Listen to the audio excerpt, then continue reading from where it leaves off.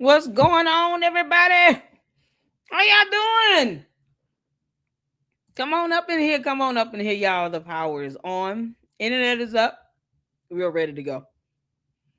I missed you guys yesterday. My power went out. One hard rain and Georgia Power turns into a bunch of punk asses. What's going on, everybody? How y'all doing? When the power goes out, the internet goes out. Yeah, Xfinity still sucks. Can't make this up.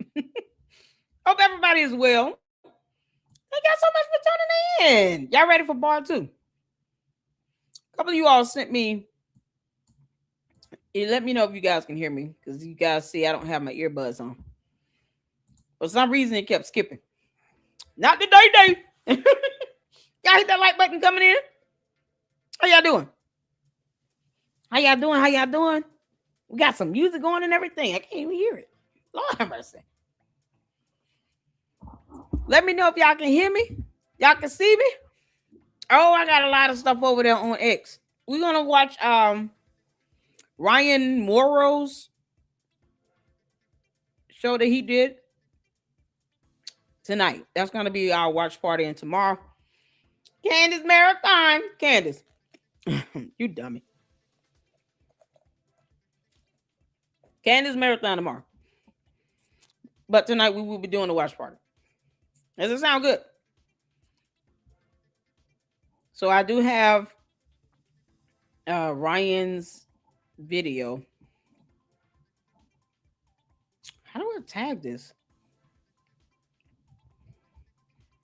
I see the chat. I don't know how to tag this. Ooh, I don't want to do that. Let me just duplicate tab. All right. That way I can check the notifications without closing out on the actual live. Y'all good? I appreciate all of you all. Thank y'all so much for tuning in. Oh, Mindy, we got so much to catch up on over there. So the power went out. I couldn't do anything. I could barely keep my phone charged. And I was like, oh God. I don't even know if I had went grocery shopping. So yeah, we in here today, y'all. We in this for this weekend. For all those celebrating Father's Day this weekend, happy Father's Day. You should be celebrated just like mommies are. We get celebrated every day because we give birth. But we do bless God and celebrate all the great fathers out there. My father is deceased, no longer with us. But we do love and respect him and honor his memory here. My father was a great man. And I love him. And I miss my dad a lot. I miss my dad. So if you're able to spend time with your father for Father's Day this weekend, please do so. Make sure you do so. My boys are with their father. So yes, make sure you guys spend time with your dads. All right. Oh man, I'm behind on emails, on tags, on everything. So you guys give me some time to let me catch up. Does that sound good? I'll catch up tonight after we do our watch party with Ryan Morio. Is it Morio? Mario? Hey Mario Luigi. After that, then I'll be able to sit down and catch up. I got to send out a couple emails, get a couple FOIA requests in. So I got some things I got to do. That I'm finally able to get time to do. So we are here for this, y'all. We got part 2 to get to with the Mademoiselle. Y'all ready? Hit the like button, y'all. I appreciate all of you all for tuning in. Thank you so much. I see you, Jay the Informant. How you doing, honey? I see you all up in here. Jim. What's going on? Mindy up in here. How y'all doing? Shout out to the mods, you all. Shout out to the mods. We have the best mods on YouTube. Yes, we do. I absolutely love my mods. Now, I don't know if who sent me the video about this 5th grade graduation thing. Thank you, Juju, for the email. Mama's power was out. Hey, Francisca, I see you, honey. What's going on? Y'all hit that like button up in here. Thank y'all so much for your patience. I appreciate you all for coming in and hanging out with me. It's Friday. It's nice outside. What's going on, Jim? How you doing? Happy Father's Day if you're father. Jay Williams says good afternoon, y'all. Mindy up in here. Shout out to all the moms. L Blizzard. How you doing? Long time no see. You good? Let's see. I want to make sure I get everybody in. Jay the Informant. Thank you for the $2 super. 100, 100, 100, 100, 100, 100. Thank you so much for that $2 super. I appreciate you. Make sure y'all hit that like button. Hype the video up at the conclusion of it. Let's get more views on these Oompa Loompa videos, y'all, because I'm not playing. Umar, you are not tearing up my analytics. You can kiss my ass. You're not going to tear up my analytics. So y'all got to make sure y'all hitting the like button and hyping up these videos and watching them and all that good stuff. Because y'all know how it is. Tavares would be so mad. Let's stop threatening and not cover Oompa Loompa. Because he can't do Candace. I get you. But we want to keep this content flowing. We got to make sure you guys are hitting that like button, hyping up the videos, keeping it up in the algorithm, and subscribe. We're still trying to hit 50,000 subs. Y'all see the thing scrolling at the bottom? Y'all see that down there? On the road to 50,000 subs. I'm so proud of Jay Whitney. He is over at 72,000 over there. I had no idea. I'm sorry, Deacon. I didn't even know you had hit 70. I was like, what did he hit 72? Look at God. Won't he do it? Yeah, we got to get out of this 30-something. We got to get out of it. So y'all hit that sub. As soon as I'll be able to live stream over to X, it'll probably pick up. Good child. It's good to see you too, Jim. It's good to see you all. That Daily says, "Sup, chocolate people? How you doing?" What's up, everybody? Miss Independent, how you doing, honey? You doing all right? How you feeling? Thank you so much, Francisca. This is Jay the Informant's YouTube channel link. Make sure you guys go and support Jay the Informant and show him your love and support. Give him a look. Check out his great content and hit that like button over there as well. What's going on, Ralph Mar says, what's up? How is everyone? How are you? Happy Father's Day to all the great fathers up in the chat, all the men up in the LLC that are dads, your father figures, however. Happy Father's Day to you. Sassy, what's going on? How you doing? Y'all ready? Y'all sent me this. Mackenzie, how you doing? I see you up in here. Y'all good? Georgia Power does suck. Hey, Saint, how you doing? Shout out to my moms. You good, honey?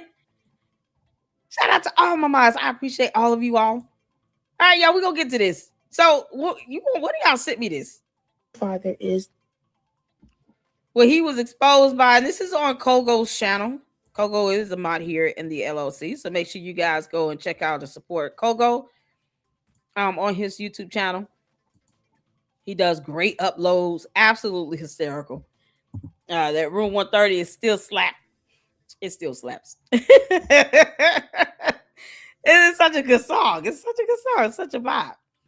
But I'm glad to see you doing well, honey. Good job. Hope everybody's doing good. Savage Patriot mentioned Umar in their live yesterday. What? Because he's still scamming. Umar's a scammer.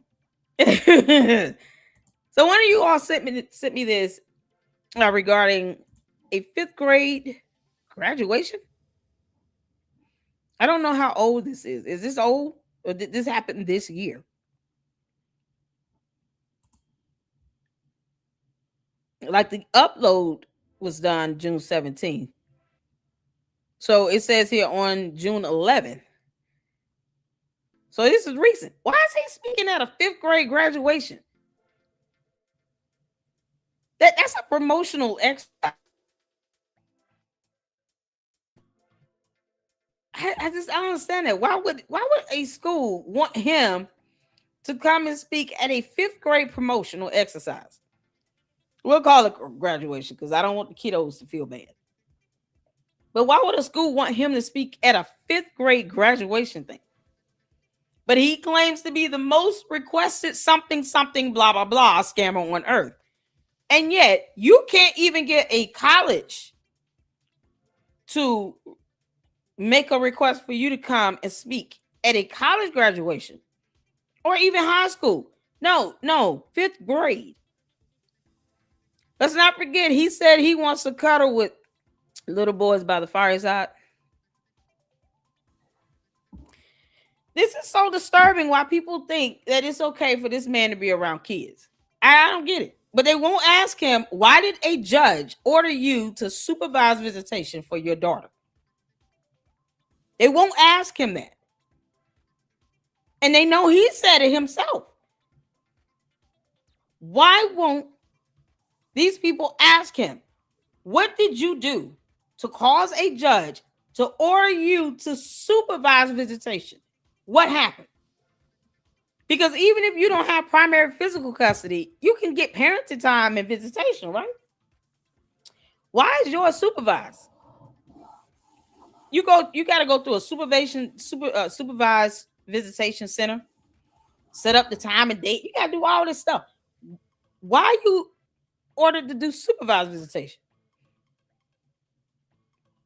And they sitting here and inviting him to a 5th grade exercise, promotional exercise.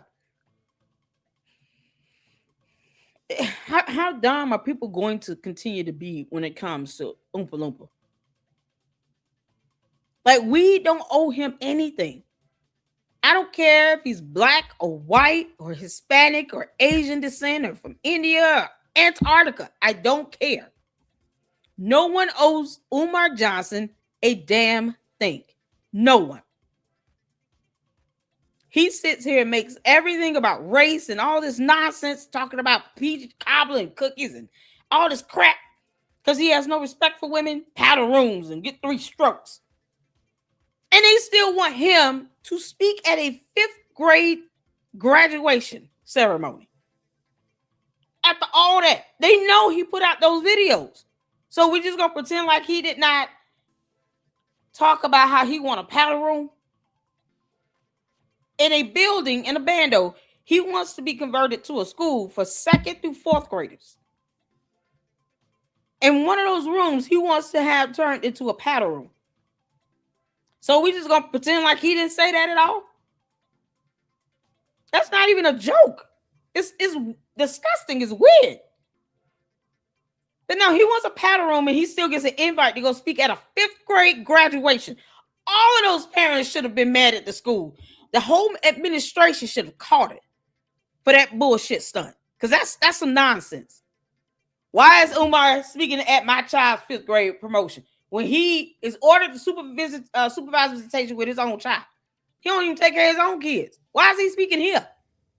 He said he want to cuddle with little boys by the fireside. Why are we letting this happen? We don't have to tolerate that. That's no different than saying I'm only voting for someone because they're black. We don't owe Umar support simply because he's a black man. No one owes him that. He's a scammer as well. And he's disgusting. So all these niceties led to somehow a school believing, yeah, he would be a good fit. Of all people on earth, he would be a good fit to speak at a 5th grade graduation ceremony. Despite the fact that he wants a paddle room in a school building. Because of reasons. Okay. We're going to check this out. Thank y'all for sending this to me. Yeah, hit the 4 when you can see in here. Let's go.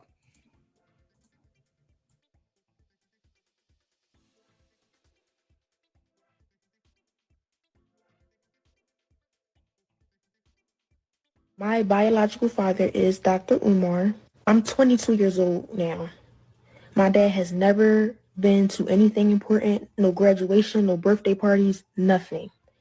He has not been in my life. Young men, I need you to understand that as much as you might want to be a basketball player, as much as you might want to be a football player, as much as you might want to be a track star, as much as you might want to be an entertainer or a musician, I need you to understand that you are more likely to go professional in something other than sports and entertainment. When I was younger, I actually wanted to be a heart surgeon. I didn't want to do, when I was younger, this whole entertainment, social media was not in my mind. I wanted to be a heart surgeon, I swear to God. But when you get your education, when you graduate high school, when you go off to college, you don't have to rely on physical skill. Right. You don't have to rely on physical gifts and talents.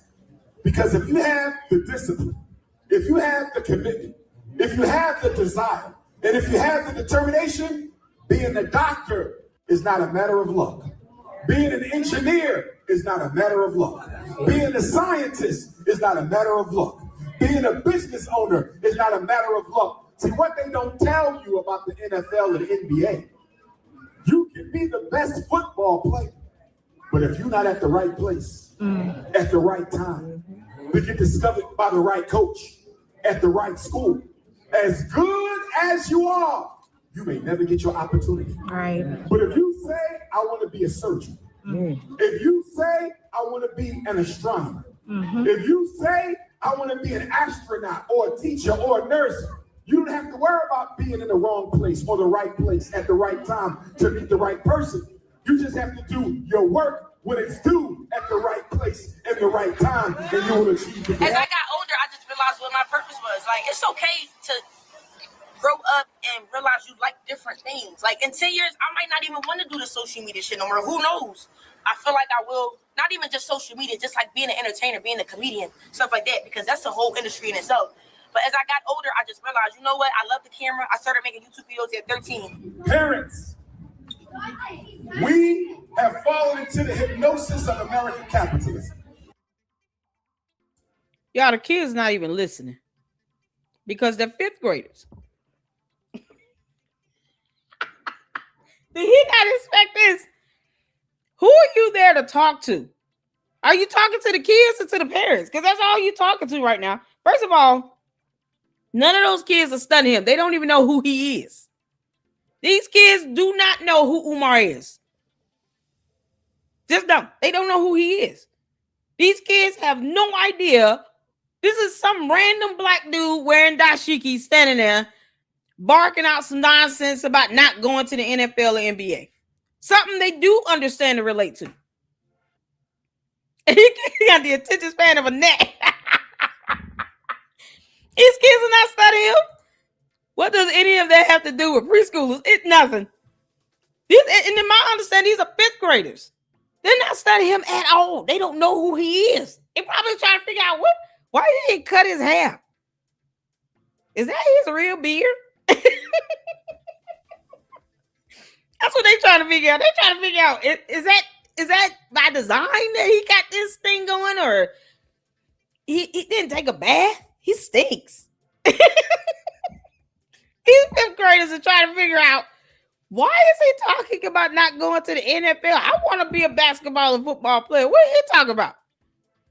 These same parents that are sitting here, amening this on, would never ever stop their kid from being drafted into the NFL or the NBA. You know why? Because most of these weird ass, low self-esteem black women are single mothers that think that Umar Johnson is somebody. And while they kids have no idea who his dumb ass is, they're sitting out here just amening this nonsense and buffoonery. Meanwhile, he's telling people to hit his Cash App and PayPal every time he goes live. And he can't tell people what he's doing with other people's money to go towards a school that he's been claiming to build for 14 years. You think any of these weird ass women are going to hold him accountable and say, now that you're here, can you show us exactly how you've been spending all this donation money? What's going on with your school? You came to this school to do a speech for a fifth grade graduation. What's going on with your so-called school? And why have you been saying this for 14 years that you opening up a school?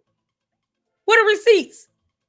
You said people came in and waxed the floors. What was the name of that company? Can we see the contract or the vendor invoice for that? Because if they did it for free, then why are we giving you money if you're going to have people come in and do stuff for free? That means you don't need the money for that. The money that you're sitting here asking us for can go towards anything else. When you say you want decorations, what exactly does that mean? You allegedly have people coming in, waxing floors and painting. What decorations do you need that requires people to have to give you money for and hit your Cash App and PayPal? What, you buying balloons, confetti? What we doing, a Christmas tree? What type of decorations are we talking about here? Can you be specific? You think any of those morons are going to ask Umar this? No. No, you know why? Because they're scared of his ass. If you do have men out there in the audience, they're simps and punks. And then these weird ass women think every time he says, Snow Bunny's never black queens forever. Oh, Umar, you so, I love you so much, Umar. What the hell? So that's all it takes to get these low self-esteem ass women to somehow gush all over Umar by him saying the same old bullshit he's been saying for 14 years just to get their hard-earned money that they barely have so that he can go and buy Cinnabons while he still demands that they cook him a meal for free. He won't even go there and wash dishes and empty out the damn trash. And all for what? The same conscious community that refuses to file a lawsuit against him and demand discovery. Because they some punk asses and they don't believe in suing because incarceration rates. Who said he's going to go to jail if you file a civil lawsuit against him? Unless he violates a court order and it becomes a criminal issue, he's not going to go to jail. So what does incarceration rates have to do with that? Nothing. This is how stupid they are. They actually think that we're not going to file a civil lawsuit because incarceration rates. Incarceration rates have nothing to do with a civil lawsuit. He's not going to go to prison if you sue him for a civil matter. But they still sit here and weaponize that dumbass excuse that makes no sense to any reasonable person on earth. And these kids sitting here just talking and yelling and all this stuff. And all for what? For him to say a whole bunch of nonsense. I can say all this stuff as well. But if I'm out here saying, hit my Cash App and my PayPal, after lying to the public and deceiving the public, it's got to be theft by deception at this point. Theft by deception says you're telling the public you're raising money for this one thing and then you're doing it for something else. And you damn sure can't prove that you spend it on the school and you refuse to do it when people ask. Theft by deception is saying, give me money for this. Decorations for FDMG. And then I'm never going to tell you if I spent it on decorations for FDMG. And I'm going to continue to deceive the public with these false narratives, going into the bando, making it seem as if there's some progress, give you this illusion of this stuff happening. Theft by deception to the public, to the general public. He's not like targeting specific people here because he has no way to control these donations. He doesn't know if it's a white person donating versus a black person donating. He doesn't know where that money is really coming from. But he is intentionally deceiving the public and stealing the money by doing what he want to do with it and not doing what he said he would do with it. And he can't show evidence of it. See, Umar, that's you dumbass. Is your Achilles heel. You have no receipts. It should not take someone to have to sue you to get that as discovery. But that is exactly what it's going to take. Until then, you do not have the right to say that no one should accuse you of theft by deception on a mass scale. You're doing it in other countries all over the world. You're an international scammer. Yeah, because you think you're the most requested anything. So being an international scammer like this, where you're going from country to country scamming people, guess what? If you're donating, if you get money coming into you and you're donating, you live in another country, and he refused to show you what he's doing with the money, that's theft by deception. He's taking this money from you, and he's not delivering on his end what he said he would do. And he's deceiving you by having you believe that he's doing something with a school. By the mere definition of that, Umar, theft by deception is an actual crime. It would not be hard for someone to sue you for that in a civil matter and actually meet a burden of a preponderance of the evidence. because your absence of the evidence itself to show receipts would further the claim for the petitioner. Because you're an idiot and you don't know how court works. Can't make this up. But yet and still he wants to sit here and say, you know, well, the NFL, NBA requires for you to be at the right place at the right time. How about just having some talent? Umar, are you big mad because you didn't go to the NFL and the NBA? Umar big mad because he didn't get drafted to the NFL. He's not making the NFL money. I know he wish he did now. Umar, you're a loser and a bum. Get a job. You won't tell these kids, though, you should go to school and become doctors and nurses. Until you fulfill that goal, you still got to work. So make sure you all go out and get a job and know how to do a resume. And do a resume and fill out an application. I don't hear none of that. This is priceless. This is priceless. God. Oh, Red Hood Forever says, let all who has lived without sin cast the first stone. Oh, okay. And he's still stealing. Theft by deception.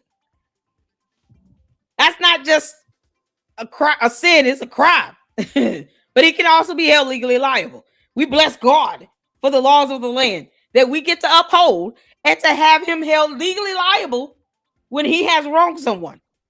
You know, the God we serve is a God of justice too. For those that God loves, he also chastises. See, we can do scriptures all day. I can do that all day with you. It does not take away accountability. They should sue him. The end. We owe him nothing else. This isn't about a stone being thrown towards anybody because of sin. This is about someone taking money and not doing what he said he would do with it, nor is he providing any receipts and not being held accountable. And yes, Judgment Day will be a rude awakening for him. But we do have a court of law. We can take his dumbass suit and then people can pursue a lawsuit against him for that. It's that simple. God will not allow us to have this judicial branch of government and the idea and the concept of a legal system, or command us to obey the laws of the land if he was not a God of justice. So we do serve a God of justice. Go figure. Did you know that? Serve a God of justice up in here. And he should be held accountable. Where is the 2025 tax filings? As well as the website for FDMG. Where is that at? Since we're going to sit here and quote scripture, where is the FDMG website and the 2025 tax filing? Because thou art to obey the laws of the land. And the laws of the land says he's supposed to be filing taxes. We can do this all day. Can't make this up. What's going on, Switch? How you doing, honey? Enterprise Entertainment up in here. How you doing, Enterprise? Sometimes you got to let it know. Be known now. We're not doing hypocrisy. We don't sit here and skip over certain scriptures for others to try to meet a moot point. This is nothing about, this is about him being held accountable. He's not above the rule of law. He just isn't. So if he go out and murk somebody, he shouldn't go to prison for murk and taking a life because he who is without sin cast the first stone. That's not a legal defense either. Let he who is without sin cast the first stone. You still going to pay this judgment. Is exactly what the judge will tell him. Then I'm gonna sleep peacefully tonight on that one. Thank you for the reminder. But thou art to obey the laws of the land as well. Can't make this up. What's going on, Enterprise? How you doing? Thank you for the $2 super. This school should be sanctioned for having him. I know, right? Why he still talks about nothing? His fifth graders not even listening. I'm finding it hard to listen. God, I'm trying to pay attention to my damn own self. Can't make this up. What y'all? Let's get back to this, y'all. That means that whenever our children do something good, we want to buy them something. When they get straight A's, we want to get them some Jordans. When they make the honor roll, we want to get them a new laptop. Every time they achieve, we want to give them something. Parents, I want you to change that around. Stop wasting money on things they don't need. The most important thing you can give these babies is your T-I-M-E, your time. Umar, you're dead for real. We're going to skip over that dumbass comment. Dr. Umar said he was trying to give you a place to stay, but you rather pretend to be homeless. No, he's not. No, he's not. No, he's not. No, he's not. He's not. The most important thing you can give these babies is your T-I-M-E, your time. Umar got my number from when I was texting him when that whole situation happened. Umar is not trying to help me at all. Matter of fact, I don't even have that number. He know my Instagram. He can DM me. He hasn't done that. Why? Because he don't give two fucks about me. The most important thing. Oh my God. These babies. Oh, I'm so glad she said. Why do you people think? First of all, why is this young lady being attacked? We know that Umar does not take care of his kids. And these same morons won't ask Umar, why did a judge order you to supervise visitation? It's a given fact that he has not been involved in his kid's life. He's sitting here talking about the most important thing is you can give is your time. But if my child needs a laptop for school to get that education to become that doctor and nurse, I'm going to get it. What are you talking about? But this load of crap, it's the buffoonery for me. He doesn't take care of his own kids that he procreated with. God have mercy. And he has the audacity to tell any other parent the most important thing you could give is your TIME. So you've been ordered to supervise visitation from a judge in a court of law. Why aren't you fighting that in court? Why do you keep dogging out the mothers? You have a whole child here that is flat out saying he does not give an F at all. He's over 50-some years old. He the parent. Y'all think he really reaching out to his daughter trying to meet up with her? Anybody heard from Baby Smurf? Why is that her nickname? Why is it not Little Princess? You're not calling your own daughter Black Queen. Funny how he never calls her Black Queen. I've never heard Umar refer to his daughters as my little mini Black Queens. But he want to sit here and call these old low self-esteem dumbass black women Black Queens when it comes to him talking about, can you bring me a meal? Can y'all hit my Cash App and PayPal? Black Queens forever, snow bunnies never. But he doesn't even call his own daughters that. Go figure. Y'all notice that? Oompa Loompa, I know you watching, you dumbass. You don't even refer to your own daughters as Black Queens. Why do you call her Baby Smurf? Why is it not Black Queen? You call your mother Black, what is it called? Black Queen Mother? So why aren't the daughters Little Princess? Mini Queens? Mini Black Queens or something? No, it's Baby Smurf and then the other one and the other one. Because you can't make this stuff up. The biggest hypocrite to hit this U.S. soil, crash landing on our planet. Get your alien ass off of it. She is flat out telling the truth. He does not take care of his own kids. What's going on, Ad? I see you up in here, honey. How you doing? He don't even take care of his own kids. Hey, Tavares, how you doing? Hey, Coco. Hey, S5s, I see you up in here. Miss Coco up in here. What's going on? Juju, how you doing? Shout out to all the mods, you all. We up in here today. He doesn't take care of any responsibilities, not even the basics. When a judge in a court, do you understand how that what you would have to do for a judge to say that I'm going to order you to supervise visitation? Do you understand what type of allegations would have to be made and proven in a court of law for a judge to just order you to supervise visitation? Y'all understand how serious that is? Because that's not something that judges want to do. You got a lot of dads out here that get primary physical custody. But in this situation, he was ordered to supervise visitation for one of his daughters. Why?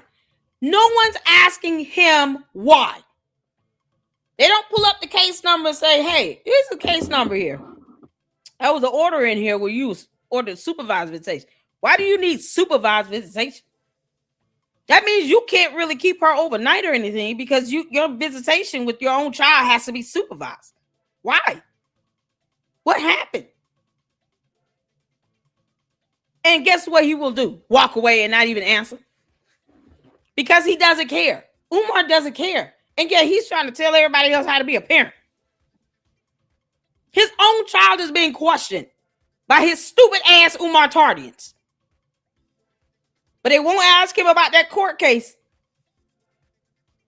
They won't ask him, show proof that you are involved in your child's life. She shouldn't even have to prove. We know he doesn't take care of his kids.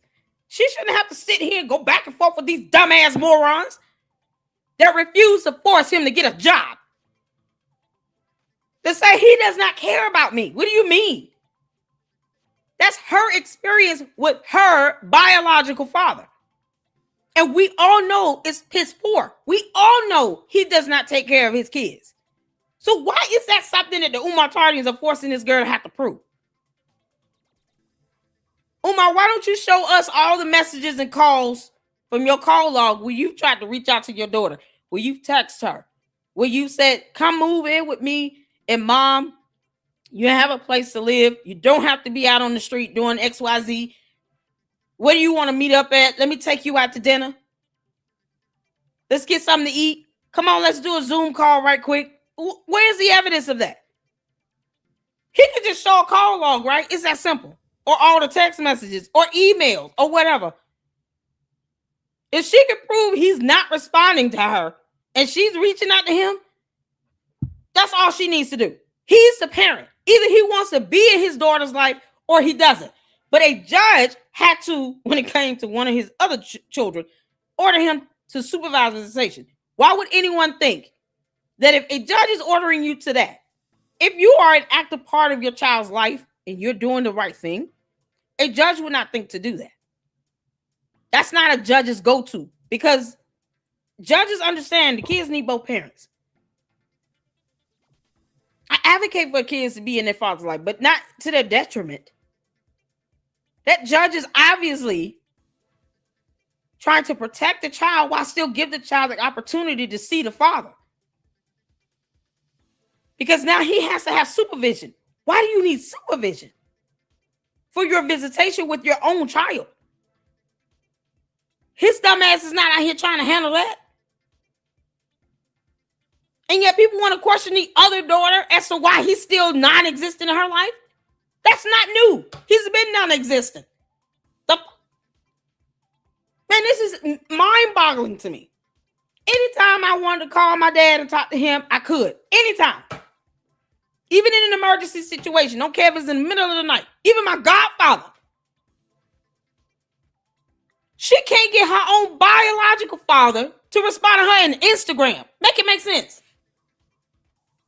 What we do that at? How many real dads up in the chat? Hit the 4 of your father. If you are a father, hit that 4. Hit the 4 of your father. We honor you. We love you. Happy Father's Day to you. If you are a father, hit the 4. Father figure. If you had a hand in raising a child, took on a father role, hit the 4. Because Umar, I want to show you how it's done. Anytime your daughters, your baby girls, your little mini black queens and little princesses call, Daddy, I need this. Daddy, I'm out here and I don't have anything to eat. Wouldn't you drop everything you're doing to make sure your daughter is cared for? To all the real dads in the chat. Wouldn't you, oh, my daughter just called me. She needs some food. When you do, okay, what I got to do to get you food? Where you need to go? Your daughter's out here and you see that she might be having a crisis of some sort, where you at? Because we got to get you to a hospital. I'm flying out right now. I don't care if I have to stay on live stream. I'm catching a plane. Y'all just going to have to wait while I book this flight. If he would have came to her, we all would have known that, because he would have made sure that he took a photo or two. People would have seen him with his daughter. She would have witnesses to that. There are cameras almost everywhere we go. You don't think he would be caught on a camera if he went through an airport to go see his daughter? We should be able to see surveillance footage somewhere at a restaurant if they went out to eat. She could easily prove whether or not he has been around her. It's not hard to do that in this day and age with all this technology. But he hasn't. And you got these dumbass people that know that he's never been in his kids' lives. Somehow act like they're shocked. Oh, the awe and the horror of this. I can't believe it. She's trying to make it seem like he's not there. He'd never been there. You mean? When you have a judge ordering you to supervise visitation, that is a clear sign you're not in your child's life. Because any real father would not have allowed that order to go through. Because you wouldn't do anything for a judge to have to order you to supervise visitation to begin with. Amen. See, Umar, you're not the only one that can sit here and preach. Unbelievable. Unbelievable. Unbelievable. We don't do all that. He could be in his child's life. He chooses not to be. That is his choice. But that choice comes with some consequences. Look at all these fours up in here. All these dads up in here. Say, hell no, we wouldn't sit here and let our baby girls be out here without food. There you go, Jim. Tavares. How you doing, honey? Kogo. Child, listen. Ralph Mars. Enterprise. All these real men up in here. Real dads up in here. Respect to the dads in the chat. Happy Father's Day. They would not let their baby girls be out here going live stream, trying to reach out to them. She got to reach out to her dumbass daddy on live stream. And he still does not show up and support her. Switch said, I'm a stepfather. It's all good. Father figure. However, you taking care of those kids. Salute to you. Oh, I would drop everything. My daddy would have dropped everything. Where you at? My mama never had to call my dad and say, your daughter need this, that, and third. He would be like, is she straight? Does she need anything? Let me know. This is unbelievable. When my dad told me I could not go, I applied. It's a true story. True story. I applied for one college and one college only. And that was to North Carolina State University. I wanted to go to school out of state. My music teacher, God rest her soul, she passed away a couple years ago. She, advocated for me to go to Spelman College. Big believer in, HBCUs and she just loves Spelman College. I had been going to Spelman College to their annual Christmas Glee Club, the Glee Club concerts they have every year with Morehouse. Shout out to Jay Whitman, Morehouse brother. Going back to me being 7, 8 years old.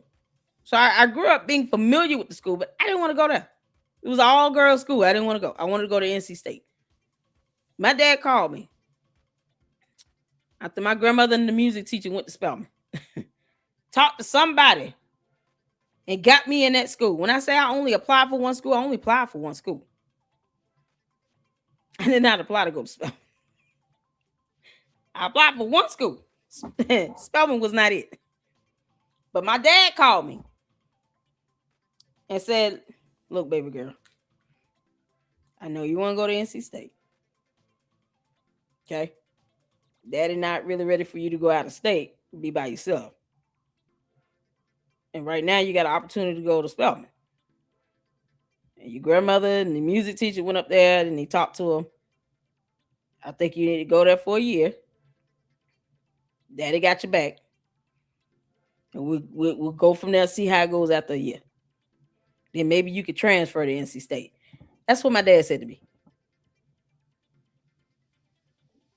And when I got there and realized most of them credits weren't going to transfer anyway, after my first year, I did a summer science program there after my freshman year. After my sophomore year, I was blessed to go out and do a medical program at Stanford University School of Medicine. After my third year, I was blessed to go out and do a medical program at Case Western Reserve School of Medicine in Cleveland. Going to Spelman allowed me to even travel for the first time. My first flight, I took at 19 years old to California for 6 weeks. Was there for 6 weeks at Stanford University School of Medicine. All because my dad realized this would be the best route to go. And if you don't like it, then we can like it over talking from there. And my dad made sure I had what I needed and supported me every step of the way. He called me, I called him. It wasn't where I had to sit here and to try to reach out to him on Instagram. No, he knew how to get in touch with me. He would call me. I ain't heard him. You all right? Oh, yeah, I'm good, Dad. How you doing? You need anything? Him and my mom made sure I had what I needed. It was not, he didn't have to come look at, he didn't go on live stream talking about anybody seen Baby Smurf. That was unthinkable. Anybody heard from my daughter? What you mean? You asking all of the internet, has anyone heard from your child? That is where we are right now. And you got people going after her, trying to attack her. You know, he would have helped you. He said he was going to help you. He said he did this and that. No, he didn't. He won't even show you receipts of how he's spending money at FDMG. A bando that's not even open. And you got the audacity to attack this child because her father still is not present in her life. But he's sitting here telling other parents all your child needs is TIME. Yeah, we also need RESPECT. You can find out what it means to me. We can keep going and we can spell all kinds of words. Oh my God. We can do this all day. Umar has no RESPECT for black women either. Talking about cookies and peach cobbler in a paddle room. The hell you mean? That's all he sees black women as. Sexual objects to cook him a meal. If you have to even say something like that, I don't see how that's a joke. When you talking about anybody heard from Baby Smurf, anybody heard? Why you don't have your own daughter's number? Why is that a thing you saying out loud? Oh, because he's so stupid. Umar's so dumb. So when you're sitting here throwing out nonsense like that all over the internet, that is a sign that you're not even communicating with the child. And you have the audacity to go and attack the daughter because her father's a deadbeat. Unbelievable. Anybody heard from Baby Smurf? That's not, my daddy never needed an accent. What do you mean? You lost your adult child? You think the real man in his chat would have said, Umar, this is not a good look. Don't keep asking us if we've seen your daughter. That's a sign that you're not communicating with her. But you'd even say that. It's not even a joke. You asking the public if we've heard from your daughter. What do you mean? Why are you not keeping up with your child? So he tells on himself when he says that BS, but they want to attack the daughter. I said, oh, he said he was going to help you. He was doing this and he's doing that. No, he's not. He can't even prove to you that he's spending your $10 on buying pencils and crayons for a school. What the, you mean? You think these morons going to sit here and mandate that he actually becomes responsible and is held accountable? No, because they will attack his daughter to believe a dumbass lie when he is getting on live streams talking about anybody heard from Baby Smurf. So you trying to tell us you ain't heard from her either? When you grown as hell and you could just reach out to her on Instagram. I said that when he did that video. We went over that video where he said that. I was like, what do you mean? Why don't you just reach out to her on Instagram? Why would you say that out loud? That's when he was cleaning out the Dookie toilets. To all the Umar Tardians, if you want a reference, he asked that dumbass question when he was scrubbing out toilets with his bare hands, a glove, and a rag. And a bunch of cleaning products that still didn't do the job. And then he's taking that nasty ass rag and cleaning everything else with it. Because he's an idiot. In that video, where he's in the bando cleaning out the toilets, he said, anybody heard from Baby Smurf? And I'm sitting here like, I know damn well he's not asking the actual public if us random people have heard from his daughter, whom he should be able to just call and text right now if he needed to. So you don't have her phone number? Watch my live reaction on that. That's exactly what I said. Oh my God, it's mind-numbing. Mind-numbing. You don't ask us if we've heard from your daughter, and why are you calling her Baby Smurf? But you got the audacity to have some random 25-year-old out here taking care of your mother. She the Black Queen, though, taking care of your mama. Some random 25-some-year-old, 20-some-year-old. But your daughter can't move in with your mama when you're not even there? Where is your mother? Where is Barbara Shoemake? Can't make this stuff up. Anybody heard from Baby Smurf? No, it's the buffoonery of it all. But now these dumbasses want to believe that he's a good father, asking the entire internet if we've heard from his child. Oh, yeah, I'm going to keep fussing here. So y'all might as well just buckle down and get used to this. This is something else. Shout out to Enterprise for the $2 super. Everything out of his mouth is lies and projection. Exactly.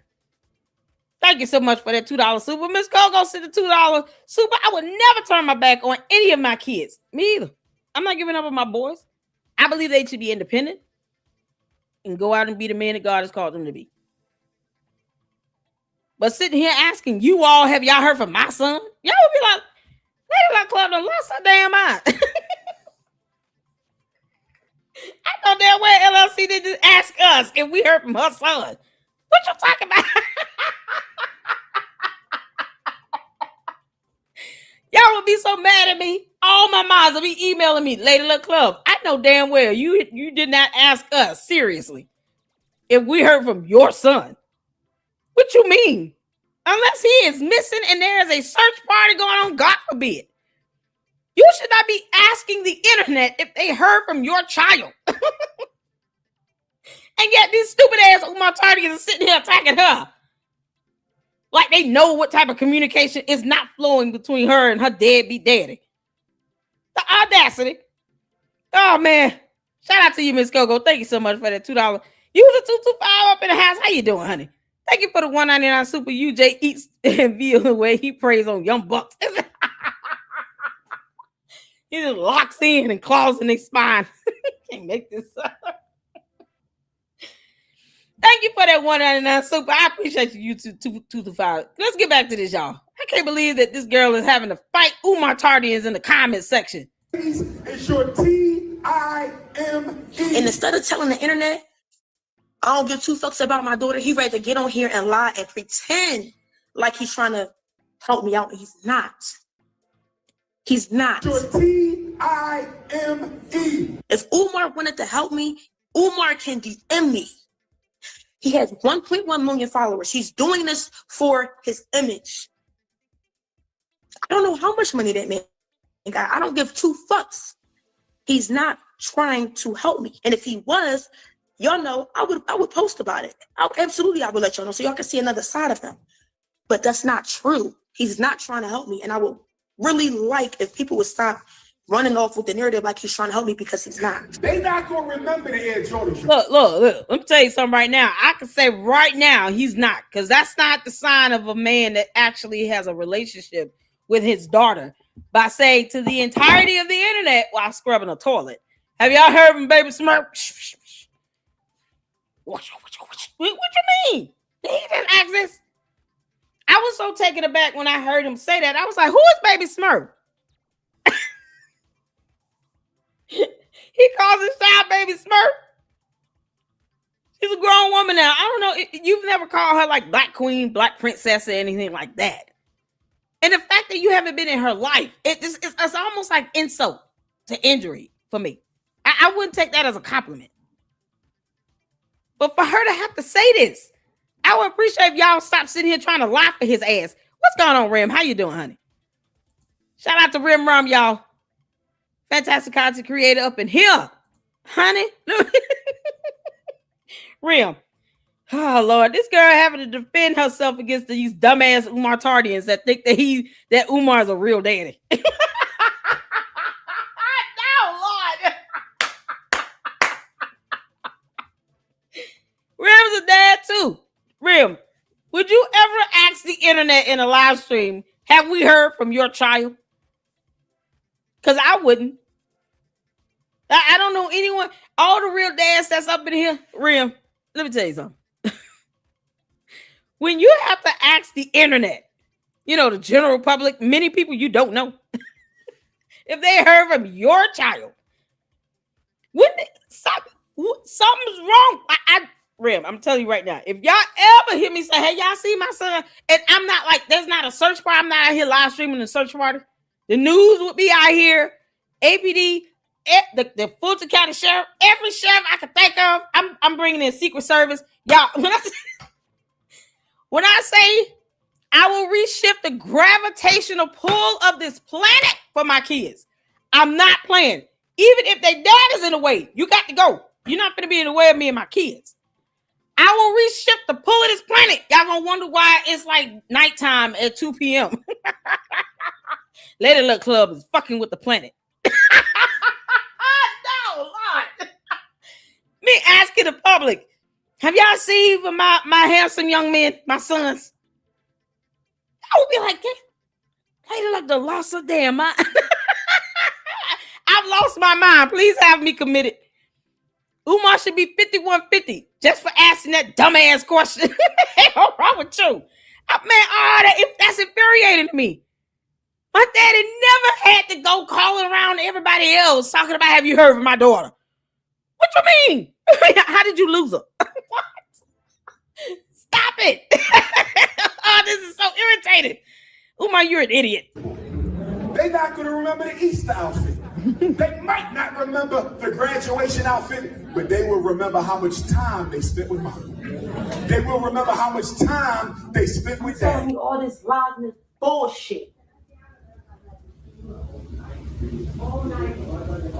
You calling me? This lady said I was a narcissist. She said you turned out just like your dad and you got a chip on your shoulder. But they will remember how much time they spent with mom. I was raised, my mom raised me, single mom. But they will remember how much time they spent with mom. I had a good, my mom raised me, you feel me? Me and my mom don't have the best relationship, but at the end of the day, she raised me, so, I can't say nothing bad about it. They will remember how much time they spent with dad. Umar don't do and never has did nothing for me. They will remember how much time they spent with dad. The only thing I can remember Umar did was he took me to a bookstore in Pittsburgh. They will remember how much time they spent with dad. And when I was at DCS, the school in West Philly off Parkside and Belmont, whatever that street called, Discovery Charter School, he came there and got me a big-ass chocolate cupcake. That's all the nigga did. 75% of them had no learning problems at all. Mm-hmm. Their problem is they were lazy. And parents, I need you to make sure your children understand that laziness will not be accepted in your home. If the home... Have y'all heard this? When did this happen? LLC, apparently the women who busted his daughter's head with the brick on it live stream were sent by Umar. You're going to have to dig more to verify, but I wouldn't be surprised. That's a FOIA request for a police. Did the police go out? I know she went to the doctors, but we wouldn't be able to get that information. That'd be a violation of HIPAA. You know, she called the police? Because I definitely want that body cam. Didn't she do a live? She did a live stream from the hospital, right? man, I wonder if she's willing to talk about that. I would put it past Umar to do some dumb shit like that. I wouldn't. I would not put it past Umar to try to have these weird ass women out here. They when FamerTube goes up to FDMG to the property Enterprise, do you see these weird ass women out there recording and taking photos of you when you go up there to FDMG? Enterprise Entertainment, you still in the chat? Because I know FamerTube, he gets that all the time. Every time FamerTube goes up there, it's always some random woman out here outside the building, the bando, that is either recording him or they taking photos of him. I know Enterprise has been up there. Anyone else has ever been by there? Have y'all ever had to worry about that? Has that ever happened to you all? That's the thing. He has these people outside at FDMG calling themselves trying to guard the bando because, he can't show them receipts or anything, but whatever. I wouldn't put it past him if these weird ass women were to do something and he knew about it and he did nothing to stop it or to report it. Whether he initiated the attack or not, I'm sure he would know about it because he has sent people after his ops' homes. He has doxed people. He has put out people's addresses and then wanted the Ifa Tunde squad to pull up. And people have had to worry about random idiots pulling up at their house. Somehow they made it out and they weren't shot by the police. We don't play that shit in my hood, Umar. I'm going to tell you that right now. Not in my neighborhood. You're going to be like, oh, damn, I should not have did that to Lady Luck Club, boy. I lost my whole Oguni Goon squad. All of them gone. In jail, prison. They got popped in the ass. Police whooped their ass. Then the neighborhood beat their ass a little bit. Oh, man, that was... I would never do that again. Yeah, he would deeply regret that one. He has doxed people. He has had his Oguni Goon squad pull up on people at their homes because he didn't like what they were saying about him. When he still has not shown a receipt to prove how he's spending other people's money. Umar, where the 2025 tax filings for FDMG? I am waiting, you dumbass idiot. And you know it. Because you know I'm going to go over the tax filings. I'm looking for a particular expense. One that's around $68,600. Yeah, we're going to go over that shit. I told y'all. Boy, some people got it coming. You have not been ethered by me yet. I don't see that expense in there. And you learn about getting the settlement? Yeah, come on. I'm waiting on them taxes to be filed. I would put it past him to have something happen to his daughter because he don't care who it is. He just don't like people saying things about him because, mean words and all. No, you hurt my feelings. No. Get you a job. Go get a job. We unemployed bastard. That's how he is. Umar is a punk. He's a punk. He has no spine. He's not fit for social media. You get criticism, you ask questions. He don't like it. All of a sudden, you're an enemy if you're asking, how are you spending this money I've been donating to you? So now your donors become automatic enemies because they asking to see the receipts. Unbelievable.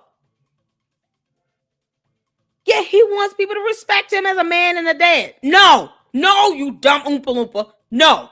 You and the devil are both a liar, and E5, Ogunigon, and everybody else that actually want people to believe that you take care of your kids. Not when a judge has to order you to supervise visitation. That is the complete opposite of you taking care of a child. But you can't make this stuff up. I would not be shocked if that happened. And he knew it, and he said nothing about it. And his child is out here in the hospital and all this stuff going live. Like, he's sending people after me. I can believe that. Because he has sent Oguni Goons after other people on the internet. Lennon Honor has had his whole family doxxed. Whole family. Wife, kids, everybody put out there. For what? Lyndon Honor is the one giving the critique about you, and it is well deserved, Umar. You don't want to show receipts? I'm going to dig into them tax filings like never before for 2025. You could just stop lying like hell and theft by deception. You're deceiving the whole public on this bullshit about an FDMG that you know you will never open. Show us some vendor invoices where you've actually paid people to come out and do things in that bando, because we don't see permits for it. And that is not how our laws work in the United States of America, even down to the city of Wilmington. You're not above the rule of law. Me personally, I would sue the shit out of you and sleep peacefully, because you don't pay my bills. I owe you nothing. This young lady, if she's been subjected to that, I can believe that. I can believe that. He's an evil gimp, and he doesn't care about his own kids. And if that girl was attacked, these weird ass women out here, boy, they're willing to sit here and defend him at all costs. And for what? For what? He wants to put you in a paddle room and want to charge you $600 a month for your child to go to this bando with all that black mold. And some of these women are dumb enough to let this stuff happen. Hopefully CPS is waiting for them at the door to reroute these kids the other way and then take custody from all these stupid ass parents that think, yeah, this would be a good idea for my child to go to this black mold infested bando, where half this stuff he claims has been done on this bando does not have a permit on file with the city. So we have no idea if it was done the right way. Shit falling apart, the railing coming out the stairs. Just unbelievable stuff. Coco said the part of the video where she smokes is the moment right before she gets attacked. She is live when it happens. The live cuts out and she comes back. She has a busted head. What the hell? Can one of y'all send me that video? I know I saw one with her in the hospital.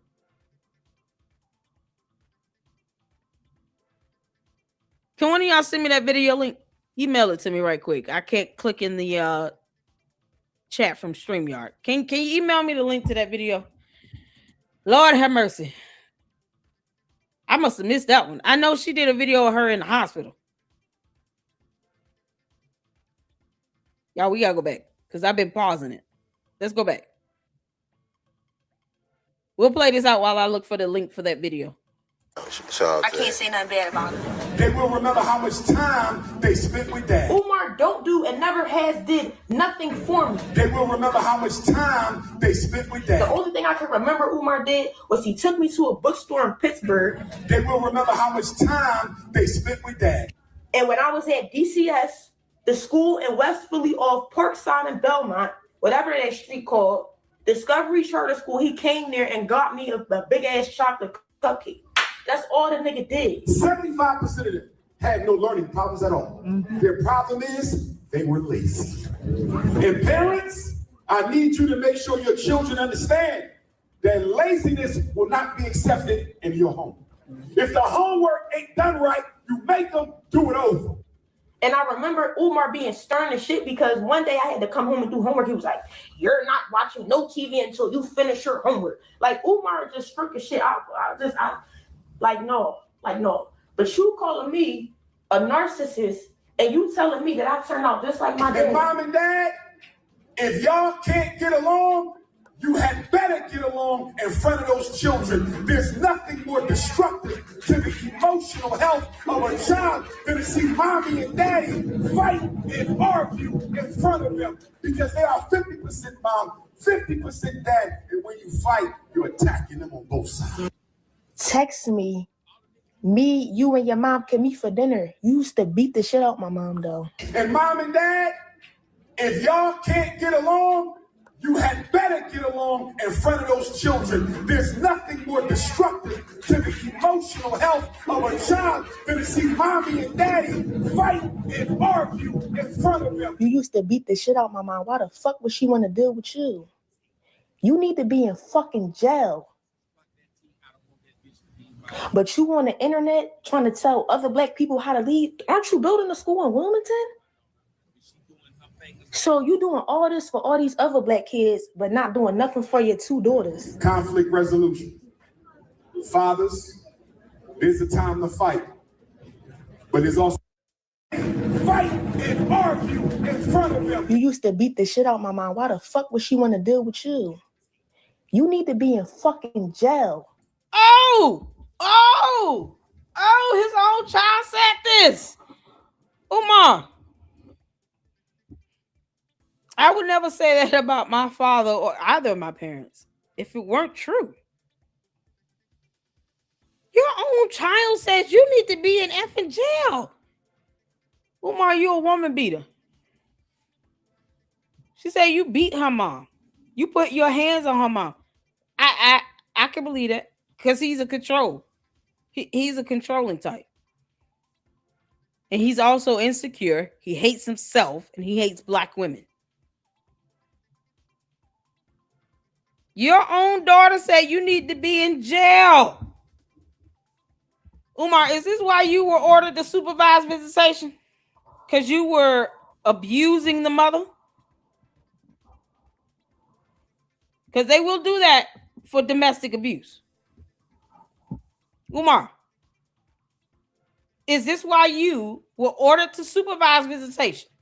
Because you were being abusive to the mother. He goes online and dogs out the mother on social media.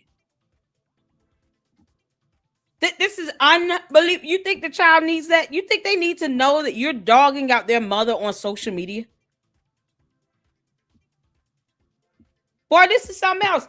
Now do you all see why I keep saying that it's not usual, it's not normal for a judge to order someone to supervise visitation. You would have had to do something very serious for a judge to order that. I know what I'm talking about. I haven't missed Umar. So is this why you were beating on the mother? The child had to witness domestic violence? And that came up and the judge ordered you to supervise visitation. I can imagine it. That sounds like the most plausible thing here. Thank you, Coco. So we're going to watch the video of her being attacked after this one. Because you just can't make this up.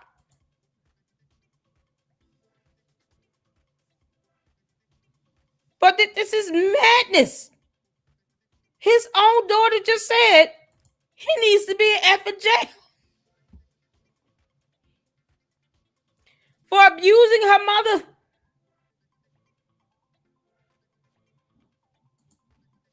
This is crazy. Can y'all? Oh my God. This is one of the reasons that could lead to you having supervised visitation.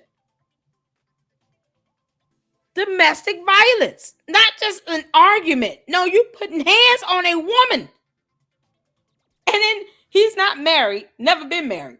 And these random dumbass, low self-esteem, low IQ black women out here that kisses his ass and worship the ground he walk on somehow think he's going to be a good man for them. They actually have this perception that he's going to marry them one day. Why? He's never been married. He's what, 50,000 years old? He still hasn't been married. He doesn't even like the idea of marriage. And if he does think about the idea of marriage, it's to multiple women at one time. So now y'all can see why a judge would order him to supervise visitation. Umar, no one has to make that up. It's called court documents. You can't make this stuff up, man. Supervised visitation because he is violent. And the judge is like, I'm not going to sit here and let this child be with you alone if you're abusing her mother. And this is a little girl. Now y'all see why he may have been ordered to supervise visitation. His own daughter said he should be in jail. Boy,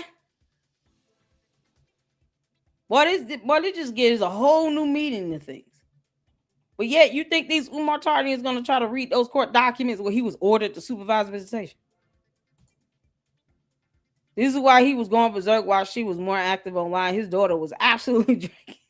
He needs to be dragged. If he putting his hands on women and abusing her mother, judges ordering him to supervise visitation for his child, he's an absolute abuser. Yeah, we remember that Jamar interview. He went ape shit, got mad, going off. He's an angry, like, rage person. Like, he's easy to provoke to rage. Look how he acts when he doesn't like criticism online. He will send people to your house. He will dox your address and think that he's somehow justified legally. No, you're not. No one should have had to worry about that. I wish Lennon Honor would have sued his ass. Just to let him know you're not going to do this and get away with it. That's it. This is where you in. Now you got to pay for that shit. That's a whole federal lawsuit. Let them go pull up here if you want to. You have to beat through the community, the neighbors, because we carry out here. And then the cops and all SWAT. I'm calling everybody. The hell you mean? You will not be able to make it around the corner. And you're going to have to sit here and explain to the old Goonie Goon squad and all their relatives why their asses are popped and in prison. Because you tried to send them to the right person's house on the wrong damn day. Everybody don't play that shit. This girl said he need to be in jail. Boy, I thought I heard it all. Didn't we almost hear it all? Yeah, we heard it all. God. Oh my God. But you on the internet trying to tell other black people how to lead? Aren't you building a school in Wilmington? So you doing all this for all these other black kids, but not doing nothing for your two daughters. Conflict resolution. Fathers, there's a time to fight, but there's also a time to walk away. And too many of our young men are ending up in the cemetery and in the prison house because they don't have the wisdom to know when to walk away. I need you to teach our young men the difference between when you have to stand your ground and when you need to flee. Because too many of our young men are falling. Coming from the deadbeat that hits women. So you teaching young black men how to be chicken shit. Are you going to just tell them flat out, you know, if she gets pregnant, it's all her fault and you should just leave her with the baby? How dumb is this conversation going to go for a 5th grade graduation? Well, this is mind-numbing. Mind-numbing. Enterprise, shout out to you for the $2 super. There's where and why the supervision came from. Exactly. But this is something else. And he wants to make it seem like anyone that says the truth about him and he don't like it, all of a sudden they're crazy. Something wrong with them. No, you're just a deadbeat, unemployed bastard that don't want to do the right thing and take care of your kids. And a judge had to order you to supervise visitation. She said he should be in jail. He should be in jail. And I'm glad she's saying this because it shows the reality of what she had to deal with and why you can't just let someone like him get away with it. He should be in jail. Why isn't he in jail if that's the case? Why didn't he go to jail? That would have been for the mother to pursue. Now in most states, if there's a domestic violence, that goes to the state. So the prosecutor is the one that really dictates that. Many states had to change the laws and how they handle domestic violence disputes because you had people being beat to death. And then they would go to court and say, I don't want to pursue any charges. I want to drop and dismiss it because either they, get accustomed to this abuse or they were scared and petrified out their mind. Or because you got somebody like a Oompa Loompa that thinks that he's an international sensation. And then you got this dumbass coat that will go after the woman. She's been abused and physically beaten on. And somehow these simping men, these grown-ass simps that call themselves men, will sit here and give Umar a pass for putting his hands on a woman. But yet when it comes down to him going to jail for it, all of a sudden, you just tear down a black man. Now let his ass get beat in jail. He want to put his hands on a woman as a free man? Go to jail, and then let's see how you handle yourself when the men in jail start whooping on your ass. That prison justice is something else. You can have hardcore criminals in there that murk, hundreds of people. You go in there and they find out you abusing a woman or a child. They handling you. They gonna handle you, and that's it. They may have taken out 100 people. But you go in there and they find out you're not only a public figure, but you putting your hands on a woman and it's the mother of your child, they will beat your ass in prison. They'll tap you in jail. That prison justice is something else. That's exactly what he needs. He will not go fight a real man in the street with his punk ass. But he'll put his hands on a woman. And somehow you got these simps that think, no, he should be able to do that. Because, he a black man and all. You mean? But that's what you want him teaching young black men? It's okay to put your hands on a woman? So, boy, who are these kids? Boy, they're going to grow up effed up in the head. Because they're going to listen to Umar and think, yeah, I can just go out here and procreate, make all these kids, not take care of none of them, then put my hands on their mamas and think I'm supposed to just walk the earth as a free man. No, somebody daddy going to catch you on the right day at the right time and whoop your ass. Let him go to jail. Then that way they could pop him in jail. They could beat his ass a little bit in jail because that's what he need from them grown men in jail. And then he come out and he'll be a changed man. I bet he won't do that again. Sometimes that's what it come down to. Now, I'm going to let you get that prison justice. That jail justice is something else. Let them find out that you got a lot of money and you a public figure and you in here putting your hands on a woman. They're gonna turn you into a whole clown. Man, that's crazy. And these people are attacking her in the live stream, lying about what her own biological seed donor, I'm about to say sperm seed donor, her own biological sperm seed donor has not done in her life. They're trying to tell her what he has not done. Like, no. He has not taken care of me. What you mean? He's not trying to help me. Y'all can't tell me what this idiot is not doing for me. I know better. Well, he tried to get you a play. He tried to help you. He just said, has anyone seen her from Baby Smurf? That means nothing to me. That means nothing to this girl. That's not a sign that you want to be in her life. Asking the internet, have they heard from your child? You mean? I would be insulted. First of all, I bless God for having had a real father in my life and a godfather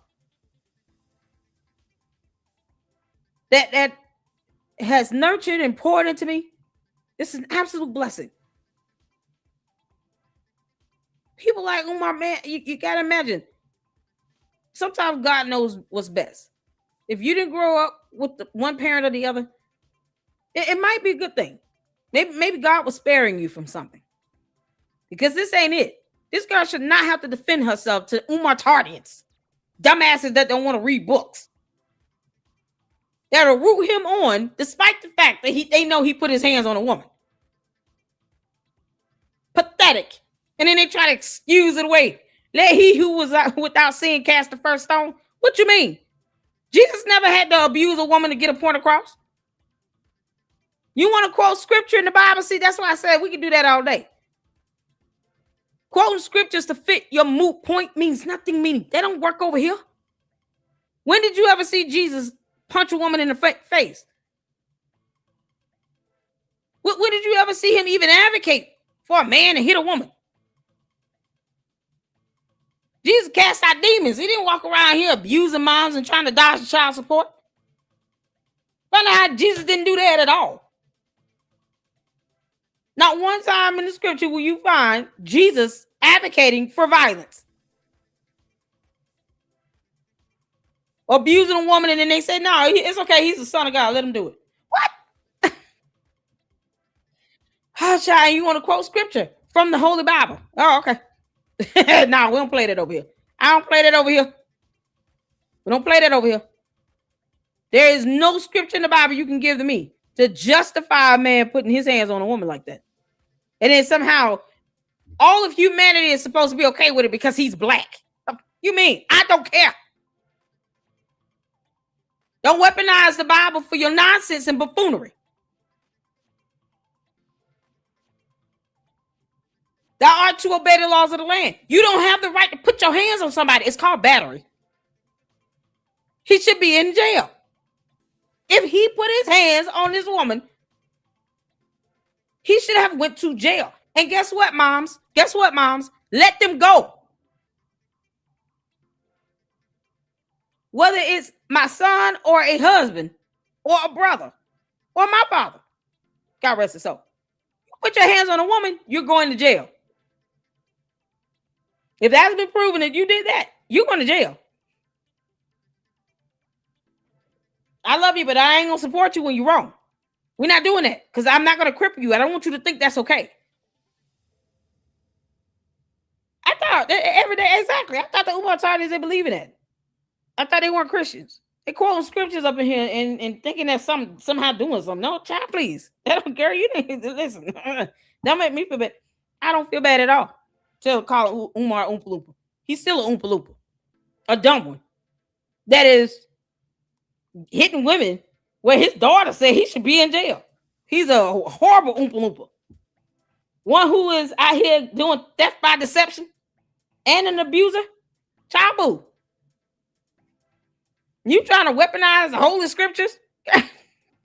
Stop it. That don't work over here. I'll quote some scriptures right back. You're not going to like it. And it doesn't matter whose point it fits. You either obeying the Bible or you're not. Pick one. I thought he wasn't a Christian. What is he? He's certainly a polygamist. Can't make this up. He uses God to get donations. Exactly.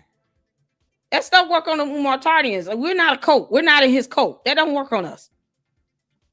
Victim to the system because they don't have the wisdom to know when to walk and when to stand, because uncle and daddy and grandpa and cousin are raising them to believe that they got to crash out every time they get disrespected. We got to change. When I catch you, Umar,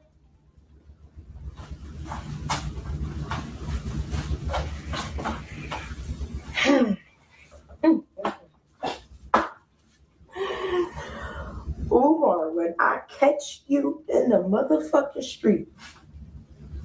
Fathers, there's a time to fight, but there's also a time to walk away. And too many of our young men are ending up in the cemetery and in the prison house because they don't have the wisdom to know when to walk away. Yo, but y'all gotta understand this. I'm not afraid to go to jail. I've never been to jail. I could have went to jail. They almost sent me to jail instead of friends and could have charged me for fighting that girl, but they didn't, and they sent me to friends. And they went easy on me. I've never been to jail. Fathers, and too many of our young men are ending up in the cemetery and in the prison house because they don't have the wisdom to know when to walk away. I need you to teach our young men the difference between when you have to stand your ground and when you need to flee. And I don't give a fuck about going to no jail. I'll probably spend the rest of my life in jail. I really wouldn't even give a fuck. You wanna know why? I don't gotta worry about social media. I don't gotta worry about all this bullshit. I'm gonna just be behind the walls. First type of parent, we call them passive. These are the parents who love their kids. They give their kids whatever they want. The child knows they love them, but it's all about love, no discipline. These children grow up to be spoiled. They can't work hard because their parents never made them work for nothing. I know he ain't talking. Says the unemployed Oompa Loompa. When the last time he had a documented job again? This hypocritical oomph has not worked in over 10 years. What you mean? Umar, where is your personal income tax filings? How are you earning revenue again? Because begging is not an occupation. No matter how many times you pray for it to be one. You're nothing more than a homeless bum. Theft by deception. You have to lie to the public to get somebody to hit your Cash App and your PayPal about a damn bando becoming a school that was already built and designed to be a school. You haven't even proven you bought it. I'm still waiting on the receipt of him exchanging money for this bando. I'm not convinced. I'm sorry. I want to see the receipt. That's what I want to see. It's just unbelievable that he is not working. He is unemployed, and he is sitting here talking about kids are spoiled. Oh my God. He's got siblings afraid of confronting him about their own mother because he threatens them with allegedly a weapon, allegedly. And yet and still, he talks about kids being spoiled. Where do you work again, Umar? You over 50-something years old and you don't have a job at all. You won't even let your siblings help take care of their own mother or go see her. See, this is what happens when you spoil the child and you spare that rod. Umar should have had his ass whooped many a times in the past. But he's got all these simps and cult members around him that are sitting here shielding him, even to the point where they're attacking his daughter because she's telling the truth. He hasn't been in my life. He put his hands on my mama, and hopefully I can come across him and whoop his ass. Like, this is crazy. Meanwhile, he doesn't try to reach out to her or message her or anything, and they can't prove that he has. Funny how they can't prove it, and yet they want to sit here and tell her, well, he tried to help you. No, the hell he didn't. And if you don't know what it's like for a father to take care of his daughter, maybe they don't have fathers in their lives. Most of these low self-esteem, low IQ women don't have a father figure. Most of them don't. Probably never met their daddy. And then they perpetuate this nonsense. They don't believe in two parents being in the home. At the very least, kids having access to both parents. Because they would know, if you're not showing us proof that you are actually trying to reach out to her, spend time with her, we can't say that you're doing that. We don't owe you that level of defense.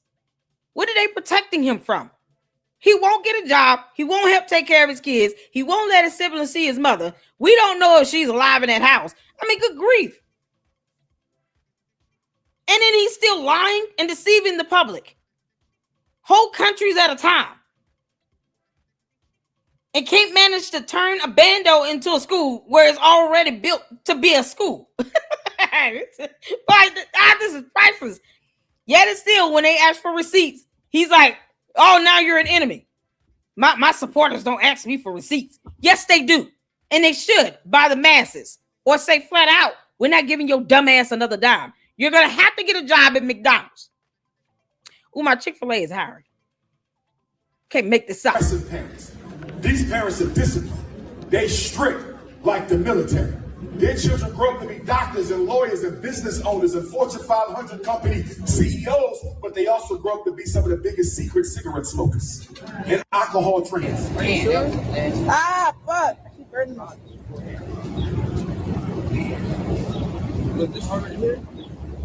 This don't even ignite that.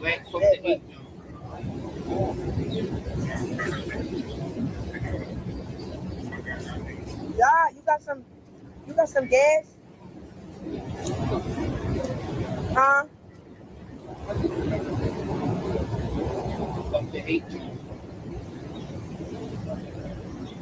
Hey, look. Hold up. Parents only valued them for what they could do, not for who they are. So on one side, you're spoiling the kids. On the other side, you're damaging the kids. I need you to be balanced. I need you to be the parent in the middle. The parent who knows when to take charge. This man, oh Lord, and these fifth graders are sitting out like, oh, mama, we ready to go eat. We want Applebee's.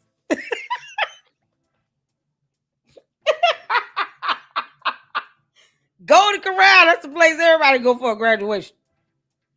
Because it's a buffet, all you can eat. Let the kids just pig out and have at it. You can't make this up. These fifth graders don't care what he's saying. He's not saying anything inspirational to these kids at all. And they thought this was a good idea. He's just standing up there rambling and being hypocritical as ever. This whole speech is one big walking hypocrisy. You're talking about the parent and the villain. What? Does it involve a man putting his hands on a woman in front of the child, leading to having supervised visitation by a judge? How far do you want this to go, Umar? Why is this speech going on forever? God. Now, 5 minutes. You got 5 minutes. Five. Catch the 5. Well, 5 your ass. Get 5 minutes, get down. What the hell? All this hypocrisy coming out of his mouth is mind-boggling. And the parent who knows when to let the child learn the lesson. There's no book that's going to teach you how to be a good parent. You got to learn it through trial and error. But make sure you are learning it well, because these babies will only be children for 18 years. They will be adults for the rest of their life. And if we don't raise them right, the pain that we put in them from the family system, they will give it to the village. There's an African proverb that says, when you don't raise the children well, they return to the village to burn it down. So, yeah, is there anything else that I need to get off my chest? Because I just feel played with.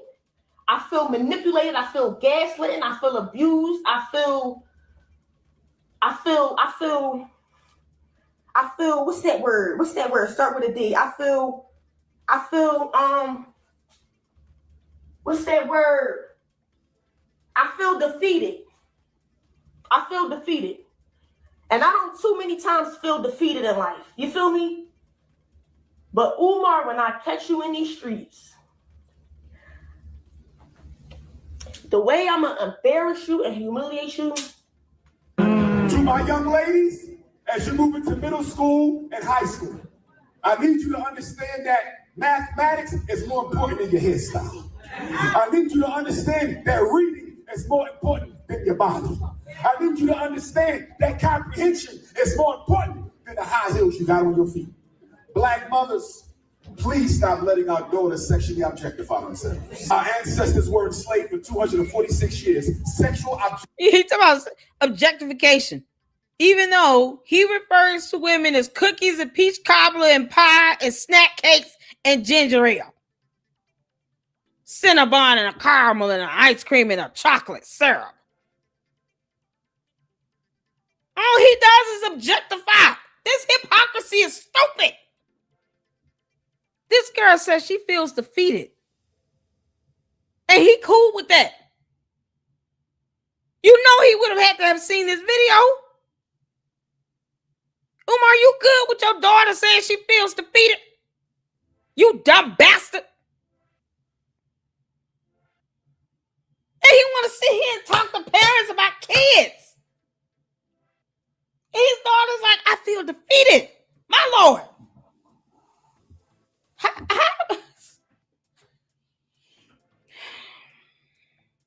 don't know.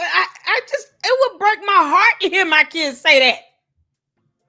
It would break my heart to hear my son say, Mom, I feel defeated. So I could tell Mama what's going on. I don't want you to feel defeated. This baby says, I feel defeated. And what is his ass doing standing here being hypocritical and unemployed? What? Who, child? How can anybody support this? To all the real fathers out there, hit the 4 if you would be sad and upset if your daughters came to you saying, I feel defeated, Daddy. Hit the 4 if you would be so upset and sad. How do we make it right? How do we keep you from feeling defeated? Because see, when kids start talking like that, then that's when the devil comes in with all these thoughts. Well, since you feel defeated, maybe you should give up. I don't know any real parent, mother or father, that would be cool with hearing their child say, I feel defeated, and not be instantly concerned. I don't care if my child is 14, 24, 34, 44. I would never want my sons to come and tell me, or to hear them say in a video, I feel defeated.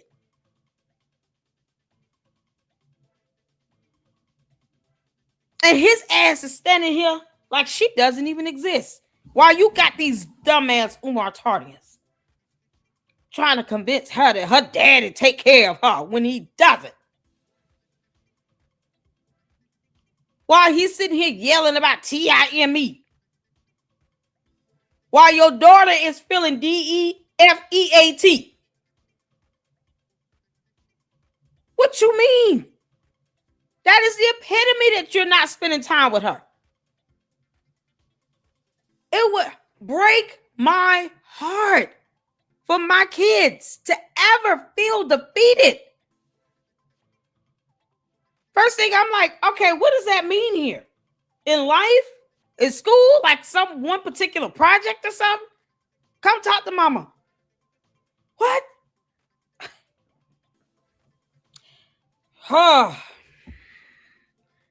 That one hit hard to hear that. It really hits hard as a mother, as a woman, to hear these young ladies say that. And then he want to come back to objectifying a female while he talks about having a paddle room in a freaking school.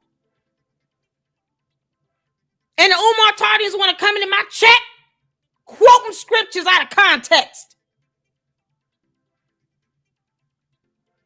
Meanwhile, his daughter said she feels defeated. And where is he at? Trying to make it right. Where the hell is your king at now? Umar Tardians. Let he who was without sin cast the first stone. We're not going to stop putting our foot on his neck. Weaponize whatever you want out of context. Keep playing with God if you want to. I refuse to let you think that you're going to weaponize and mock God over here in the Lady Luck Club. Nope. You and the devil are both a liar. His daughter says she feels defeated. What makes you think he's spending time with her when she's saying that stuff? How is anyone supposed to say, oh yeah, he's definitely spending time with her? Because either way, it still makes him look like crap. Guess what? Your daughter feels defeated and you spending time with her. That means you're not talking about her about anything. You're not having any heart-to-heart conversations with this girl at all. For her to say, I feel defeated. But you want to sit here and tell parents they need to spend time with their kids. While your daughter is on a live stream practically pouring her heart out, talking about she feels defeated. Objectification of the black woman for 246 years. How dare you continue to practice today? 6th and 7th graders, 8th and 9th graders dressing like grown women, lipstick, tattoos, weaves all the way down. Umar, I'm gonna do you so bad, you never gonna want to speak at another school again. I swear to God. You never gonna want to speak at another school ever again in life.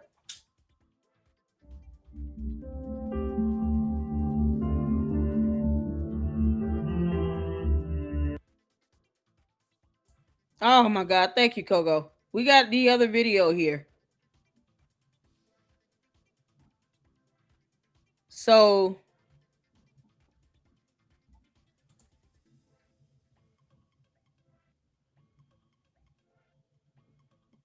let's see what.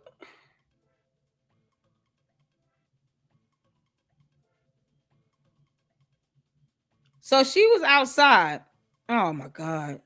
And someone just came up to her and attacked her. Wow.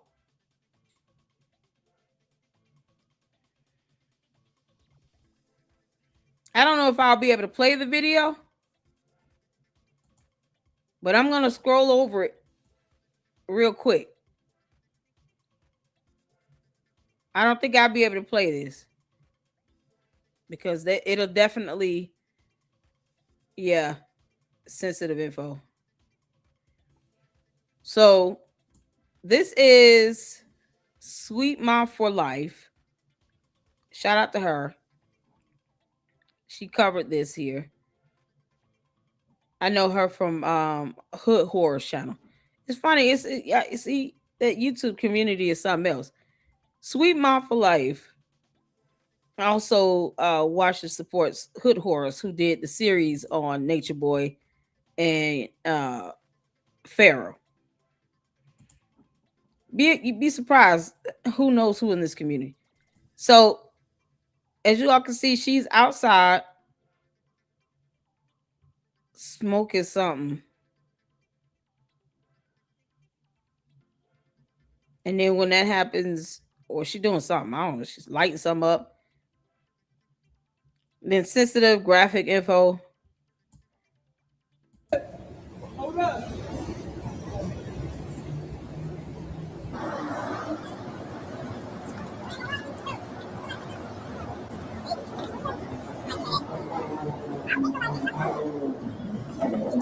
Oh Lord.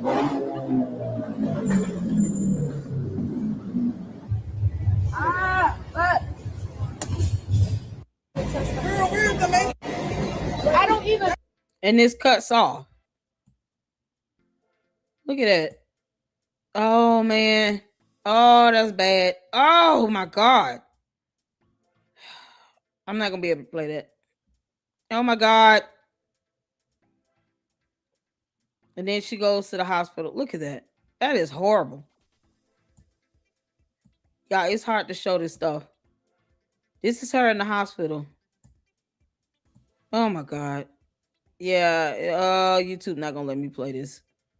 But y'all can see how bad it is. It's a gash right above her right eye. This is crazy. YouTube not gonna let me play this. Oh my God. Some woman just randomly came up to her and did that.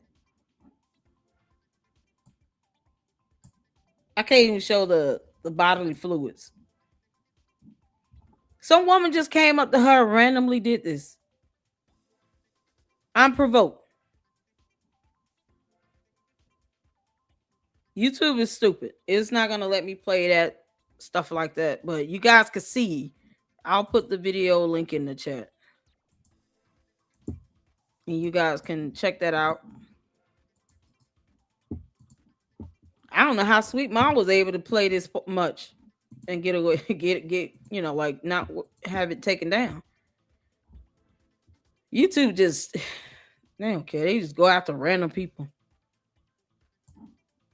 Sure that, but again, just for swimming you don't get tetanus that you can get through just like. Oh yeah, I want it for sure. Yeah. And I hate needles. Oh my gosh. She had to get a tetanus booster because when you get cut with foreign objects like that, a tetanus booster protects you from getting infections from any of those objects, especially metal. They used a brick. Someone just walked up this girl and just threw a brick at her. Kimberly Callahan, what are you doing? Said Umar sent people after her. I can believe it. He sent people after. Umar will send people after anybody that says something he doesn't like. And for him to send somebody after his grown daughter that he refuses to spend time with, that is talking about feeling defeated. When did this attack happen? Hold on, let me see when did this occur? This was 10 months ago.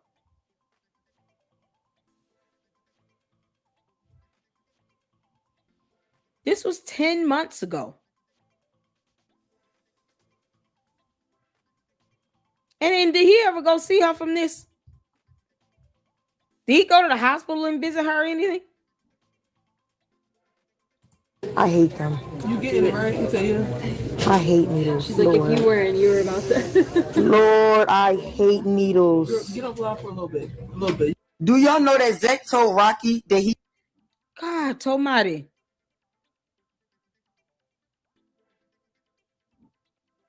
Look at it. Oh, man. Oh, my goodness. This was 10 months ago. The graduation video she did was on June 11th. Correct me if I'm wrong, Kogo. Boy, this is crazy. And then oh, Lord have mercy. She's talking about somebody tried to extort her. What?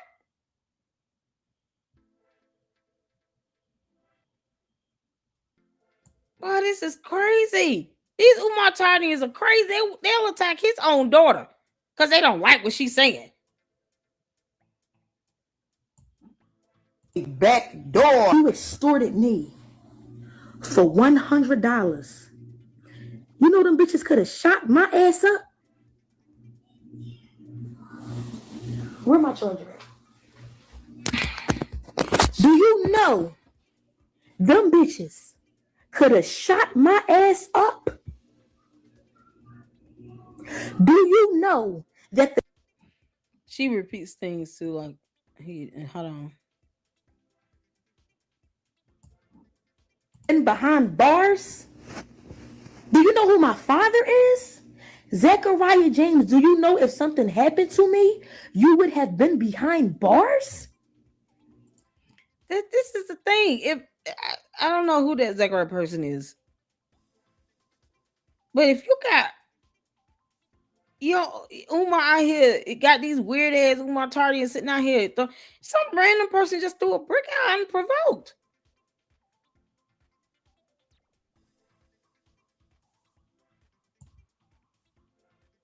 And they don't sit here and try to find out like what's going on.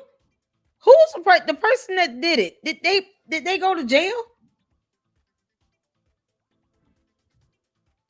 Did the person who did it go to jail?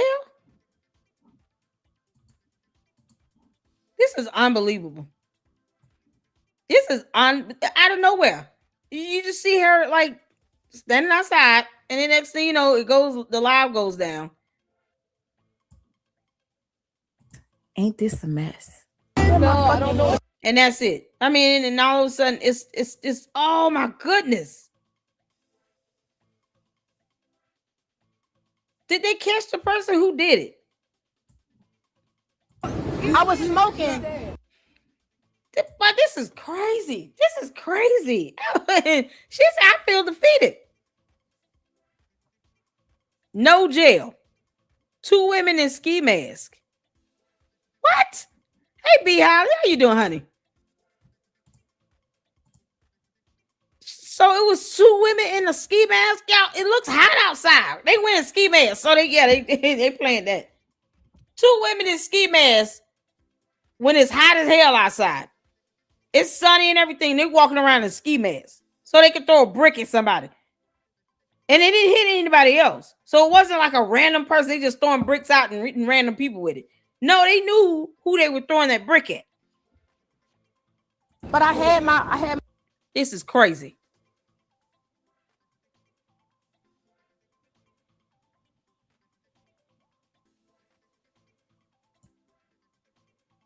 There's anything else that you guys need to know, but just know that Anissa is in a home right now. I don't know whose. She's bandaged up, she's safe, and she's actually live right now. But it's really sad to see. And if Anissa's mother is keeping up and watching these lives, man, this is so hard to watch. This is so hard to watch.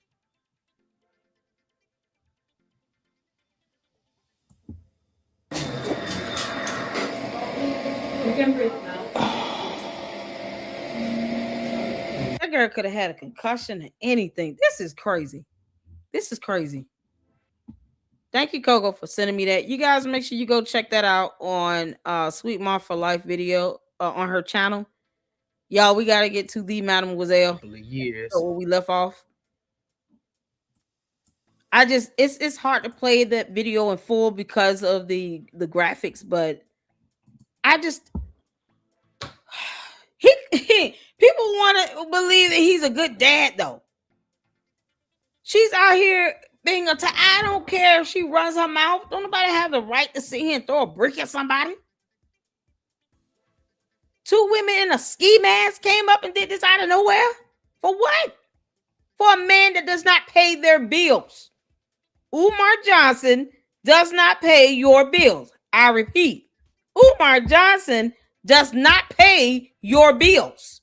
He does not pay your bills. He would never pay your rent or your mortgage. He won't even let your child go to FDMG in some alternate reality if it ever opens for free.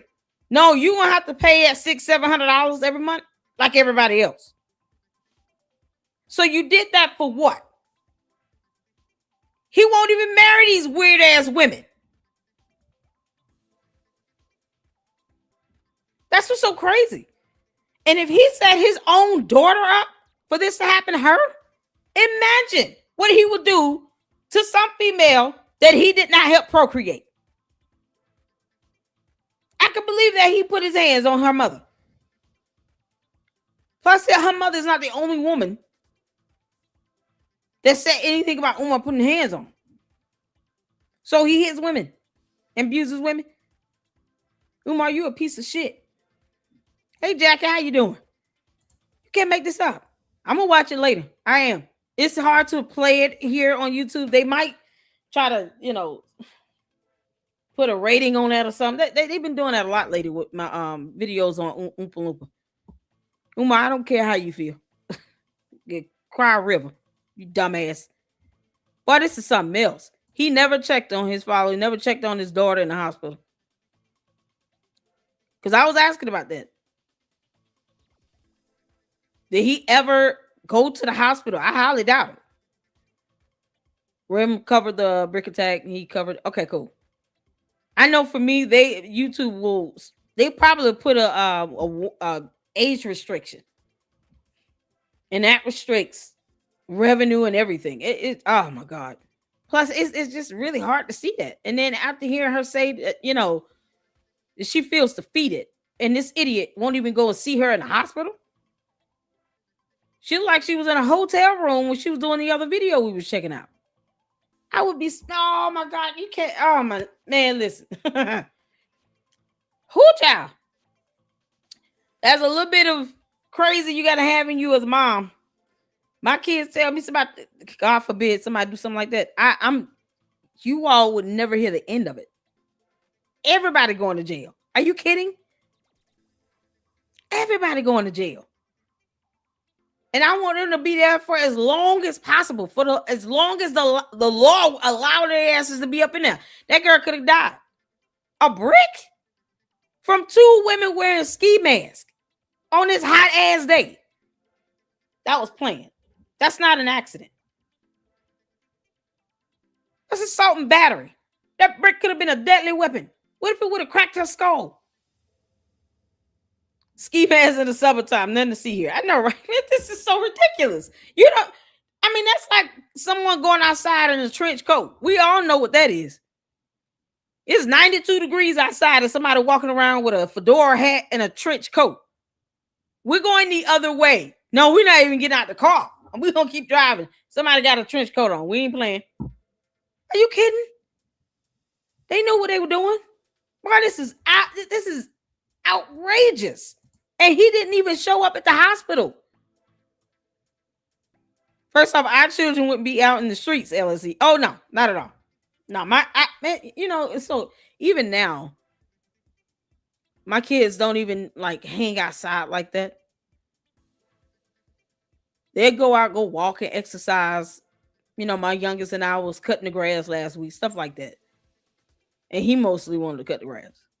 It's just, becoming a young man. I love it. But my kids wouldn't be out there where someone would be able to come that close to them with ski mask on and throw a brick at them. Like, are you kidding me? You are not getting away from me. How did they do today? We're in the car. She was not by herself. Were they in a car? On bikes? There's no way you're not getting away from me that quick. No, I'm chasing you down a little bit. But yet and still, Oompa Loompa did not go to the hospital to see his daughter. He didn't take a flight and go out and go see her at the hospital and make sure she was okay. That's the disgusting part about that. And they want to sit here and argue with this girl talking about your daddy trying to help you. No, he didn't. He won't even come to the hospital when she get hit with a brick. What you mean? Prove that he went to the hospital and visited her when she was in the hospital from getting hit in the head with a brick. Prove that happened. Because hospitals have cameras. Once again, you can't go anywhere without being on the camera. Boy, this is something else. No phone call, nothing. Boy, Umar, you a piece of shit. All right, y'all, let's get the Mademoiselle and pick up where we left off at because we here for it. Thank y'all so much for tuning in. Make sure y'all hitting that like button. Let's get to it. Ask yourself, Queen Mother, if you are related to Frederick Douglass, why is it that nobody in that family saw fit to just clarify it in the public so people can be done with it and move on?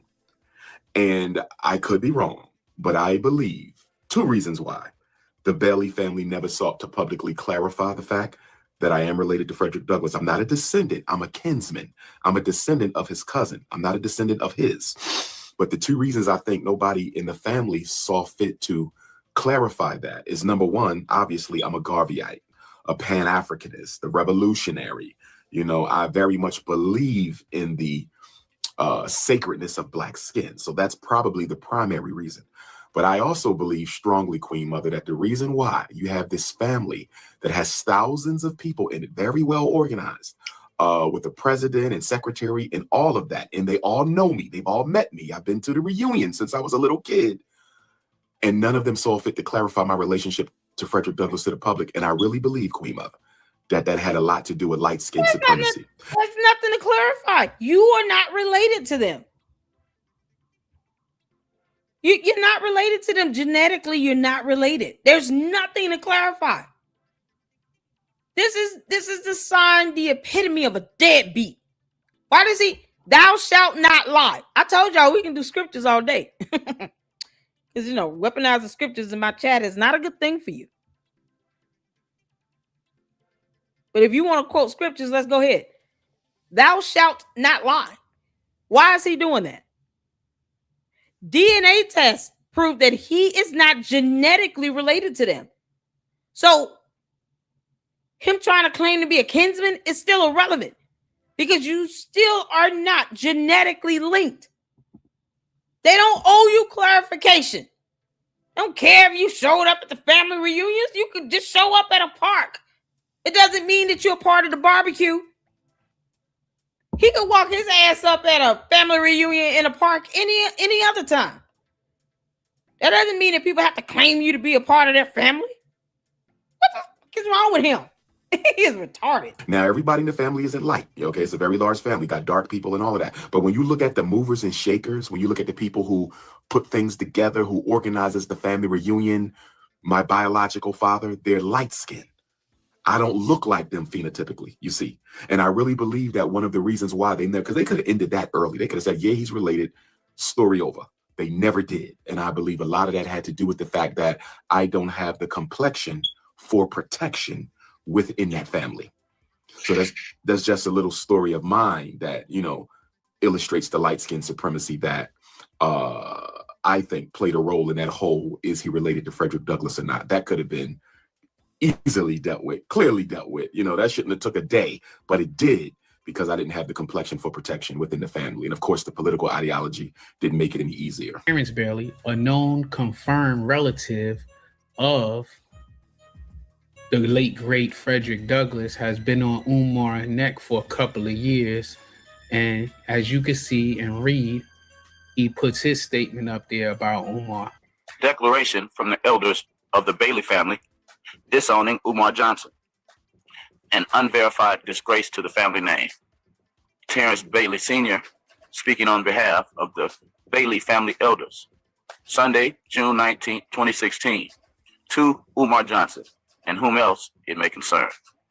I speak the following declarations under the authority given to me and on behalf of the elders of the Bailey family, many of whom are in their 70s and 80s and have rich memories of my family's history. Since the Civil War, a Bailey family member has served in every American war, with several being awarded the Purple Heart among other awards. The Bailey family also produced the nation's first African-American sergeant major. The Bailey family, myself included, have a rich history of service to this country. The Bailey men are protectors, honorable, and selfless men who believe in service and sacrifice. Umar Johnson, you claim to be a Bailey, but you do not exhibit any of these traits. I am a verified descendant of Perry Bailey, January 4th, 1813, August 18th, 1880. The firstborn of Harriet Bailey, the mother of Frederick Douglass. Umar Johnson, by claiming to be a Bailey, you have brought dishonor to my family's name, a family in which you are not a part of. In a phone conversation with you recently, effectively asked you why the wisdom of the elders, I respectfully asked you why the wisdom of the elders was not consulted before using the family name in what has become a personal money-making scheme on your part. I asked you about your academic credentials, which the public has rightfully questioned. You have not verified any of your academic credentials to any of your supporters. I also asked you about your alleged lineage in my family. Your answers were insufficient at best and internet-based research at worst. The next day, you referred to me as a flunky on your Facebook page, but you didn't answer my question. After speaking with you and reading your reference to me as a flunky, my concerns and suspicions increased dramatically. As I did more research into your many disgraceful controversies, your wrongs have been many, and dishonor of the Bailey family name and lineage can no longer be tolerated. You promote racial division and hatred. This is neither the character of the Bailey family nor Frederick Douglass. Our family fought against racial hatred and slavery. Our family inspired the civil rights movement. Our family does not represent the racial division and hatred which you so arrogantly, new word, look that up, note to self, speech after speech all around the country. The school district of Philadelphia recently banned you from speaking at their schools, and I congratulate them. I bet others follow the same wise decision to end your divisive hate speeches. No sensible person should trust you with their money or children in the school, bus trip, a tour, or anywhere else.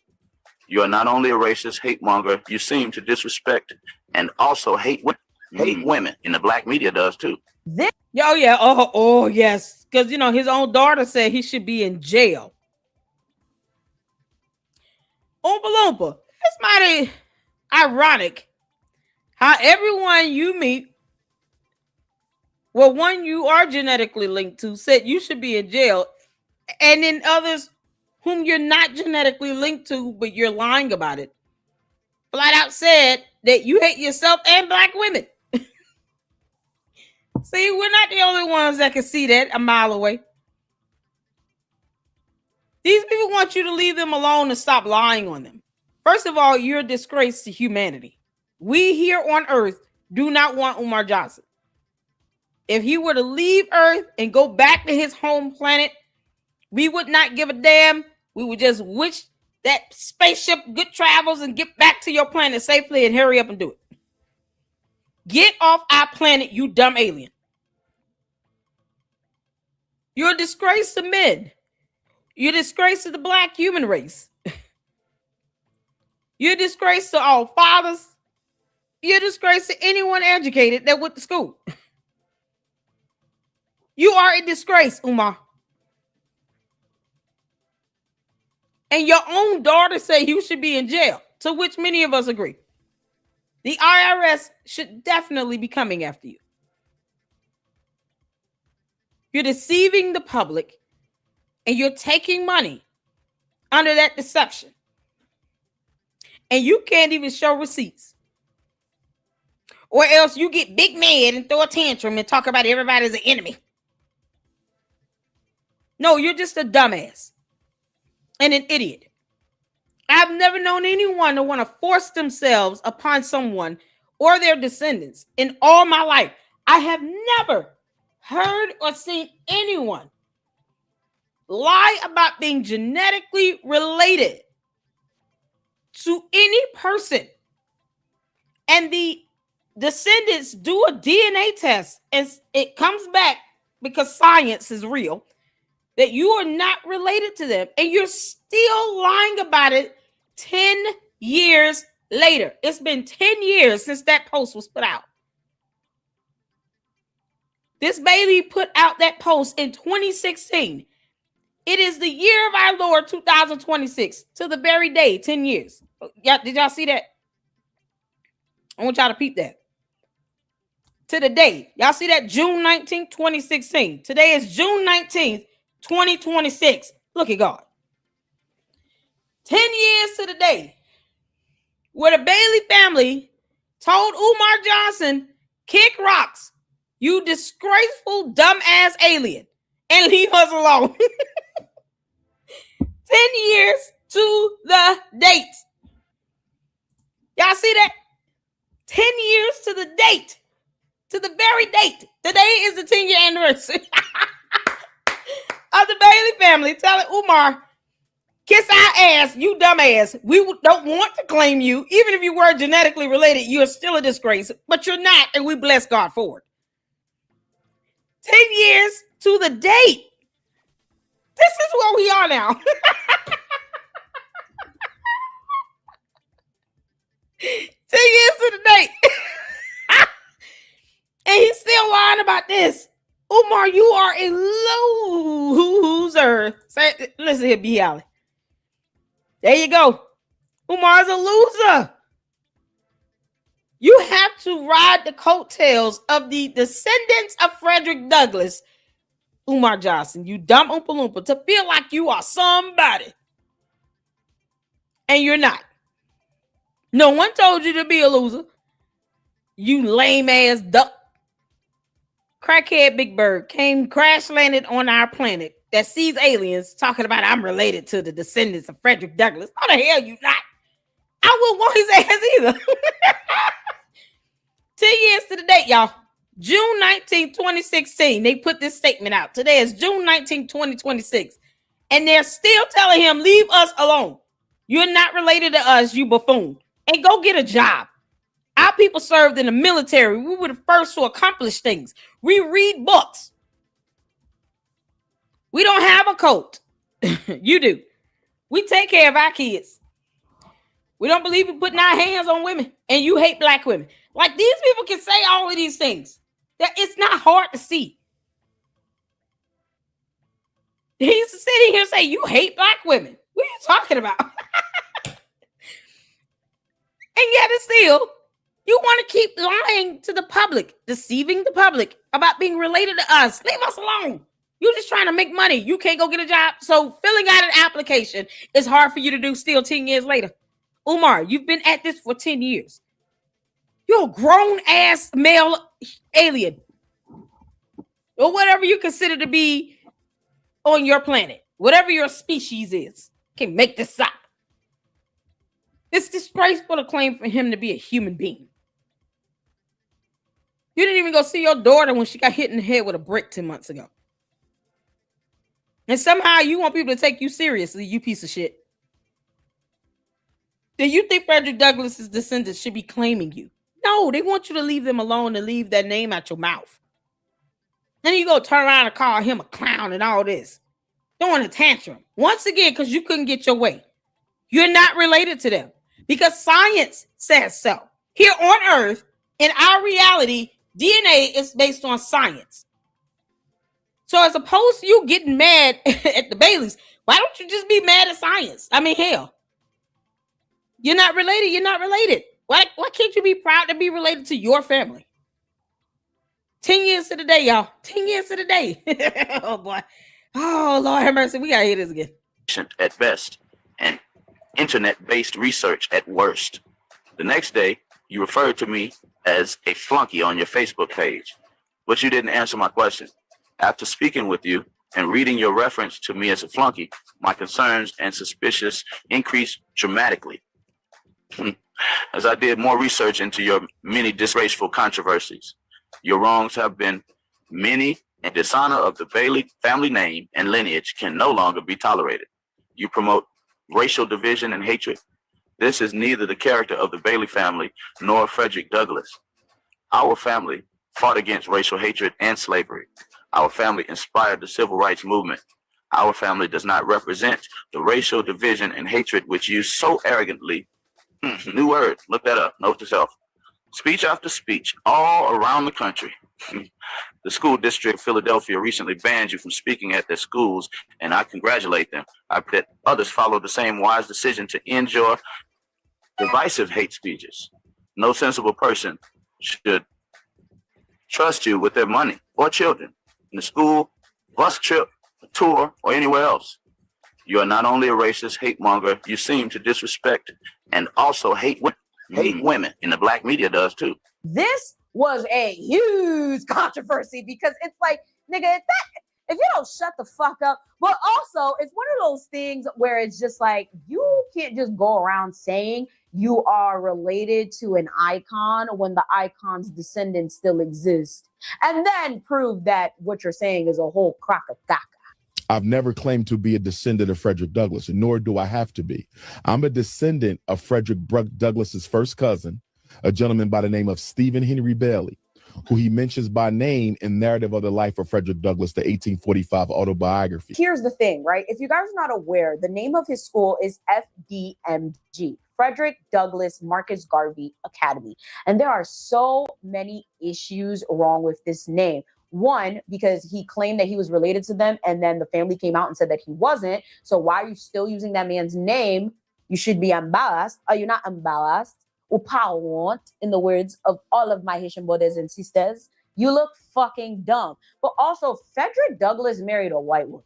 And he was one of those people that really stood for equality, equal opportunities for all. When you look at the rhetoric that Dr. Umar spews, the whole Black Queens Forever, Snow Bunnies Never bullshit, it's just like, and then you want an all Black school for all Black kids, like, but you named it after someone that has a white wife. Now, I'm not saying you can't be pro-Black and marry or date interracially, but this goes completely against what he stands for. And if he really was related to Frederick Douglass, he got white queens forever in his family. So I genuinely don't really understand this. The disconnect is insanity. This is Anna Murray, and she is Frederick Douglass's first wife. So she was the first child of her parents to be born free in 1813 in Maryland. When she was about 17, 18 years old, she moved to Baltimore and really was living kind of an independent life. She had a job. She worked as a domestic worker. She had an income. She had friends. She lived in a community with other freed Blacks. And I think the legend has it that she met Frederick Douglass, who, by the way, was still enslaved, at church. They ended up falling in love. So, of course, the goal was that Frederick would get his freedom. Anna was able to help him do that. She took her money that she earned through her job and was able to give him money so that he could get a train ticket from Baltimore to New York where he could be free. She was able to get a sailor uniform through her job, working as a domestic worker. I think she was a laundress at the time, got him a sailor uniform that he could wear as a disguise. And that's how he got to New York. The Douglass family was active in the Underground Railroad, and Anna was there to help a lot of these people that were coming to stay with them for shelter. She was cooking, she was cleaning, she was feeding these people. Like, she was a part of his success in this. The women that he was rumored to have affairs with were white women. Like, this woman, her name was Ottilie. She came from Germany and actually became a very close personal friend with him, like traveled with him, went to different conventions with him, translated his book into German. She actually lived with the Douglass family at one point. And there are letters that survive where she was saying some very unkind and very mean things about Anna. Ottilie was described at one point as one of his intellectual and emotional companions, which is so offensive considering he had a wife. How is this woman going to be your emotional companion and you have a whole wife living in your house? And I just hate the idea of thinking that she would have suffered in silence at the humiliation. When Anna passed away, roughly 2 years later, Frederick remarried a woman that was over 20 years younger than him.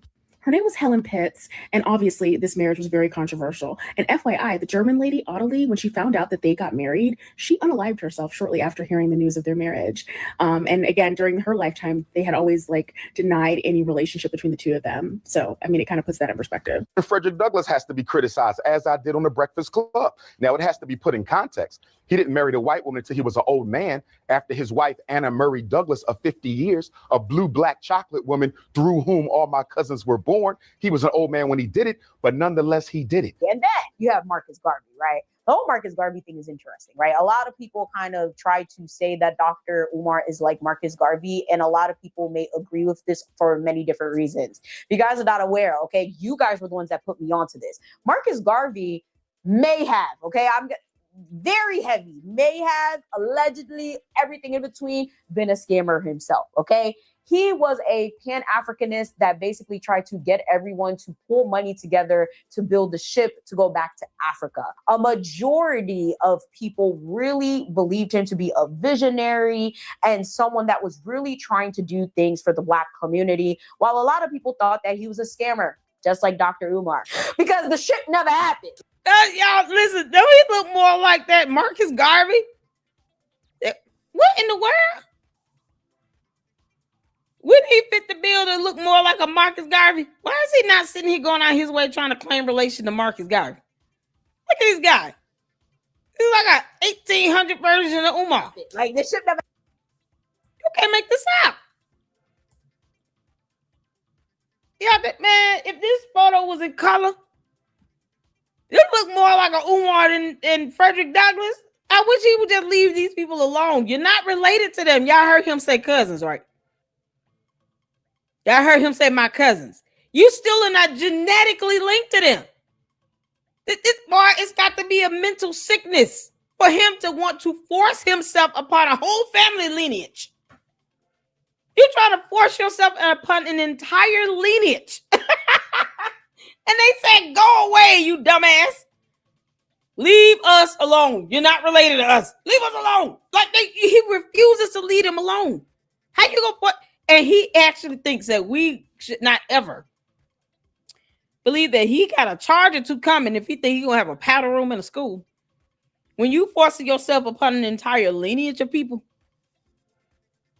it's not hard to believe that he will force himself upon one Black woman in a powder room. Come on, somebody. Because he would. Period. Umar does not know how to accept the word no. This is not a ring for you to try harder, you dumbass. You're not genetically related because science said so. Your DNA is not linked to theirs. It just isn't. Now, why you can't claim to actually be the descendant of somebody you actually do look like? Is it because you know he's a scammer?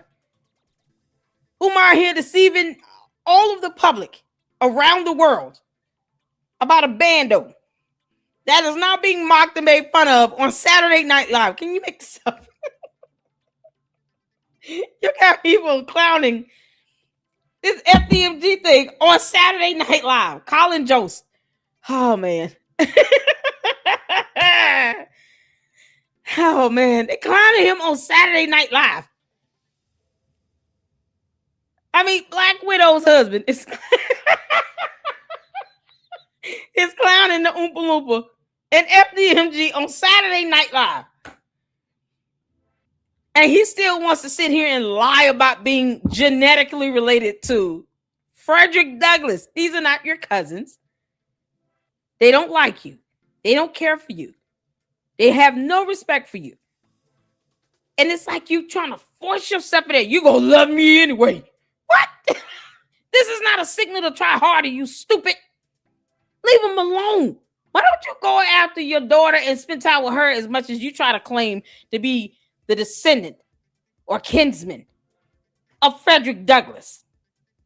If he put that same energy into spending time with his daughter, she would not feel defeated. Simply put. Things for the Black community, while a lot of people thought that he was a scammer, just like Dr. Umar, because the ship never happened. Like, the ship never happened. Nobody ever saw the ship. Hey, Black and Mademoiselle, how you doing? It's actually crazy because I didn't really know about this. Like, I always knew him as just, visionary, political rights, Black social issues type of vibe. And then people brought this to my attention. I looked it up and I was like, those of you who think you know Marcus Garvey, I'm gonna need you to shh. You know why? Because if you have not read the court documents that are in this book, then you don't know Marcus Garvey. Marcus Garvey had a serious body count. And I'm not talking about women he laid down with. I'm talking about people that he put 6 feet under. Garvey lived in several different countries, and every place he went to in and out of the United States, once people caught wind of who he was, they ran him out of the town. This whole Back to Africa movement that he was involved in only benefited the supremacists that he hung out with. And the crazy thing about it all is he never even stepped foot in Africa. Not even one time, y'all. In this book, it is revealed in court documents how much he hated Black Americans and some of the things that he did to Black Americans. And the NAACP and the other Black leaders were actually trying to protect their own people against Garvey. And it's all in the book. I traveled the country raising funds for the UNIA Black Star Line in 1919, collecting over $1 million in funds. But rumors abounded that Garvey again had absconded on the plug. Eason discovered that none of the vessels he had collected shares for were even seaworthy.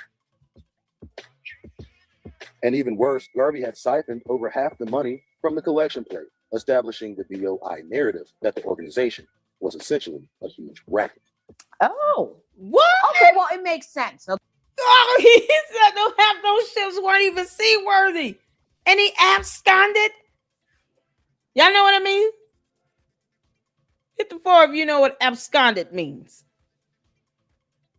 It's also legalese. Hit the floor if you know what absconded means. You can't make this up. Just V, I see you up in here, honey. It's good to see you. Y'all, Sassy, I see you. S-Files, how you doing, honey? Shout out to the Mars, y'all. Artis, I see you. How you doing? Y'all know what absconded means. Y'all, you can't make this up. So he took people's money and ran off.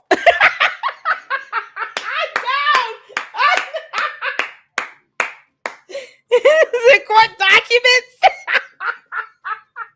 This idiot named his school after one man whose descendants want nothing to do with his bum ass, and another man who took money from people and absconded. Oh,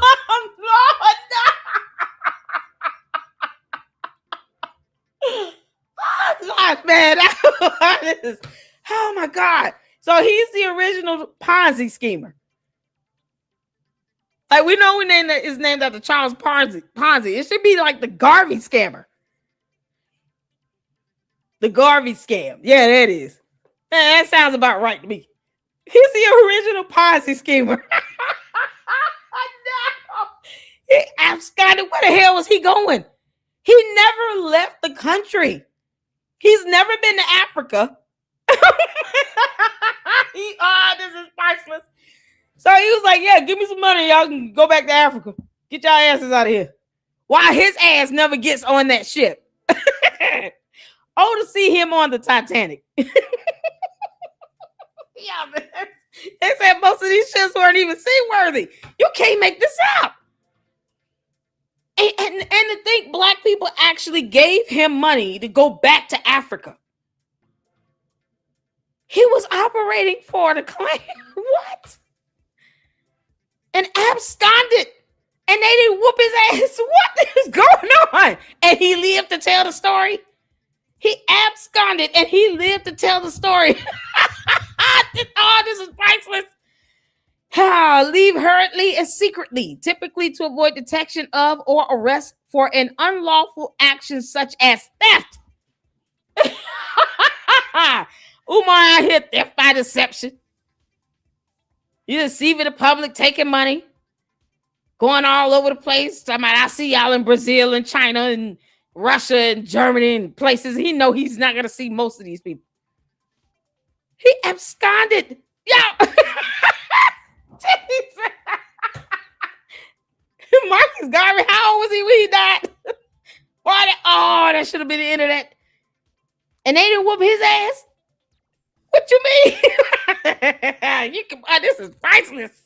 Okay, the entire idea of naming that school FDMG is laughable. Okay, it is so laughable because it's just like, are you like, child, moving on. The issues that I personally have with Dr. Umar are how he handles himself regarding personal relationships and business. On a personal tip, I feel like a lot of people are grossly unaware of how this man carries himself, and this needs to be talked about at length. So let's get into it. If my daughter comes to me and say, Daddy, my husband cheated on me, I'm gonna say, Princess, is he a good provider? Yes. Does he take good care of you? Yes. You ever disrespect you, raise his hand to you? No. Outside of this cheating, is he what you need in a man? Yes, he is. Was this thing purely sexual? Was it a hit and miss? Or is he really feeling this woman? If she tells me this was a hit and miss, go have a conversation with him about his infidelity. Let him know you do not like it. I will never tell you not to leave a man because he cheated. You want to leave him because he cheated? go ahead and do it. I want to ask you a question. How many men you expect to find out there who are never going to go outside that marriage at least occasionally to experience another woman? I'm not saying it's right. I'm saying it's not realistic to leave a good man. So you saying that your daughter should deal with an adulterous husband, even though she can't be an adulterous wife? Because this bum would be mad if he found out his wife cheated on him. He wants 2 wives at the same time. By the way, this is coming from someone who wants 2 wives at one time and wants both women to be okay with it. Like they don't deserve to have one man be committed and faithful to them. He who findeth the wife findeth the good thing. Because I told you we could do scriptures all day. And he is saying that if he goes out and cheat, if he tells you it's a hit and miss. What if it was more than that? What if it was emotionally based? What if he lies to her and says, oh, it's just a hit and miss and it's a whole affair? Oh, is he a good provider? Okay, go work it out. What you talking about? This is coming from the idiot that put his hands on his daughter's mother. Oh, Lord. Jesus, keep me near the cross. You just can't make this stuff up. You can't make this stuff up. You would be cool with your daughter's husband cheating on her. So if you saw him out with another woman, you'd be one of them ones where you wouldn't say anything because bro code. Homies over hoes. But I'm married to your daughter. Homies over hoes. No. What the hell? He's out here with his daughter saying he should be locked up. Y'all heard that? We watched the video with his daughter said in a live stream, he should be in jail. And he said he's talking about, my daughter came to me. She wouldn't come to you.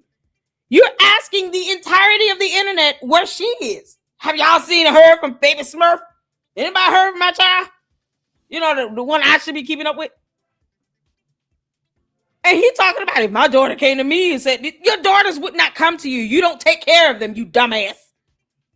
And you putting your hands on their mothers. So they would not come to you. The hell? And who my target is what else to be cool with this idiot. How now he can kiss my ass. Oops. See, one of the reasons I don't date black women who have been with snow puppies. If you let a Chinaman in your yoniverse, a Neanderthal in your yoniverse, East Indian in your yoniverse, I'm not going in there. Some of you sisters allowed him to practice shooting in your yoniverse. Lord, I'm not going in there. I'm not going in there with a raincoat or without a raincoat. Heterosexual couples only. This is not a government-funded activity. I have the right to discriminate. Heterosexual couples only. Donation. Come on. Hyde Park might tell a different story. I have a feeling Umar does not discriminate. Umar, what happened with Devontae again? What happened with that? Because you said that boy slept on a couch that did not exist in a hotel room, allegedly. You could have just came out and proved Malware wrong about that, but you didn't. Funny how he didn't prove her wrong about that. Y'all recall the Oompa Loompa coming out saying Malware is lying. I've never been to Red Roof Inn or Room 130 with Devontae. He never sponged my hair. He never came out and denied any of that. He slept on the couch, Umar. I want you to come out and prove me wrong. You got to have some evidence. Get the receipt for the hotel, all that shit. Get the surveillance camera footage. You gonna prove me wrong. You're gonna have to prove me wrong with some evidence. I want to see the video evidence. Umar, do you discriminate? He never came out and said she lying like hell. I have never had a Devontae sponge my hair or stay in a room. And there's no couch in there. She lied. Oh, she lied like hell. He never said anything. Why didn't you come out and debunk Malware on that, Umar? If Hyde Park could tell some stories, I'm wondering what it would tell. There's some bushes that probably want to spill the beans. I might invite the bushes of Hyde Park. I'm going to invite the bushes of Hyde Park to the LLC. Well, they got some stuff to tell us. Oh, my God. Hold on. I'm sorry. I did see it. I'm so sorry. Hold on. Let's get some supers in right quick, y'all. Oh, let's see. User sent the 199 super. Thank you so much. User 225 UJ was asking what y'all not. No. Oh, child. Then she gonna do a whole live talking about, I can't believe she read that super. Oh, Jesus. Her user 225 with 199 super. Ooh, UJ lost his daughter. How it lost an acrylic. Oh, God. Y'all remember that? When that was said, she put her finger in the butt thing and lost a nail or something. Oh. Umar, you want to tell us again that you don't discriminate? Because real men, let me tell you something. No real man would ever be cool with even a woman going near the dookie zone. Buttholes and fingers in that is off limits for any real man. They don't want you to even think about that. Like, that is so weird. And you entertained that.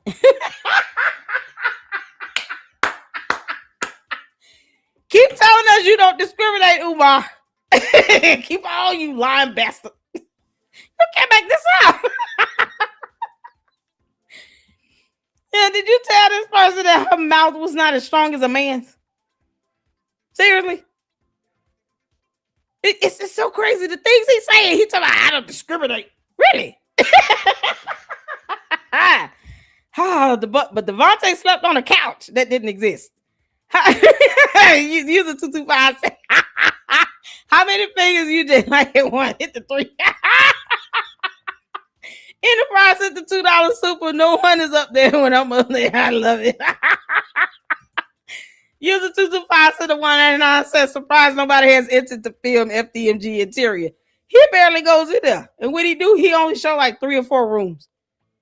And then he does something repeatedly, like wipe down the same 6 desks. Just stupid stuff. Look, y'all, look at the floors. They so shiny and shit. We don't care about these floors. It's black mold underneath it. So what difference does it make? You can't make this stuff up. Shout out to Rosetta for the LLC membership gifted. Y'all, if you're getting memberships, make sure you send a shout out and show some love to those that are gifting these memberships. Thank you so much, Rosetta, for your support here. User 225 is bringing it in with the 199 UJ 8225 Air Road. 2 out of 10. Too much today. One thing User 225 have me doing is laughing my ass off. Umar, keep lying, talking about you don't discriminate. Enterprise with the $2 super. There's where and why they supervision came from. Enterprise with the $2 super. Come to my crib. I got 2 assistants at Oh, then Ed gave us the definition of abscond. Garvey should have got his ass whooped. I don't know how to. What in the world, Umar? You're not gonna be able to pull that off. You cannot convince people that we should go back to Africa on some ships. Y'all, come on. We got the Carnival Cruise Line is up and running. I tried to get Spirit Airlines and they didn't. They went out of business. Carnival Cruise is up and running. Trip back to Africa. Umar, when you go to Africa and never return, just make sure you take your Umar Tardians with you. They're a plague. We're not in the mood for them. Take the Umar Tardians with you. Can't make this up. Shout out to Miss Coco for gifting the 1 LLC membership. Yeah, shout out to all of those that are supporting here in the LLC. I appreciate all the supers. And yes, it is hard for me to see what's going on in the chat when I'm on YouTube's video screen. So that's where I am, y'all, just in case. But we got it in, y'all. What's going on every day? Thank you so much. I appreciate you all. Y'all for the support. Laurie, how you doing? I see you up in here, honey. How's everything going? All right, let's get back to it, y'all. Donations, gifts, Gifts. Anybody who tells you they're running for office to help somebody, smack their ass in the face. What you want to do? You want to box? You want a street rumble, or you want to get into the intellectual boxing ring? A naughty picture from one of the sisters. It's gorgeous, but she's naughty. Cut it out. With all this fake hair, like y'all so beautiful, are you addicted to the weave? Are you addicted to the perm? White people are ruthless when it comes to controlling blacks. If I gotta invent AIDS, I'll invent AIDS. If I gotta push LGBT on your kids to destroy your community, if I gotta drop off crack, if I gotta drop off guns, if I have to overthrow and assassinate, I will do that as well. Also, if you guys haven't peeped, he's very homophobic and racist. Let's not forget racist. Now, I know a lot of people like to say, oh, well, black people can't be racist. I'm sorry. I'm one of those very few that believe anyone can be racist. Prejudice, whatever word you'd like to use. Nonetheless, I don't think this rhetoric is okay at all, especially in the 21st century. Like, it's one thing to crack a joke here and there. It's one thing to make like a comment, but it's just like, it's a lot. It's actually pretty hard to watch this. So hopefully I put a trigger warning in the beginning of this video for you guys, but before we continue, here's a trigger warning right here. It's a lot. We got some super zest monsters in the chat, but we're going to ignore because I think most of them represent Neanderthal Nation.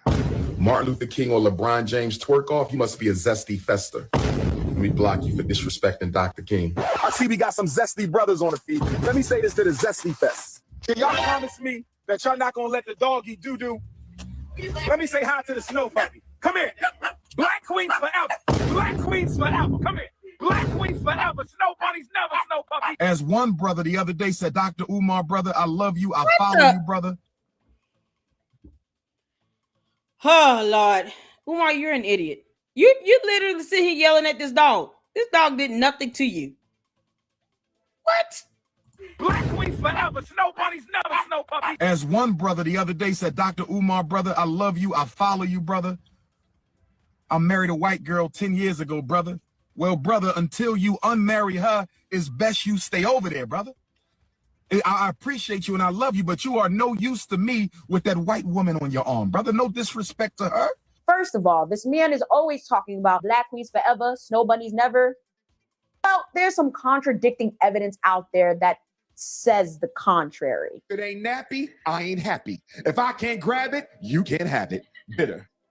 I want all nappy, everything, all natural. I want organically African Australian queens from head to toe. When I go on the first date, I'm going to grab your hair as hard as I can to make sure it don't come off. That's crazy. And if it come off, I'm walking out the restaurant. Black power. We want black power, brothers and sisters.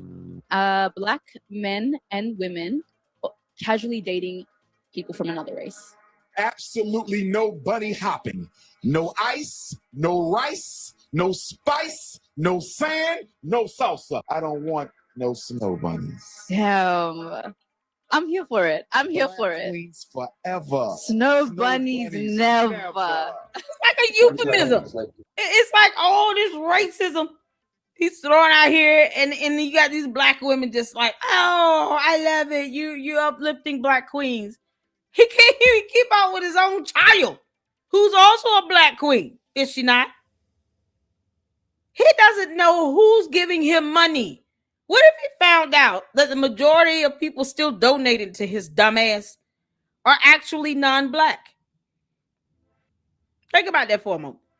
Because he has no way of knowing who's donating to him. He's not keeping up with it. He won't show us receipts or anything on how he's spending the money.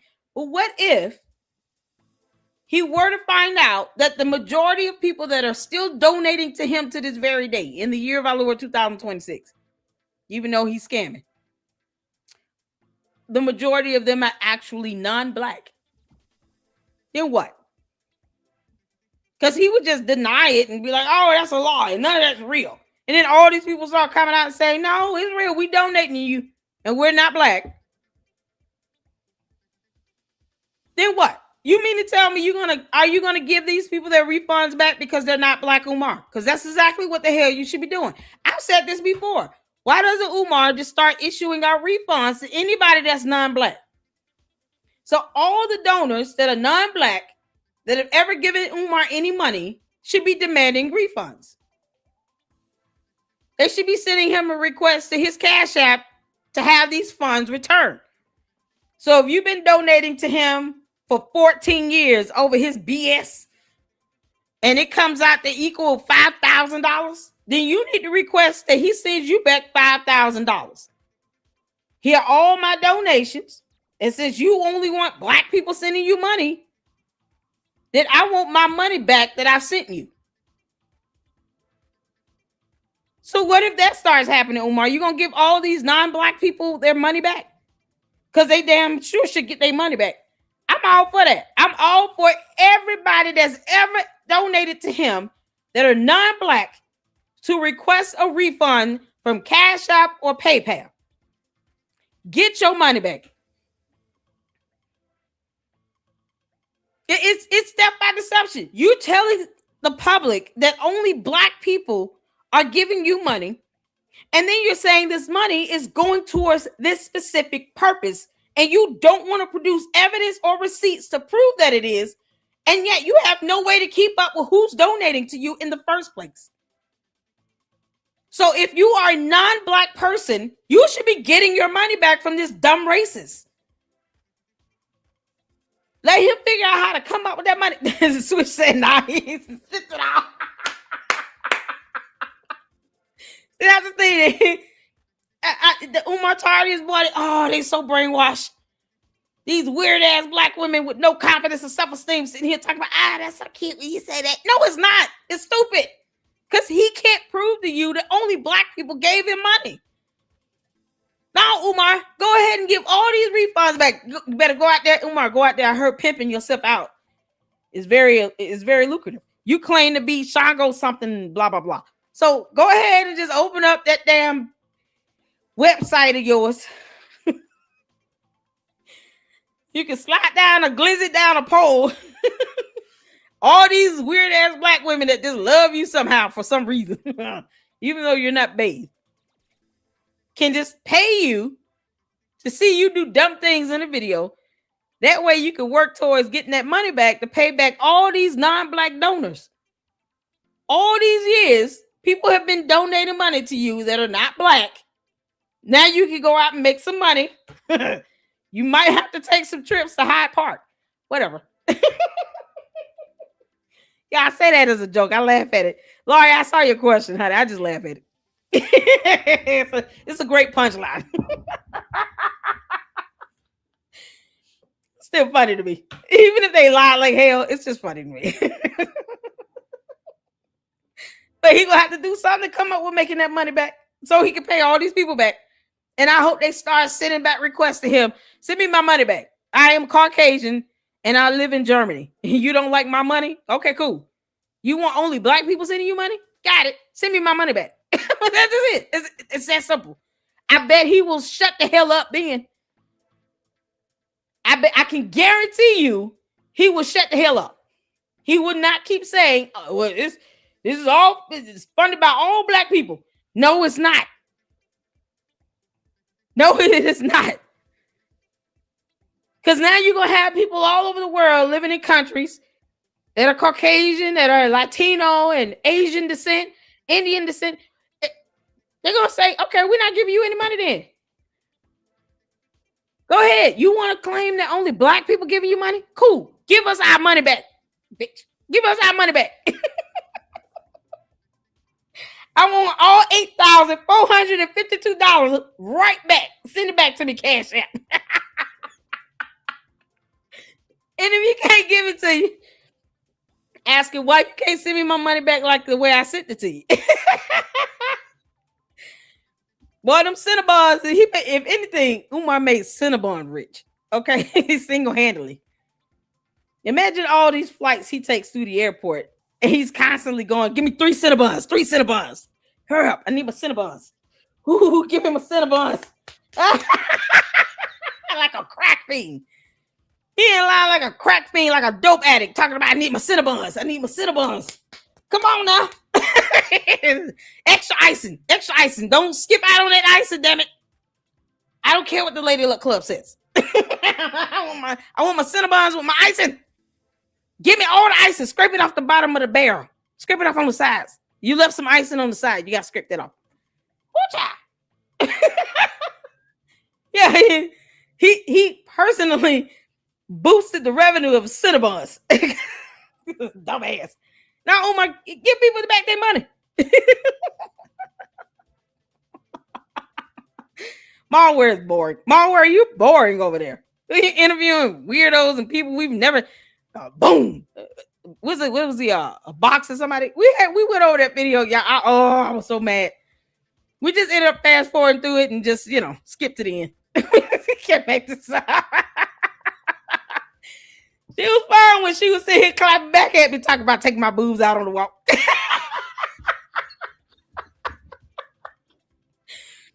Oh, Malware, the times we had laughing at you, you see, Turtle. Hey, baby. Hey, baby, how you doing? It's nice to see you. Hi. Good afternoon. Likewise. No hugs, please. Hey, look, they comes right here. He comes right here. We having a conversation. How you? Come on, turn here. Okay. Yeah. So, Why you don't have a black woman? because I fell in love with a white woman, not a black. Why didn't you fall in love with a black woman? I fell in love with a black woman. We broke up. Okay, and why didn't you fall in love with another black woman? I did that too. We broke up. Okay, and why didn't you get another one and another one and another one until you found the right one? Because I met a white woman that I fell in love with, and that's the person. And you're being disingenuous about something. And let me tell you what you're being disingenuous about. Romance is a function of focus and opportunity. If I want to date an Asian, I'm going to put myself around Asian women so I can find one. If I want to date a Latino, I'm going to put myself around Latino women so I can date one. If you wanted to marry a black woman, you would have put yourself around black women so you can find one. So how did you end up with the Caucasian? No disrespect to her. No, not at all. What I'm telling you is the places that I go socially are not just monolithic. So what? I went to a white college, white job. I never bunny hopped. Listen to my question. Let me answer you. That wasn't my priority. My priority wasn't, I'm not closed off to dating Latino women. I'm not closed off to dating Asian women. I'm not closed off to dating white women. So again, in my search for romance, all of those things were on the table. But you do understand that by not being with a black woman, you undermine the success of the black community. That's your opinion. That's my opinion. Then tell me how the black community benefits from you having a white woman. Absolutely not. Because if that were true, why do I get so many requests for help from white parents? Why do I get so many requests for help from Asian parents, Arab parents? They don't have a problem texting my phone saying, hey, can I pay this consultation? I need you to look at my child's psychological evaluation. I never get apprehension from white parents when they need my help. But you're not licensed or certified, you dumbass. I can't believe this. He literally said, what benefit is it to the black community for you to be married to a white woman? Umar, do you pay his mortgage? Are you paying this boy's mortgage or rent? He act like he putting this man through school. I pay your bills for you and your wife. What you mean? What benefit is it of it to you, Umar, for him to marry a black woman? It's like, oh, you can't make this stuff up. Did y'all hear this dumb shit? Woman, you would have put yourself around black women so you can find one. So how did you end up with the Caucasian? No disrespect to her. No, not at all. What I'm telling you is the places that I go socially are not just monolithic. So what? I went to a white college, white job. I never bunny hopped. Listen to my question. Let me answer you. That wasn't my priority. My priority wasn't, I'm not closed off to dating Latino women. I'm not closed off to dating Asian women. I'm not closed off to dating white women. So again, in my search for romance, all of those things were on the table. But you do understand that by not being with a black woman, you undermine the success of the black community. That's your opinion. That's my opinion. Then tell me how the black community benefits from you having a white woman. Absolutely not. Because if that were true. How does anyone benefit from him having a black woman? This man married who he wanted to marry. He married who he fell in love with. He has no personal effect on Umar at all. Umar doesn't have to pay this man's bills. Umar act like he paid for this man's wedding. I'm only going to pay for the wedding cake if you're marrying a black woman. Otherwise, I'm not paying for shit. Like, what do you mean? What kind of stupid ass question is this? His argument is dumb. Umar's argument is dumb. There is no benefit to him marrying black or white upon the black community because this man does not have to pay our bills and we don't have to pay his. He has no direct effect on us. I don't have to take care of this couple, whoever they are. I don't even know who this person is. Who's this guy you talking to? Yo, you can't make this stuff is ridiculous. But yet it's still, if that man is committed and faithful to his wife and he never puts his hands on her, he's already a better man than you, Umar. This man who married a white woman, loves her, respects her, he's faithful and committed to her, does not cheat on her, and he does not put his hands on her, and he helps her take care of any child. He helps to procreate with her. He's already a better man than you. That you mean? This is so crazy. What was this? Joe Budden had that crap on his podcast. That Joe Budden about as bad as the Breakfast Club. What is he doing? I can't Lee had that shit on his. He had Joe Budden had that on his podcast. Joe Budden, what are you doing? Why do you care what Umar thinks? His ass is unemployed. Umar is unemployed. Umar has no job. He doesn't have a job. He doesn't even go see his daughter in the hospital when she get hit with a brick on live stream. He can't say, I didn't know this happened, because there's a video where this happened on live stream. Millions of people around the world can watch what happened to her in the video. And he could not go to her aid and go to the hospital to go see her. And yet he want to sit here and try to ridicule somebody on Joe Budden's podcast. Man, oh, this is ridiculous. This is so ridiculous. His fake outrage is stupid. Umar's fake outrage is so dumb. There's no logic to that. He's a better man than you, Umar, because he chooses to be faithful, committed. He fell in love with her, and he takes care of the kids he had with her, I'm sure. I'm sure no judge has ever ordered him to supervise visitation either. I'm sure that's never happened. Boy, this is something else. Francisco, shout out to you, girl. Oh, y'all. Shout out to the mods up in here, y'all. He is not undermining the black race because their kids are still being black. And Umar is antiquated, and he will stay so when the U.S. government, like the UK government and other countries, exactly, recognize mixed race as an ethnicity. It's the fact that he thinks that he gets to dictate who people marry when he does not have any direct effect on their household. He doesn't even want to get a job. RT said, as an insider, Joe Budden does not believe in Umar. Why is he platforming him then? Why was he over there? It's just hard to believe Joe Budden cared about anything Umar has to say. I thought I heard him say that Umar was a scammer. Yo, this is something that he would be the chubby. God, Mark Lamont here is on a podcast too. He pretends he doesn't know Umar is full of shit. Oh, he knows. I've done a video about Mark Lamont here with his simping ass. He's a simp and tries to sound educated and just as stupid as it can be. They should not platform him. I don't get it. And this simp right here always platforming him, and he goes there and says the dumbest shit. Charlamagne, you gonna let your kids go to FDMG? Why do I get so many requests for help from white parents? Right. Why do I get so many requests for help from Asian parents, Arab parents? They don't have a problem texting my phone saying, hey, can I pay this consultation? I need you to look at my child's psychological evaluation. I never get apprehension from white parents when they need my help on special education or mental health cases. You see what I'm saying? So if it were that bad, I would assume they would not be reaching out to me. They have no issue reaching out to me, and they don't go through a filter. They come direct. Even the snow bunnies. Listen, I know how you feel about that. I need help with my son. He's a white boy, blonde hair, blue eyes. Will you help us? Pay the fee, I got you. And if you hated them, you wouldn't offer the help. Why would I help them at all? You see what I'm saying? And some of them buy my book too. They say, hey, I know your book is towards black families, but the information in there, we can use it too. Always talks about the destruction of the black family and how that is detrimental to the black community. Meanwhile, next point, he's a deadbeat. Yeah, I said what I said. I meant what I said. I'm gonna say it again. The man is a deadbeat. My daughter's mothers felt they should have become my wife purely due to pregnancy. And I told them I would not make a lifelong decision about who I'm going to spend the rest of my life with purely based on pregnancy. I said we can continue to explore, to date. I would like to move in with you. We have to learn more about each other before we decide to spend the rest of our lives together. And they arrogantly said, it ain't going to work that way. I need to be your wife, and I need to be your wife now. Had they been a little bit more patient and humble with me, either one, they would have became my wife. I wasn't there for my daughter. And she may expose me on one of these podcasts one day and say, what? Daddy. Umar, you're so stupid. You said had they been more patient, you would have married them. Either you wanted to marry them or you didn't. You have people that got married within a very short period of time that been married for 20, 30 years. I'm not saying people should just rush into a marriage. But if you procreated with them and you felt like living with them and moving in with them was sufficient,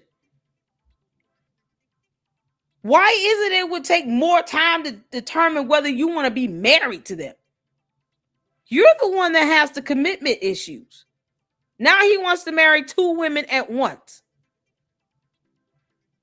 His bum ass, what you gonna do? You ain't gonna be able to take care of him. He that findeth a wife findeth a good thing. His ass is not trying to be married. And you sit out here talking about I was in there for my daughters. They probably gonna blast me out. Which is exactly what one of them did. I don't even know about the other one. The daughter is not lying. And the Umar Tardians, they act like this video here doesn't exist. Funny how they want to pretend like he didn't say this himself. To the Umar Tardians, Umar said this himself. He was not there for his daughters. Honestly, you can just get court documents to see that order for supervised visitation. He said it himself. So why would the Umar Tardians go after the daughter to try to make it seem like she should be in agreement that he was there for her when he wasn't? He said so himself. These words came out of his mouth. We just use his words against him. That's what we do here. You're the reason I can't find good black love because you never validated me as a woman. Spend the rest of our lives together. And they arrogantly said, it ain't going to work that way. I need to be your wife, and I need to be your wife now. Had they been a little bit more patient and humble with me, either one, they would have became my wife. Because, you know, it's their fault. And she may expose me on one of these podcasts one day and say, Daddy, you're the reason I can't find good black love because you never validated me as a woman. Exactly. So I just wanted to come on here with a small, short announcement. I just want to start this video off by saying I'm not trying to get clout. I literally just want to have a conversation with my father. My biological father is Dr. Umar. He has another daughter. I tried to contact him about, getting to know my sister on my dad's side. I asked him if he knows her or if he has her number. He ignored me and never responded. I'm 22 years old now. My dad has never been to anything important, no graduation, no birthday parties, nothing. He has not been in my life. But I'm smart enough and logical enough to know that you would never reach out to me because you don't have my phone number. And I'm pretty sure you wouldn't try to reach out to me because for what? I don't want anything out of you. I want nothing but a conversation. Forget the relationship. I really don't care too much about that at this point. I just wanted a conversation out of you and you shut me down. You ignored me. You should never be too busy for your daughter ever in life. So I just wanted to make this video to just try to, I guess, somehow find my sister on my dad's side. So if you see this, please reach out to me. I haven't seen Umar since I was I had to be like 9, 10 years old. It's been over a decade. Y'all gotta understand, Umar is the biggest black activist in America, and he's building a school. He's not. He's not. He's not. He's not. He's not. He's not. He's not. Umar got my number from when I was texting him when that whole situation happened. Umar is not trying to help me at all. Matter of fact, I don't even have that number. He know my Instagram. He can DM me. He hasn't done that because he don't give two fucks about me. And instead of telling the internet, I don't give two fucks about my daughter, he rather get on here and lie and pretend like he's trying to help me out. He's not. He's not trying to help me. And if he was, y'all know, I would post about it. I would let y'all know so y'all can see another side of him. But that's not true. He's not trying to help me. And I will. And for her to say this is it shows that deep down, every child longs for both parents, right? Us daughters, we want our fathers in our lives. We want to have relations with our mothers. We need both parents. Kids need both parents. We need that balance. But you can see she's saying, and you can hear just the rationale and the logic in this. If he were spending time with me, I would post about it because I want people to see the other side of him.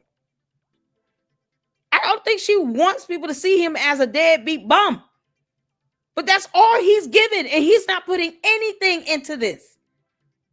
He's not investing anything. He won't even respond to a message. But he will sit here and ask the entirety of the internet, has anyone heard from Baby Smurf? And the fact that you got these Umar Tardians trying to defend this, for what? Why are you defending this? As opposed to getting in his ass about not being there for his daughter. Why are you going after his daughter, trying to force her to believe that her father is helping her when he's not? He said so himself. He said so himself. And he even said she's probably going to unload on me and expose me. He's a deadbeat. He's proud of it. You don't sit back and let a judge order you to supervise visitation and not try to fight that in court if you are a loving parent and you want to be in your child's life. Any other real father would have an issue with that. Yana, you sentencing me to what now? I got to have supervision when I see my own child. Why? Most fathers will fight that to the brick, tooth and nail. and would not give up. He's like, whatever. And have to have people come look for him when it comes to child support. Because he's a bum. What the hell? And people trying to argue with her and force her to believe your daddy is there for you. No, he's not. In your reality, he might be there for you. You dumbass. He doesn't even pay your rent. What? Really like if people would stop running off with the narrative like she's trying to help me because it's not. I said we would expand upon this in this video, and here we are. If you guys did not do your own research from my last video, when I'm telling you right now, this shit right here is crazy. So Dr. Umar has a daughter, and I'm very sure he more than likely has other kids out there that we do not know anything about. In my personal opinion, I think he does, and I think he might be paying them off, or the people that he may have had these children with are terrified to speak out, because this shit right here is crazy. His daughter came out speaking about how he was a deadbeat, he didn't do anything for him, and his response. I have a question about your daughter, Yes. Lisa. So that unfolded online, Yes. right? First of all, we've been in contact throughout her life by phone. And every time I try to get to see my daughter, she never shows up. Why? Because her mother raised her to not like me. And the reason her mother raised her to not like me is her mother told me to my face, God is my witness and my ancestors. are Punk ass. if you do not marry me, it will be both of us or neither one of us. She told me Stop it. Stop it. You out your damn mind. And he has no evidence on this, by the way. No evidence on this. None. Not one text, email, nothing. Not a court document, nothing he can show to prove this shit. It's so stupid. She said, I'm an adult now. She was 22 years old. She doesn't need her mother to talk to you. She said that she just wanted a conversation with you. She's not seeking a relationship with you. She doesn't need to go through her mother. She's a grown woman.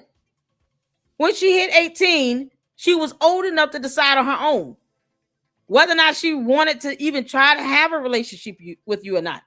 But you didn't even want to communicate for a conversation or let her meet her sister.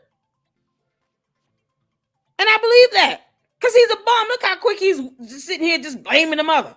Why are you even doing that? It's unnecessary to bring the mother up when the daughter is over 21 years old. The mother is irrelevant. She can't force her daughter not to reach out to you if she actually did that. Every time she was supposed to meet up with me. What about now when she's 21, 22 years old? How old is the daughter now? You letting some 25-year-old take care of your mother that you met randomly off the internet because, you know, cookies and peach cobbler and smashing. But yet your daughter, who's about the same age, is sitting here saying, I just want a conversation. And he didn't even respond to my messages. She's 23. Oh, thank you, Francisca. But he'll sit here and smash a 25-year-old. This is disgusting, Umar. You stupid ape. I would not be in my daughter's life. I took her to court. I got all the paperwork, a file like this, and the court would never arrest her. They would never find her. I remember one day the judge said, I got the biggest file in my court. Contempt of court orders. You can't. She's 22. What are you going to court for? After 18, the custody does not matter anymore. It is up to the child to see you and spend time with you after 18. In every state in the U.S., once you become an adult, you don't need to have a custody agreement. So for 4 good years, you could have had a conversation with her from the time she hit 18. And you talking about going to court and custody. What about now?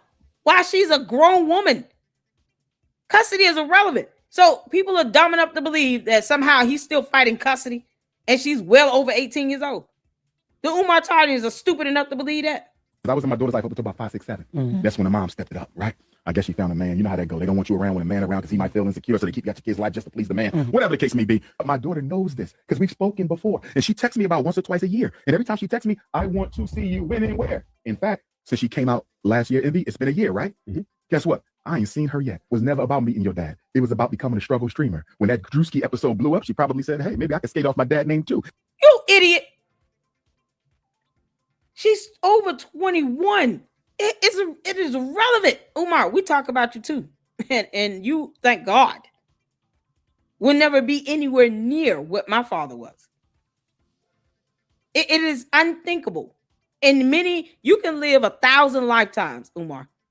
You will never be an 18th of what my father was, period. And we still gonna talk about you over here. So what the hell does that mean? And that's exactly what she did. You told the whole world you got some questions. Well, guess what, princess? Your daddy been trying to meet with you face to face since you call yourself exposing me. I love my child. Let me say that.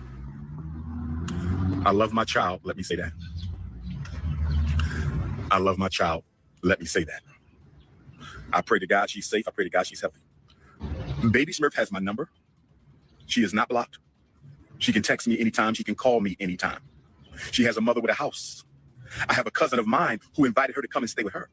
Baby Smurf don't want a place to stay. Baby Smurf has places to stay. And I pray my daughter is well. I pray she's well. But I need y'all to understand something. If she want her father's help, she can have her father's help. If she want her mother's help, I think she can have her mother's help. I've had relatives It's not about her mother. she don't want to be helped. It's not about her mother. You keep trying to bring and rope her mother into this because your dumb, bitter ass can't get over the mother. Get over it. You chose not to marry the woman. And yet he keeps bringing up the mother. Ironic, ain't it? How this piece of crap bum can't get a job. But whenever it comes out to his grown 20-some-year-old daughter saying, I just want to have a conversation, and he didn't even respond to me because he knows it sounds bad. He knows it sounds bad for his daughter to be on any social media platform saying, I reached out to this dumb bastard to talk to me and have a conversation with me, not even trying to have a relationship with him. And he didn't even respond to me. The idea of blocking her sounds about right because he blocks people that says anything he doesn't like. You didn't go visit her in the hospital though when you could have. The one point in life where she's vulnerable, she's just been injured. You could have went to visit her in the hospital. And guess what would have happened? Either she would have allowed you to come in and visit her or would have told the nursing staff, send him away. I don't want to see him. Either one would have happened. As opposed to you just going out there to at least say, I'm here. I'm in the waiting room, lobby area. I want to see you if you want me to come back. I want to see how you're doing. I saw you get hit with a brick on live stream. I'm here to see you and check on you. One or two things would have happened. Let him back, come on back. Or, no, I don't want you to come back here. Or you could wait and let me get discharged, then I'll see you. But he didn't even try. He doesn't even try. He's a parent, and he's not trying. And sitting here blaming it on her mother. Her mother has nothing to do with this. No, I'm out of it. She's 18 years old. If she wants to talk to you, that's on her. I can't stop her from calling and reaching out to you. She's a grown woman. But yeah, he's still blaming it on the mother because he's a punk ass. You're trifling as hell, Umar. She loves the attention that she gets on the struggle streams. She's called me out my name. She's disrespected me, but she's still my child. She's not honest about a lot of things. She knows why I wasn't there. She knows her mother kept me out of her life, so she's very dishonest. She told somebody on an interview this morning or yesterday that I wasn't there when she was born. Complete lie. I'm the first person to hold her after the white doctor. Complete lie. I'm the first person to hold her after the white doctor. I had her more than her mother had her first 5 years of her life. But if she wants to lie, she can keep on lying. I understand her loyalty is to her mother, and because her loyalty is to her mother, she can keep on lying. But that's not the point.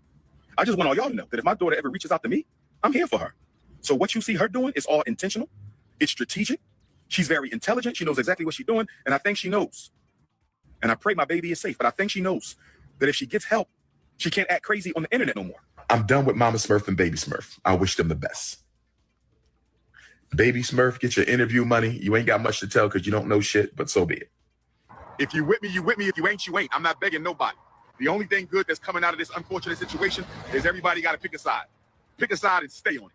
Y'all, this is what my dad responded to me. Good evening, Princess. Although I am very disappointed in your online behavior, I want to have lunch with you and your mother next Thursday or Friday. Please have her text me the day, time, and location for our meeting. You deserve to hear all of the truth from us together. We have much to discuss. I look forward to building the relationship with you that she never allowed us to have. With love, your father. So you decide to reach out to me because I outed you. You had all this time, you had all these chances to reach out to your daughter, but because I outed you on social media, now you want to sit down for lunch? You're a fraud. You're a hypocrite. You are everything that you say that you aren't. And you got on live responding to me, talking about some struggle stream, talking about some, oh, I'm known in North Philly. If y'all needed to find me, y'all could have found me. Why the what do I have to find you for, sir? When you're my dad. right? Like, now you want to have a talk because I outed you. Hold black men accountable. Ladies and gentlemen. Ladies and gentlemen. Can we say even a 24-year-old knows how to hold his ass accountable? Now you want to send a message because you embarrassed and you know you look like a deadbeat that you are, Umar. You dumb Oompa Loompa. Now you want to have lunch? How about just visiting her in the hospital again?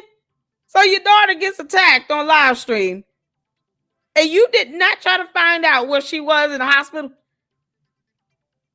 Come on, daddy gonna take care of you in the hotel. Where you saying at? I'm gonna get you some lunch and some soup. Gonna make sure we clean your bandages up, all this other stuff. She would have recorded that whole thing. She probably would have vlogged it. And you didn't even try. And you want to say it about, well, mama won't let me see her. She's 24. Hold black men accountable. Oh my God. Umar, are you going to give people their money back if they're non-black and they've been donating to you all these years? That's all I want to know at this point, because we've come to the consensus that you're a deadbeat. He's a deadbeat.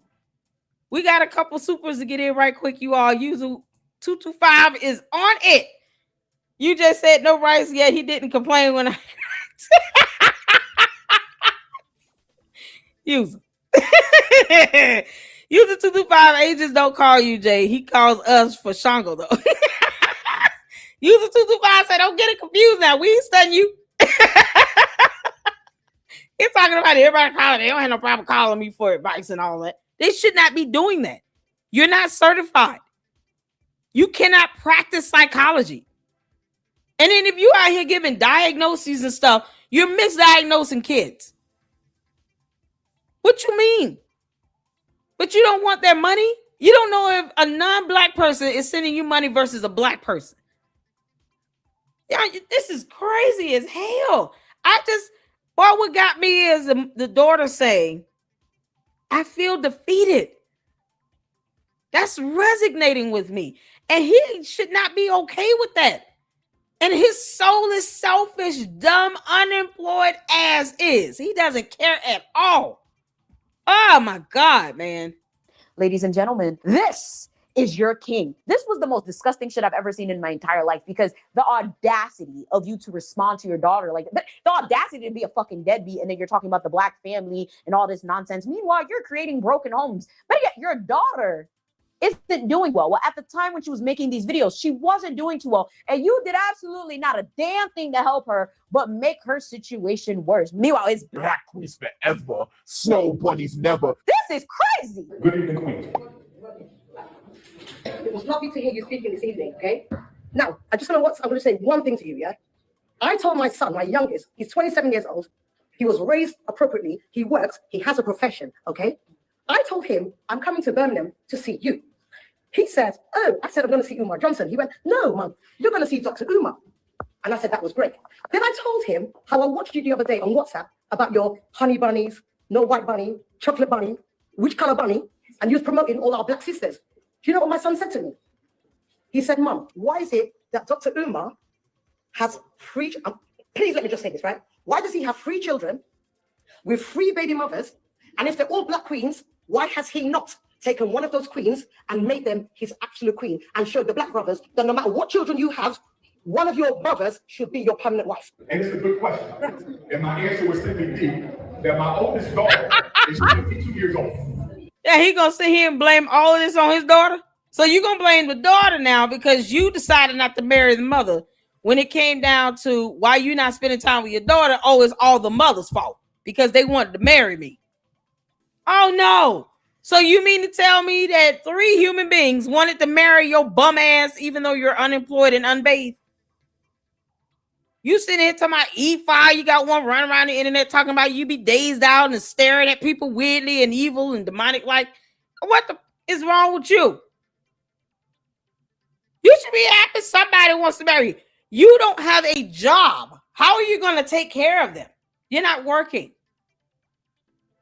These little podcast shows you're doing, they're not paying him enough to sit here and pay mortgage and take care of a family. But yet he gets mad when he's ordered to pay child support. Because, for some reason he thinks that you don't need money to raise kids. Can't make this up. There's no need to marry her mother, and there's reasons why I didn't marry her mother. And my 13-year-old princess is the only juvenile child that I have. My oldest is grown now. So it's really only one whose mother I would need to marry, and I'm not going to go into why. Just know that my mission dictates that our marriage can be a support to my brother. I can't. Gotta be a support to him. You know why it's taking me so long to get married? Because the queens I need don't travel together. The queens I need don't come to me as a pair. Lord have mercy. See, I need the queens to find each other and then find me. I need 2 5'5" extra thick in the thigh, voluptuous, intelligent, all natural from head to toe queens to find me as a team. Dr. Umar, we are a team. I want to date my queens as a team. This is the co-wife right here. We the co-wife. This is the co-wife couple you need. Y'all want me to mix and match. That's what's taking me so long. I got to mix and match. This nigga is a clown. What? Oh my God. Oh my God. If you already made it to this part of the video, please comment a clown emoji down below. I'm sitting here editing this like, that's your response? You would have been better off just ignoring her. This is a joke. I don't even know. Just anything but this. Let us not forget, Dr. Umar did have 2 wives once upon a time. I genuinely cannot find too much information. Were they about this. real? However, he had a block party for FDMZ, and he allegedly had a whole. Wait, what 2 wives did he have? Let me guess. He's picking them based on how much money they make. Because you gotta feed his ass. Oompa Loompa out here marrying random people. Yo. Well, I mean, I don't know. I'm trying to figure out if this was a prank, if this was a stunt. I'll see what I can find and I'll pay here. Can they queens before us? Yes. Look how gorgeous they Look at the way the fabric drapes. See the shoulder piece right there? Yeah, it's looking lovely. Dr. Umar always said, "Go ahead, more than one wife, y'all." This isn't real. Congratulations. Oh, stop it. He did not marry them legally. Not in the state of Delaware or the Commonwealth of Pennsylvania, because it's illegal. What the hell? This is not real. This is fake. You can't have. Thank you, Ed. You can't legally have 2 wives in the U.S. You can't make this stuff up. This idiot actually thinks that legally you can pull this off. No. My brain hurts, man. This is why. Oh, this is not a legal wedding. It's polygamy. Oh, bigamy. Yeah, it's bigamy. It's 2 people. Poly is more than 2. But it's still fact that you talking about. Why are you not marrying just one? What in the world? First of all, if they can't even manage to ensure that he's employed and he can financially care for them, why would they even pull the stunt with him? This is so stupid. It makes these low self-esteem women look dumb. You think their fathers would be there giving them away to him like this? They'd be like, what the hell is this? He ain't got no damn job. What you mean? I'm not giving you away to that. He got 3 kids. He don't take care of none of them. And he does not have a job. What you doing? So you going to be taking care of his ass. I'm not giving you away to him. What you mean? You better go and try again.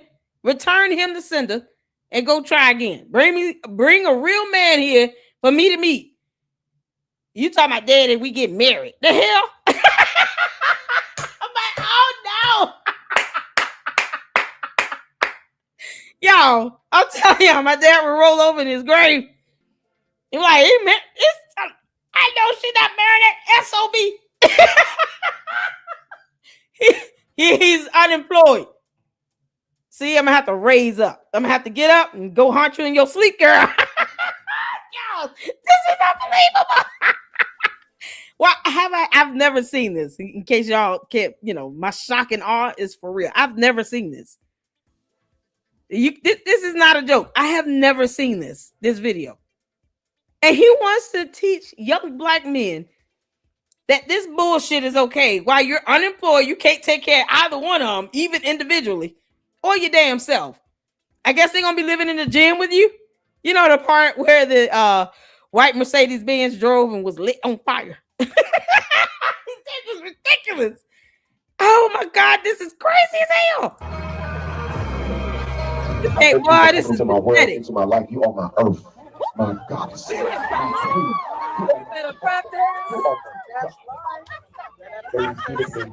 Help me build the Frederick Douglass Marcus Garvey family. I'm gonna let y'all fight it off over who want to be in charge of the small school or who gonna be in charge of the big school. And you are the only two I need. You are the left side of my heart, and you are the right. All right, Umar. Now it's time. Will you place the ring on the queen's finger? You get something. It's a place for the ring. Yes, my first, my last, my everything. Oh yeah, that's right. Oh yeah.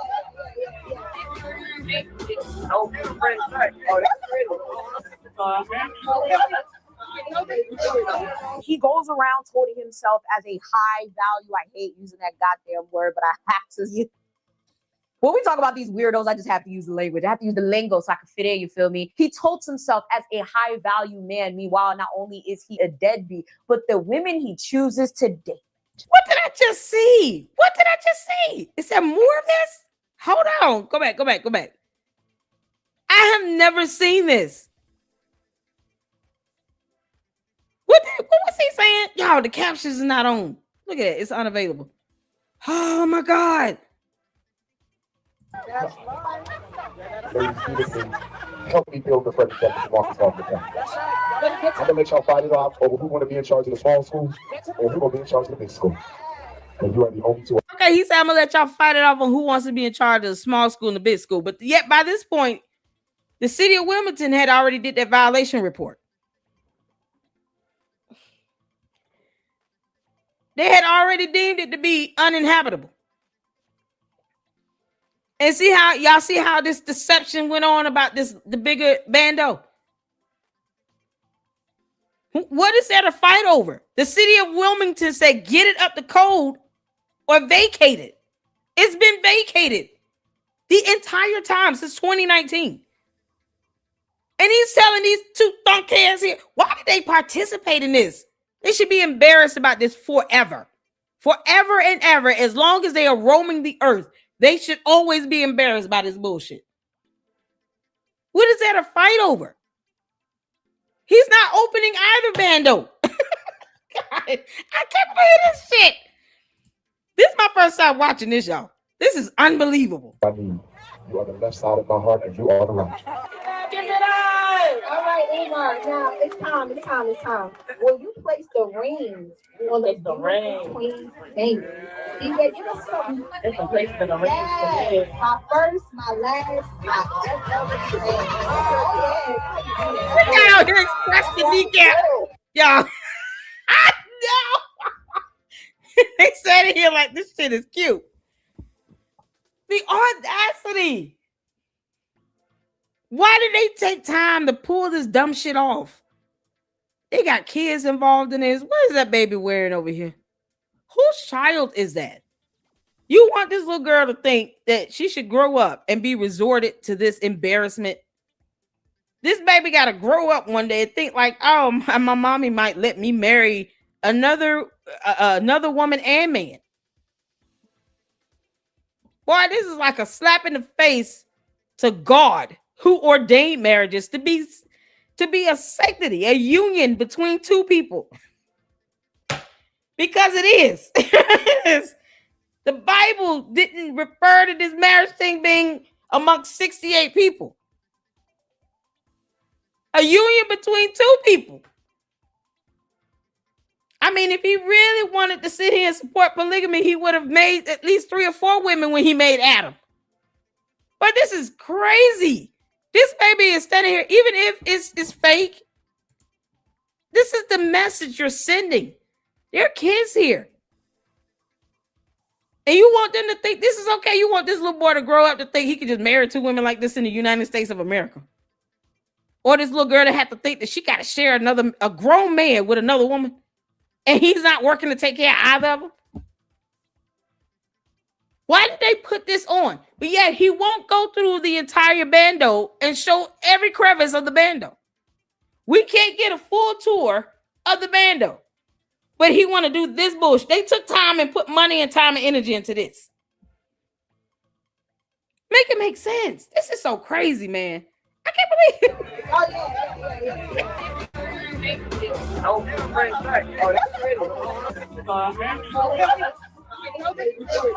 He goes around touting himself as a high value. I hate using that goddamn word, but I have to.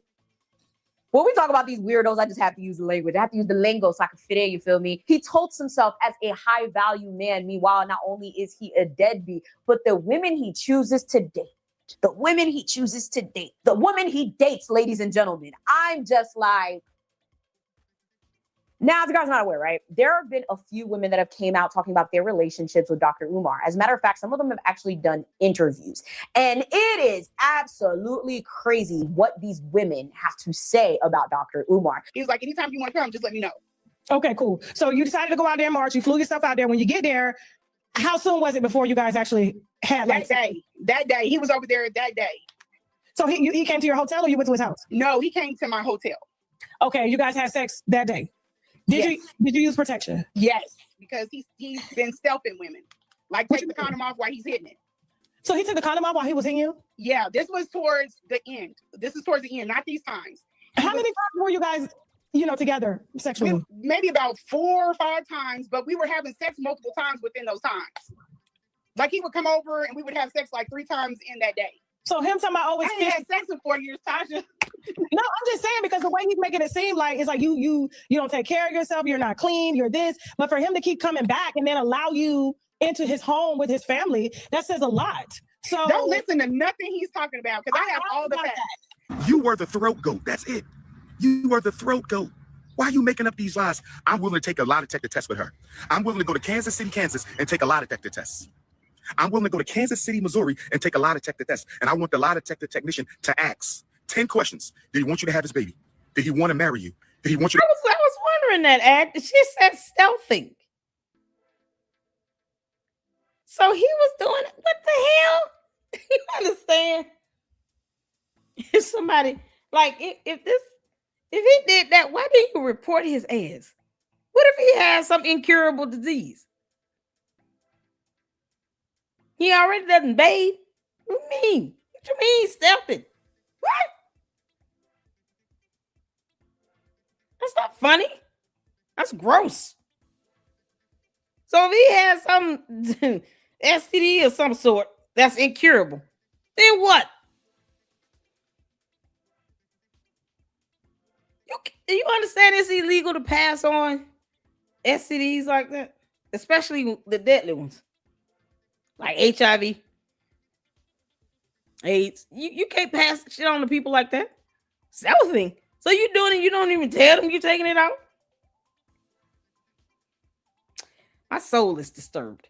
have his baby? Did he masturbate in front of you? Did he do drugs in front of you? Did he hit you raw? Did he go down on your funky, sardine, rat-infested, smelling like the worst fish tank never cleaned? Did he go down on? I think I posted on Facebook on my story, like, oh, Umar, I want to join the movement. But like, you know, I didn't really know, like, you know, the memes or lyrics. I'm not really heavily on Instagram and stuff. So I didn't know he already had all these scandals already out there about him, you know? So I was just like, I want to join the movement. This is about February 2025, you know? And I said, I want to join the movement. And like, I really am inspired by like Black activists or like, you know, late Black activists or like, you know, psychology, like philosophers, psychologists. I even went to school for a few semesters for that. So I was inspired by him and I had DM'd him.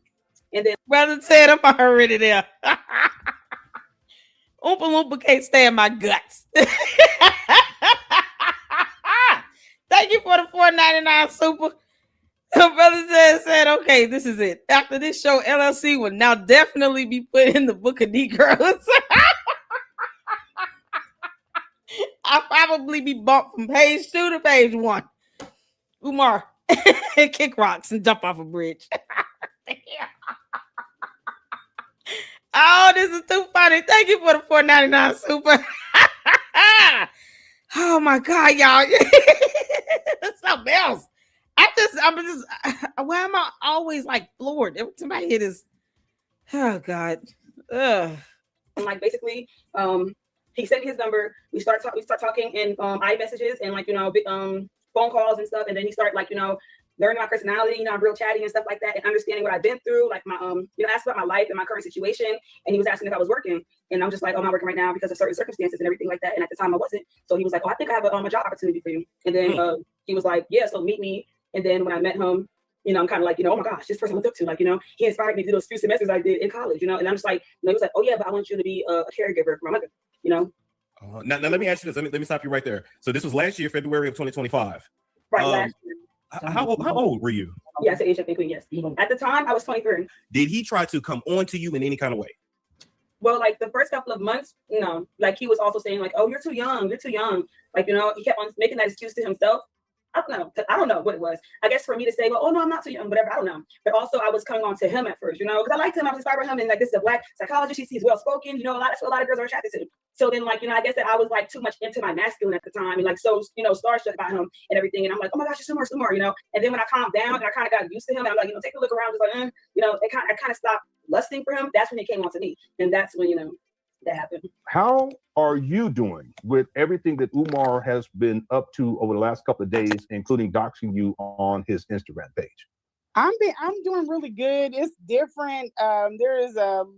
My family has been awesome. The city's been awesome. My family's been awesome. Job's been awesome. Nobody is really surprised. A ton of DMs, just like he's crazy. Something's wrong with him. How did you stay in that space? How do you deal with someone like that? And I just say I've dealt with it. I'm kind of numb to it.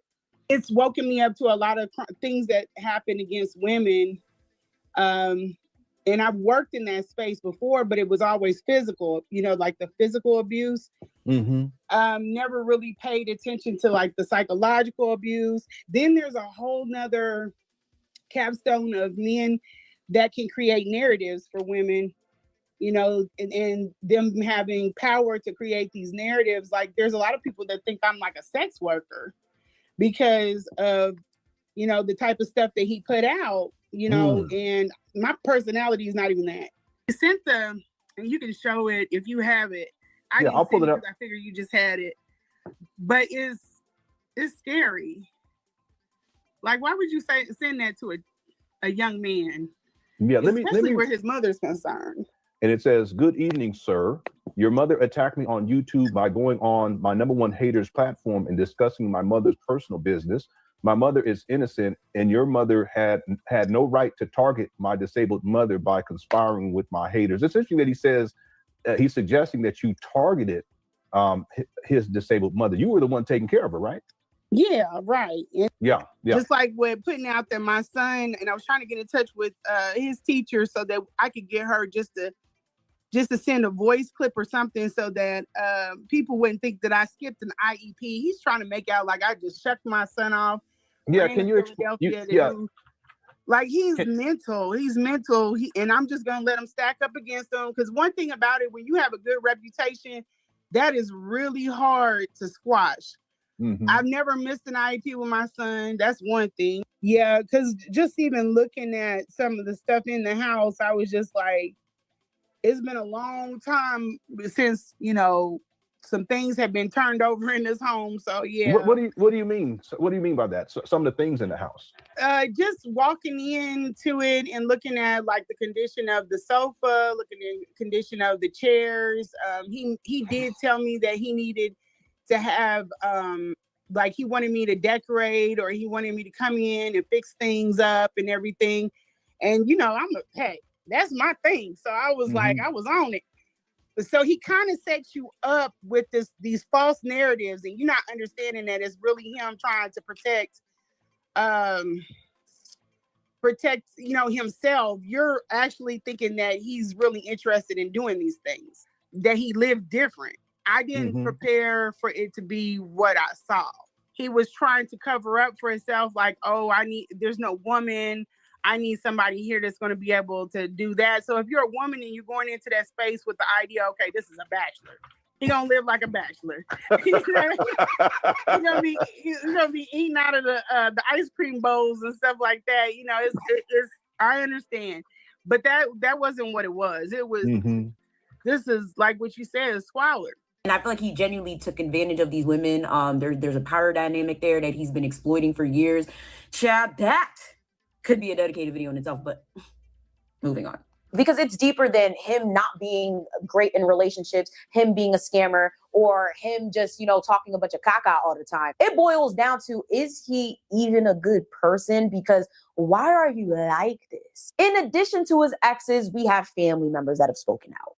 Right, my name, obviously Robert McKenzie. I'm 29 years old, based out of Lincoln, Philadelphia, PA. I am the nephew of Dr. Umar Johnson. So if you do see his book, his first book, The Holocaust of Black Boys, in a eulogy, he have his nephew and niece, Quinshea and Robert. I am Robert. That is me. I literally been, I would say raised by Umar, but more so placed in certain situations that allowed me to become the man that I am today because of Umar. But he definitely wasn't as I got older, wasn't as involved in my life. But more so pertaining to like my grandma. Umar had full authority of my grandma and everything like that. Me and my family been going on some quests trying to see how my grandma is doing and things like that. But just to give you a little brief background about myself, like I said, I'm from Philadelphia. I went to Afrocentric schools my whole life. I went to the only Afrocentric schools ever in America because of Dr. Umar. I went to the same college as Dr. Umar at Millersville University because of Dr. Umar. The schools that I went to because Dr. Umar was the psychologist of the schools that I went to. Also, every school that I did went to, as far as Waukesha Charter School, St. Cobra Freedom Academy Charter School. These are African American culture schools. I went to a lot of places. To a lot of places because of Umar. I went to a lot of grave sites. Frederick Douglass is my fifth great uncle. I know the Nguzo Saba. I know how to talk Kiswahili. I know how to pour libations. So he out here claiming Frederick Douglass as a relative as well. What? Why? Did he not tell you, young man, that a genetic test was done and you all not genetically linked? Why do this? Why do this? I understand his advocacy to see his grandmother. But at some point, this fight has to go to a court of law where you're challenging his so-called power of attorney. That's if he even has one. And you tell the judge, this idiot is keeping all of us from seeing her for no damn reason. And you just said that Frederick Douglass is your some fifth generational something uncle. You know you have to prove that, right? Because 10 years ago, the descendants of Frederick Douglass told your uncle to kick rocks and go to hell. It's like, dude, don't fall down that lane. Sitting here lying and capping on something that science, DNA and genetics, has already said is not a thing. Don't start capping on that crap. What's wrong with you? No one is a black Hebrew. What are you talking about? Don't put that comment up in here. Don't spam my chat. You're not black Israelite. What are you talking about? But why would you even say that? Don't repeat that. Everything. Listen. Your uncle's not a good person. He's a deadbeat. He didn't raise his own kids. And whatever little he did for you, he didn't do it for his own children. So why don't the nephew go and just get a DNA test done, and then he can double down on this evidence that would prove he's not related to Frederick Douglass.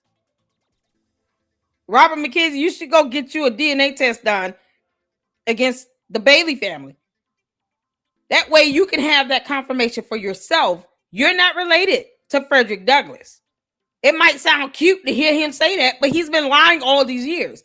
Your uncle is not a good person. And there's nothing wrong with saying, I don't want to be like him. I want to be better than him. Start with telling the truth. Don't keep lying like your uncle. Oh, that goddamn lie. Stop lying. I almost cuss. Lord forgive me. I can't stand the lying. He's been lying about this for 10 years. He's been lying about this for 10 years. And it's a stupid lie.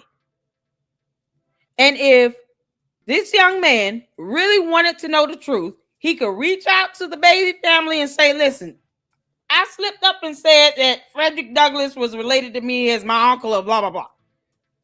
I would love to surrender some DNA for a DNA test to be done so I can have confirmation. I can have confirmation that we are not descendants or kinsmen of Frederick Douglass. And in that way, you can have that for yourself. And you don't have to do this. Don't sit here keep lying. Your uncle has been lying for 10 years about that bull. And they're sick of it. They put out a whole statement. They clowned him out. It was like, we would never even acknowledge you. You don't like yourself. You don't like black women. You sit here, you go out and you throw out this racist rhetoric. Our descendant Frederick Douglass was married to a white woman. And you sit here talking about, oh, nobody should be there should be no interracial marriages. He wants us to go back to pre-1967. It's like, no. Young man, you have got to go and get a DNA test done. Science is not lying. DNA, genetics does not lie. If you believe that your sister is related to you genetically as your sister, then you should believe when science says that you're not related to Frederick Douglass, because he is not the grandpappy. We did Mari already. He is not the great grandpappy. The test results have come in. You are not related to Frederick Douglass at all. You gotta stop. Your uncle's about to get you effed out. If you get named in a lawsuit with him, then what? Because you cannot afford to pay Terrence Bailey or any descendant of Frederick Douglass any money for defamation, because your dumbass uncle is sullying their good name and lying about being a kinsman or related or somehow genetically linked to Frederick Douglass when he's not. And DNA test has already proven that.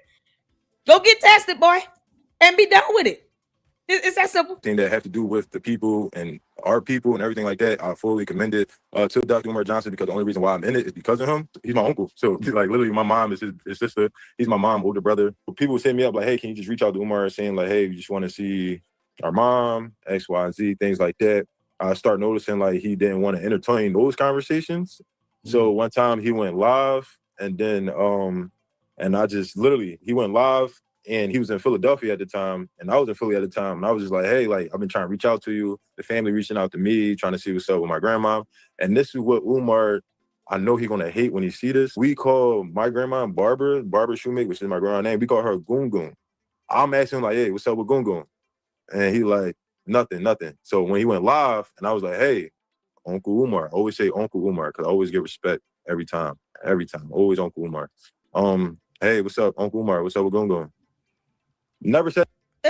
Well, you don't have uncle, daddy, nephew, whatever. That's so irrelevant. He won't let you see your grandmother. You why don't you just call him and say man to man? Let me tell you something. I don't know what it is about everybody else in this family. Why won't you sit here and let us see our grandmother / mother? What is the matter with you? You barely there. You on everybody's podcast and you won't.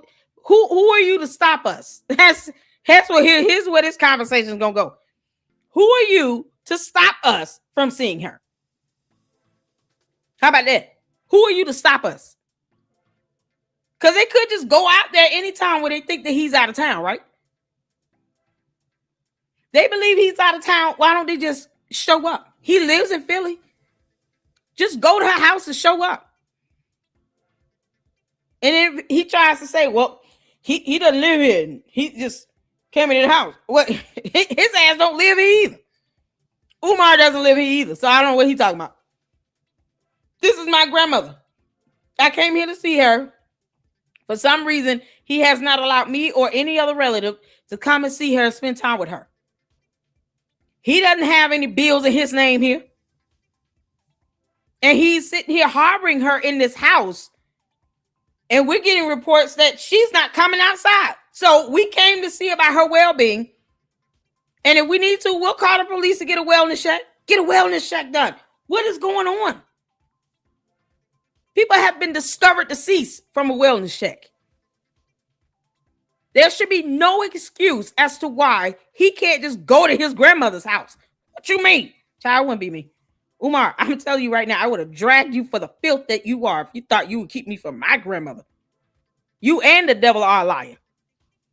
You can't make this stuff up. None in the live, never replied in the live, nothing. I go back to his page, like at the end of the live, I couldn't find his page no more. He blocked you.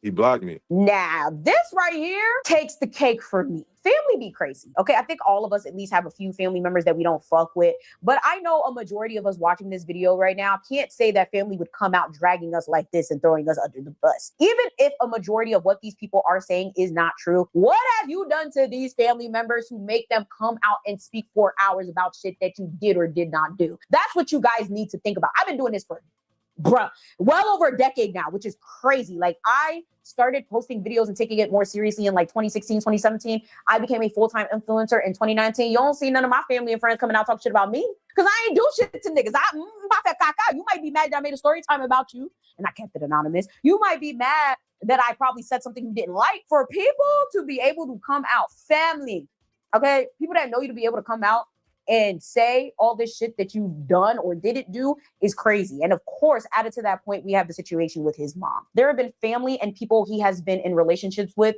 that have accused him of being abusive and or neglectful to his mother. His mom is like what Umar does. Umar puts people away that he wants for himself. So he got this woman in the house. He's a hoarder. That's one. That's why he always outside and he'll never record in his house? Exactly. And we knew this. It had... The community stood on business. This shit would have been front and center in algorithm. When I went to go look up whatever I looked up, I didn't see nothing about Umar like this. I didn't see the conscious stripper. I didn't see the fucking hoarding. I didn't see none of this. And he's a whole goddamn crash out. I thought he was going to be like in a bachelor pad. A couple of cereal bowls here, No. I can't be in this shit. But I pushed through because I looked at her. He gives me a crash course, taking care of her, 20 minutes tops, and then he out the door on a plane. Me and her are there. She's a beautiful, sweet woman. She's the sweetest woman. When she's kind, she's sweet. When you're ready to change her, she gets like Umar. Like she goes in. She fights. I don't have no way about that. It's just her personality. So, and she doesn't want anybody changing her. So we're getting to know each other, and every 2 hours, I gotta piss up this lady off again.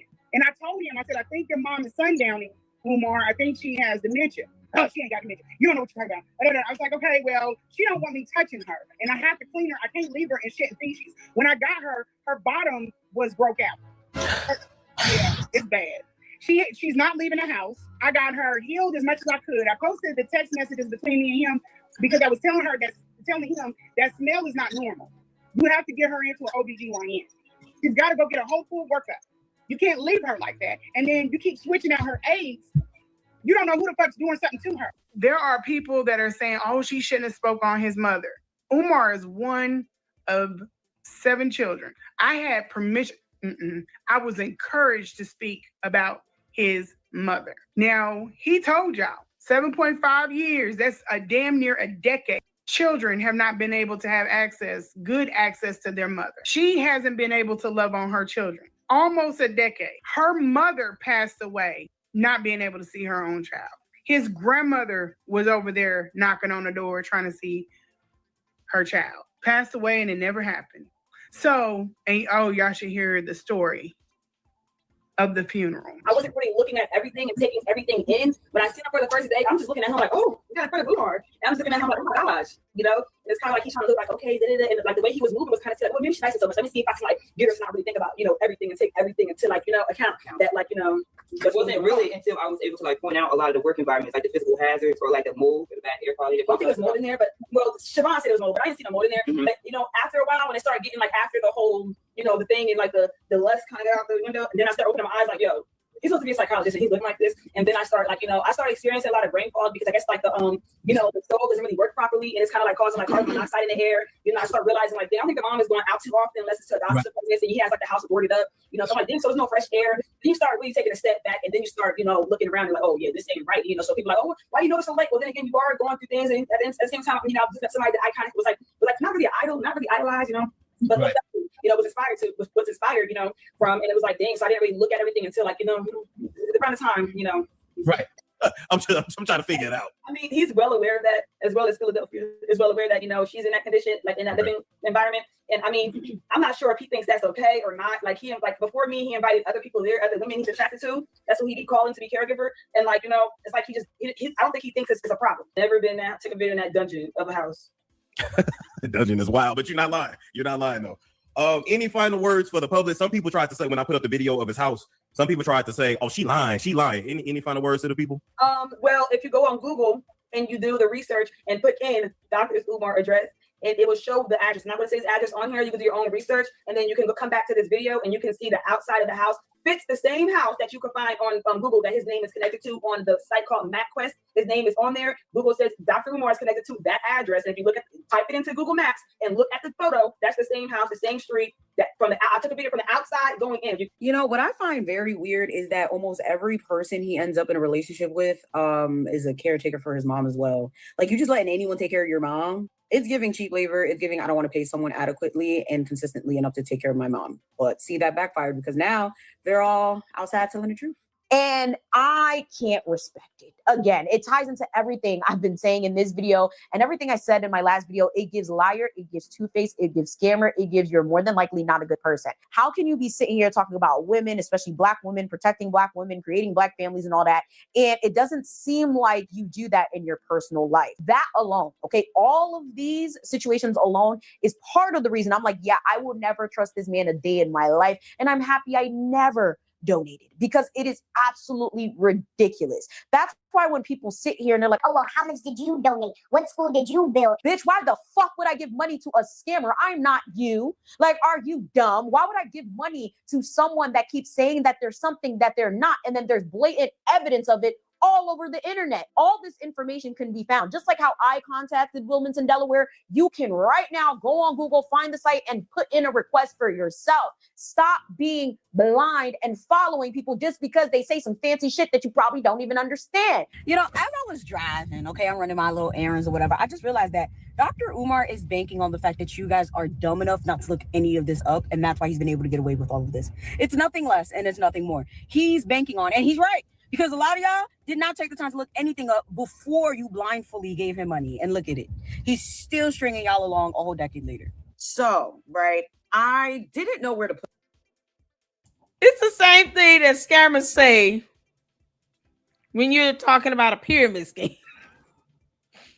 I know because I've been through this. As an independent journalist, I have reported on my fair share of pyramid schemes, Ponzi schemes, whatever. You can't make this up. First thing they'll say is, "What are you a part of this? Why would I want to be a part of a scam?" If you all check out, because people think I don't talk about anything else. Umar, you can kiss my ass. I don't care how you feel. But if you check out my channel, there's a playlist called Novatech. That was a whole pyramid scam. It was a crypto scam. And the so-called president of that called herself Reverend Dr. CEO of Novatech. And now, not only does she have SEC charges filed against her, the FBI is investigating this dumbass international crypto scam where they took in about $1.2 billion worldwide.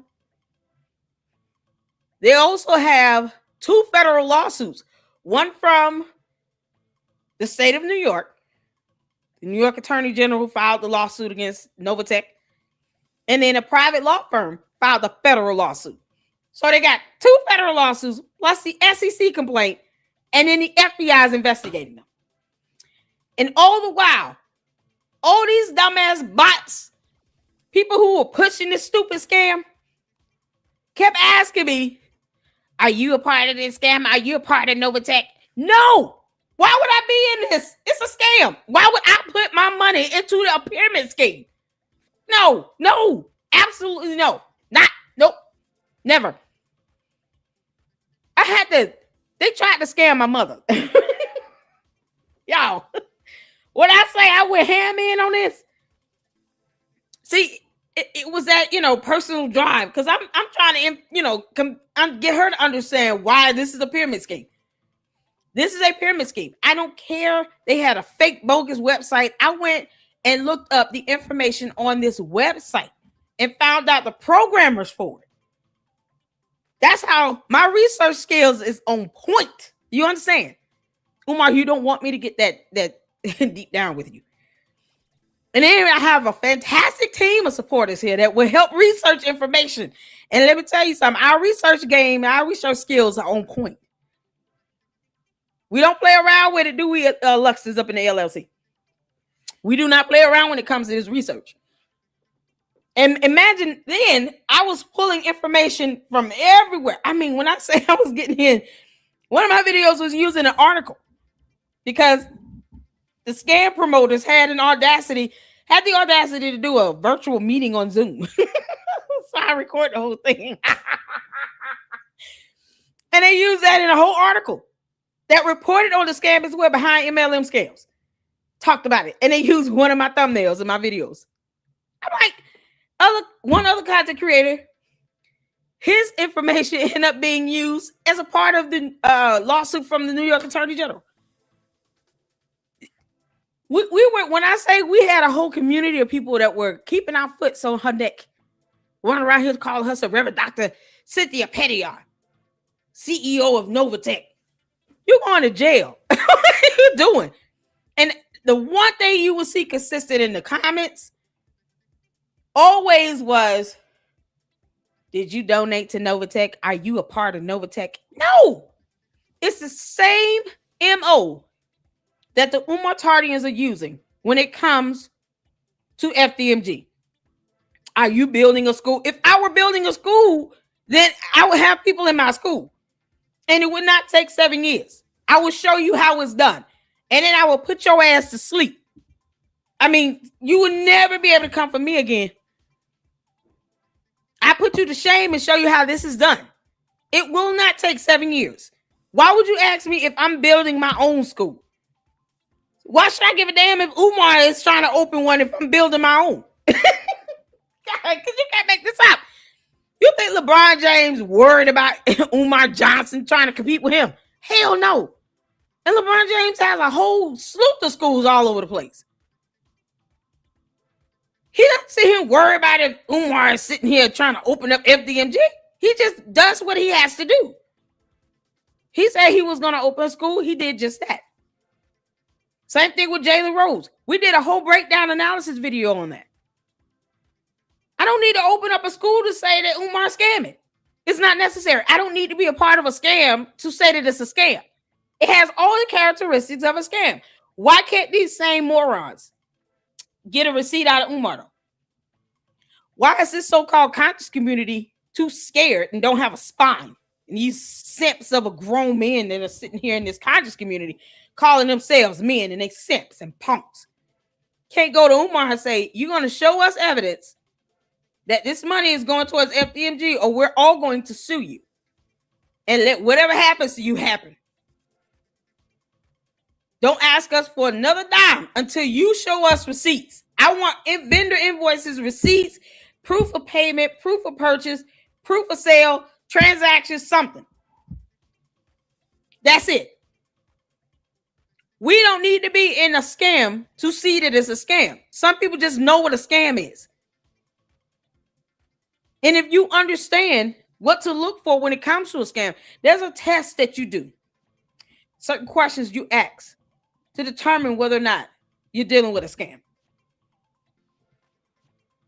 So you have a prerequisite, plus you have, precedents. Other cases that have been tried in the court of law, where you had these pyramid and Ponzi schemes that were determined to be schemes or scams based on a set of factors.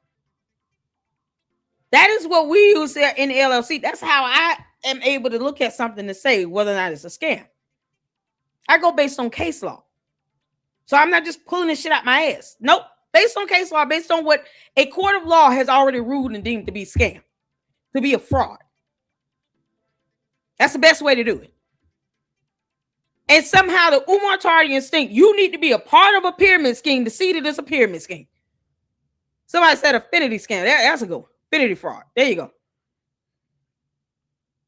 And then he's got these contribution packages, these tiered contribution packages on his website. Once again, where is the website for FDMG? Because it's mighty funny how these morons think you need to build a school when they dumbasses can't even create a website. Umar, you're still stupid. And so is your cult. None of these morons can come with a website. Not one of them can help you create and design a website. You can't even get a website going. And you're asking other people if they built a building. What the good is a building if it's riddled with black mold and you can't open it? Funny how you think somehow that works on people. It don't work over here. You had a whole violation report where the city of Wilmington said, I dare you. Either get this bando up to code or abandon it. You're going to tell the Umar Tardians why the larger bando can never be open? What good does it do if we go build a building? It will be our building. And yeah, he won't just sell this to, what's the boy name that tried to buy it? If he was serious. Somebody tried to buy it. Or just give it back to the city of Wilmington. You don't have the money or the revenue to open the bigger bando. You will never be able to get that up to code financially. All these shortcuts are not going to get you anywhere. You will not pass inspection. You'll learn that the hard way. We don't need to compete with you or create a building or build an institution or school for any damn reason to say that Umar is scamming. He's a scammer. And when he can't even come up with a website, the audacity to ask somebody if they're building a building when you can't come up with a $50 website. So what is he really doing with the money if $50 cannot go to a website for a domain? $20, $30 a month for a good domain to have a website. He won't even invest that because he's an idiot. And yet we're supposed to be building a building to be able to say that his dumbass is scamming. Make it make sense. No, he's still a scammer. And no, we're not building schools. And you still don't have a website. And he refuses to even invest in a domain. Get the out of here. You can't make this stuff up. So we're going to discuss this right now, right? This whole thing of Dr. Umar living like a hoarder and not having a real house has led to a lot of people saying and suspecting that he's living in the school. Now it's interesting because someone, I forgot who I was watching. Hopefully I can find the clip and insert it here, but they were like, it looks like there's toiletries like in the bathroom when he's doing this latest school tour. Like it looks like somebody was living in there. And I'm like, it's interesting because if you guys ever noticed, most of his content is made in his car. And there was a situation, hopefully again, if I find the clip, I'll insert it. There was a time like over a decade ago where he was on live and the camera flipped and everyone saw his house and it was bad. Like it was giving hoarders.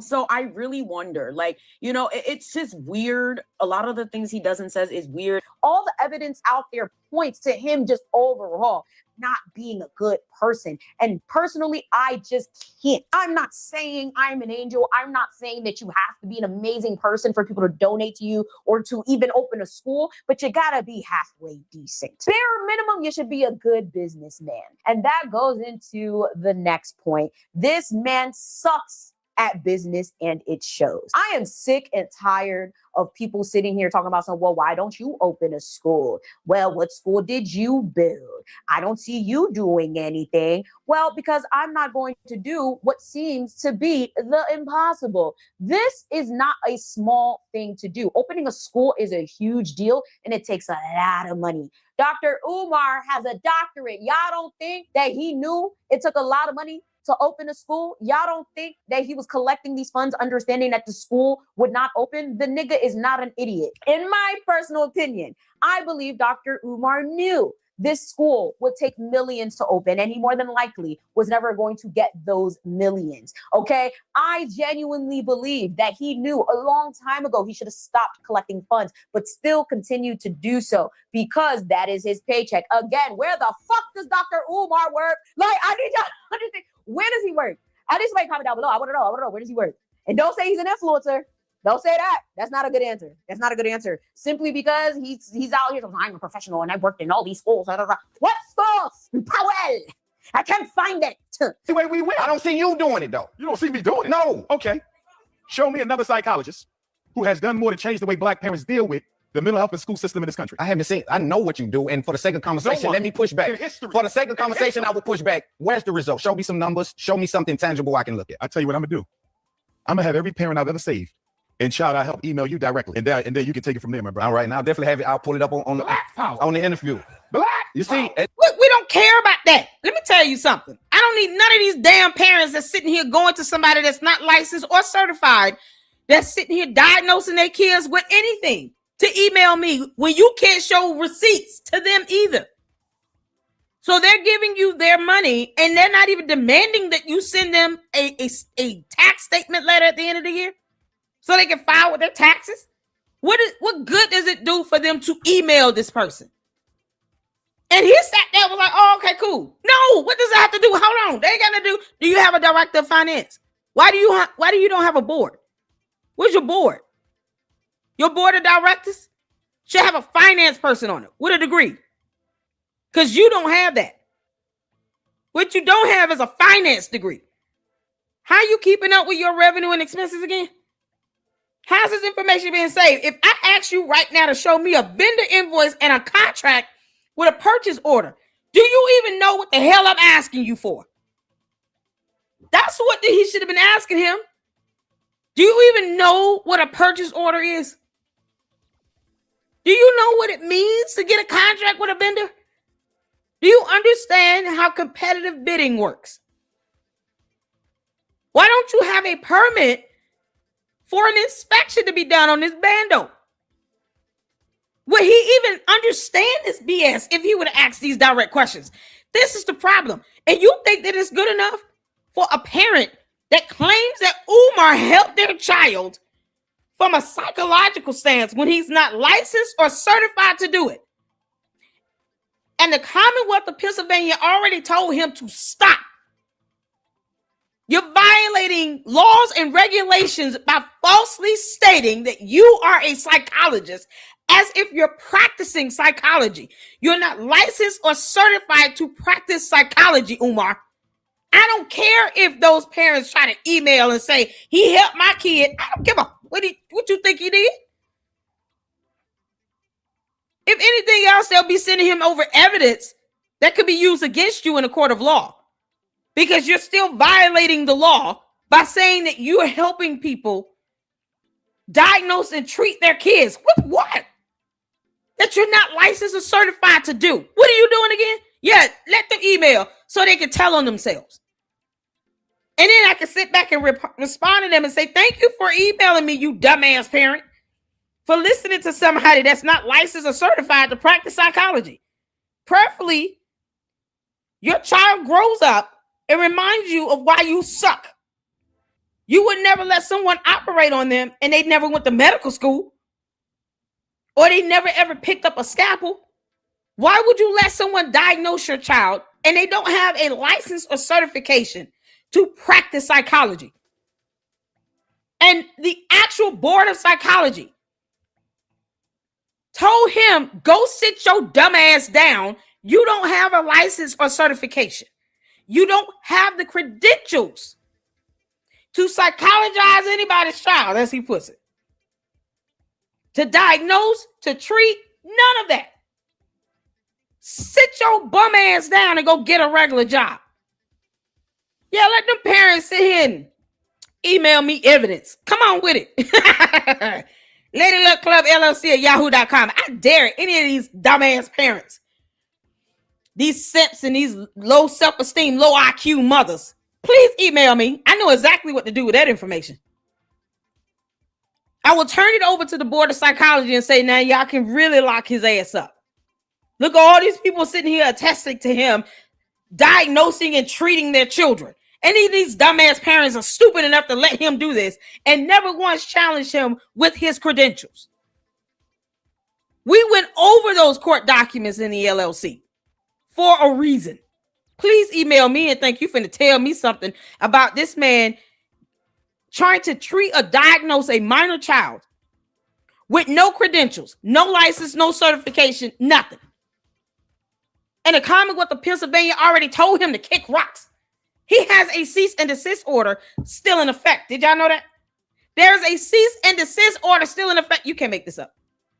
A cease and desist order is still in effect to this very day because they told him, stop raising money for this BS. You didn't even fill out the documents required by the state agency to be able to solicit donations or contributions for your so-called nonprofit organization in the entire state of Pennsylvania. That cease and desist order is still in effect. You mean? Yeah, go ahead and email me if you want to. I dare you. Umar Tardians, email me if they want to. I'm gonna send that right over to the Board of Psychology for Pennsylvania. Say go get him. This time, lock his ass up. What are we doing? Umar, you stupid. Now I want them to email me. Please email me and think you're trying to teach me something. I know exactly what to do with them emails. Boy, it's gonna be epic. You can't make this up. I'm gonna have all them parents email you. I wish you would. Please let that boy. I hope they do. Then he can send them emails to me. Who's that podcaster? Send me the emails. I know exactly what to send them. And then say y'all can refer charges over because he's still out here lying about being licensed and certified. They're not even thinking twice about the situation he's putting these kids in. If he misdiagnoses these kids, then what? And these stupid ass parents are sitting here like, oh, Umar, thank you so much. You're so smart. Is he? But you won't demand that he show you a certificate or a license. Oh my God, you're a horrible parent. If you think that this is okay, you are a horrible parent. You should not be a parent. You should lose custody of your child. If you allow someone that's not licensed and certified to diagnose or treat your child, you should not have custody of your kids. You're incompetent and stupid. That's no different than taking them to a doctor and you got some random person walking around simply because they got a white coat on and a stethoscope around their neck. Can you operate on my child, please? You don't know if they licensed or certified to do that. And then you want to sit here and email me, this person operated on my kid and removed my child's liver. Did they now? Looks like the spleen is gone too. You can't make this stuff up. And you proud of that? But this person doesn't have a license. They shouldn't have been operating on your child. What are you doing? These morons won't even go to somebody to do their hair unless they know that this person can do some hair. But they'll let Umar tell them what needs to happen with their child and he doesn't have a certificate or a license. Hell, you mean? That's not a bragging right at all. And all I'm going to do is sit there and say, oh, you don't say. When did this happen? Can you send me all that information via email? Because, boy, the Board of Psychology going to love this one. But this is priceless. That thing it just writes itself. In case y'all wonder what I'm doing. I'm trying to find this cease and desist order. Because this isn't a joke. This is real. He has no respect for the rule of law or anything. That doesn't mean that he has the authority to sit here and diagnose somebody. No, his dumb ass should not be doing this. I'm going to look for it because I have it. God, this is crazy. I just in a million years, I never thought.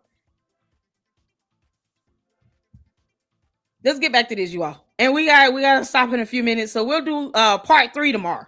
But I'm gonna pull up the cease and desist order before we log off. Oh my God. Umar, you're an idiot. We're gonna check this out till I pull up the cease and desist order. Because I guess people forget this is a thing. I've gone over that at least twice. And somehow he thinks that's all the bragging rights he needs. That's it. That's all the evidence I need. I'll just have all these weird ass women email you a bunch of nonsense about how they think I helped their child or something. Oh, thank you so much. All they needed to do was go and take their kid to an actual psychologist that's licensed and certified. But now they couldn't do that. They just went to Umar for reasons, and they gave him $10 in a super chat. Out here. And here's the Black power yesterday, black power today, and black power tomorrow. But most of all, black queens forever. So nobody's never. Y'all need to practice critical thinking and exercise the rights given to you, and exercise discernment. Because the fact that anyone would still be giving money to Dr. Umar in 2026 just truly pisses me off and proves that the education system has failed us, but also that we refuse to critically think when our emotions are involved. Like I said, this man sucks at business. And the fact that y'all sat here and gave this man y'all money is crazy. FDMG Academy bank accounts are still frozen. Dr. Umar personal bank account is still frozen. Brothers and sisters, we are fighting this war against FDMG and Dr. Umar Ifa-Tunde. But he's a race hustler. That's why this school still ain't been built. The same school been being talked about getting built for 10, 15 years now. This man has made, I would say, well over $1 million in donations. Well over $1 million in donations. School still not built. Now this nigga talking about his account's getting frozen. He talking about going out on a date with him for $500. All kind of weird, just goofy shit. The bottom line, nigga, the school's still not built. Now here you have an individual who has been begging people for money to donate to a lost cause for 15 years. 15 years, people have donated their hard-earned money to this man with nothing to show for it. He has acquired physical properties and has not done nothing with them. So whenever people ask, where is the proof that you have actually done something for these schools? You know, because he's supposed to have built a school for Black boys and girls. He goes and he shows you the structures, the buildings, but there's no kids in them. For 15 years, this man has been collecting money. For 15 years, he's been spreading hate.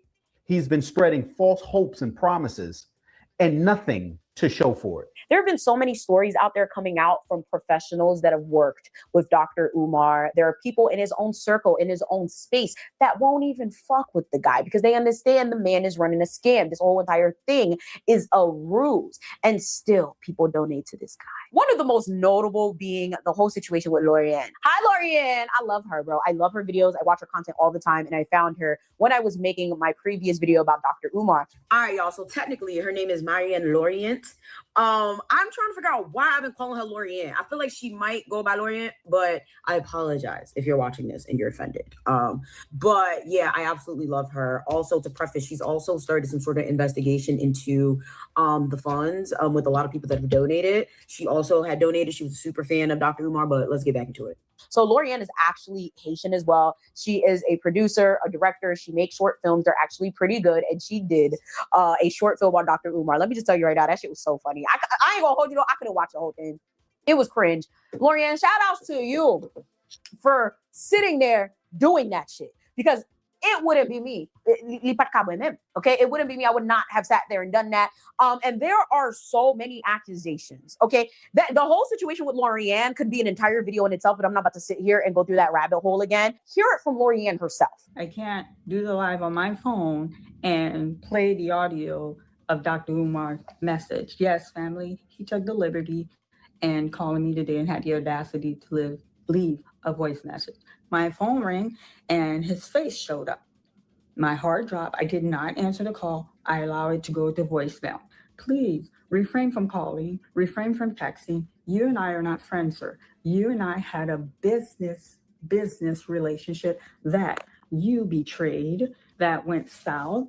There's no salvaging that. There's no comeback for that. You have burned the bridge. There's no rebuild. So I really don't understand. This is like the second time you reached out. He reached out the first time with the lady I said in my last video that I wasn't going to give her any credit. So this time, boldly, he called himself. Yes, sir. Don't call me. Ain't nothing to talk about.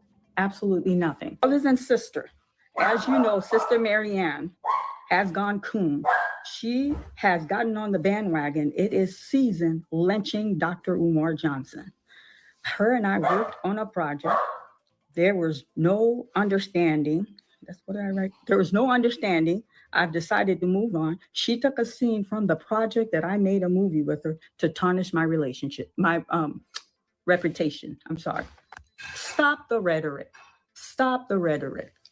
Ain't nobody tarnish your reputation. So nobody's lynching you. You have collected money under the pretext you're going to give us a school to educate a young boy, which has not come to fruition. So now you're trying to put that on me. Don't put that on me, sir. Do not put that on me. You have damaged your own relationship. It wasn't Marianne Lorient who damaged your relationship. When it was time to release Awaken theatrically, you turned your back. Don't call me telling me you're going through a difficult time to hold off on releasing the movie. I told him no. I had this discussion with other filmmakers that reached out to me. They're asking me why there is not consistency in the love scene. I'm gonna break it down to you guys. And when y'all go back and look, you're gonna go, oh my God, Marianne. I gotta pause it right there, y'all. We got another lie to get to it to you. But I wanted to show you all this. This came from, I'm still trying to find the actual cease and desist order myself on my computer. I know I've gone over it, but I'm trying to find the actual order. And I don't know why I can't see it. But he was sit with a cease and desist in Pennsylvania. Let me switch over. So you guys see this here in, what was that? 2018, 2019? He got hit with a cease and desist. And it was one of the reasons why he switched over to Delaware. He could not continue on with raising funds for, is this my video? Hold on.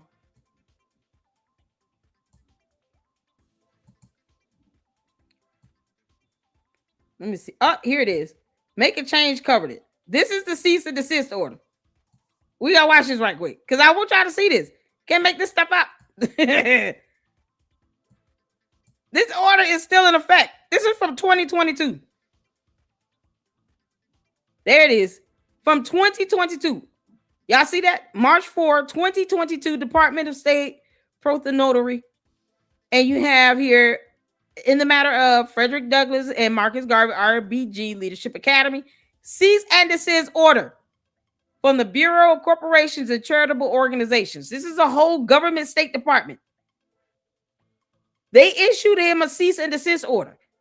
This order is still in effect. And this dumbass is still raising money for this in Pennsylvania. I know, say Buster. Y'all, we gonna pick up where we left out tomorrow. I will schedule a third part. It's gonna be a part 3 to this. But I want y'all to see this here. This is a cease and desist. Y'all see cease and desist order. Order. Not a letter. An order. An enforceable action that could be brought against him for violating this order. And that's the problem. They should be holding him in contempt of it because he's still raising money wherever. Let's go over this. Looking at the cease and desist order, it states Frederick Douglass and Marcus Garvey, RGB Leadership Academy, and it lists the P.O. Box address in Wilmington, Delaware, is not registered with the Department of State's Bureau of Corporations and Charitable Organization, and or has failed to submit or requested documentation to the Department of State Bureau of Corporation and Charitable Organization or the Bureau of Enforcement and Investigations, in accordance with the Pennsylvania Solicitation of Funds for Charitable Purpose Act.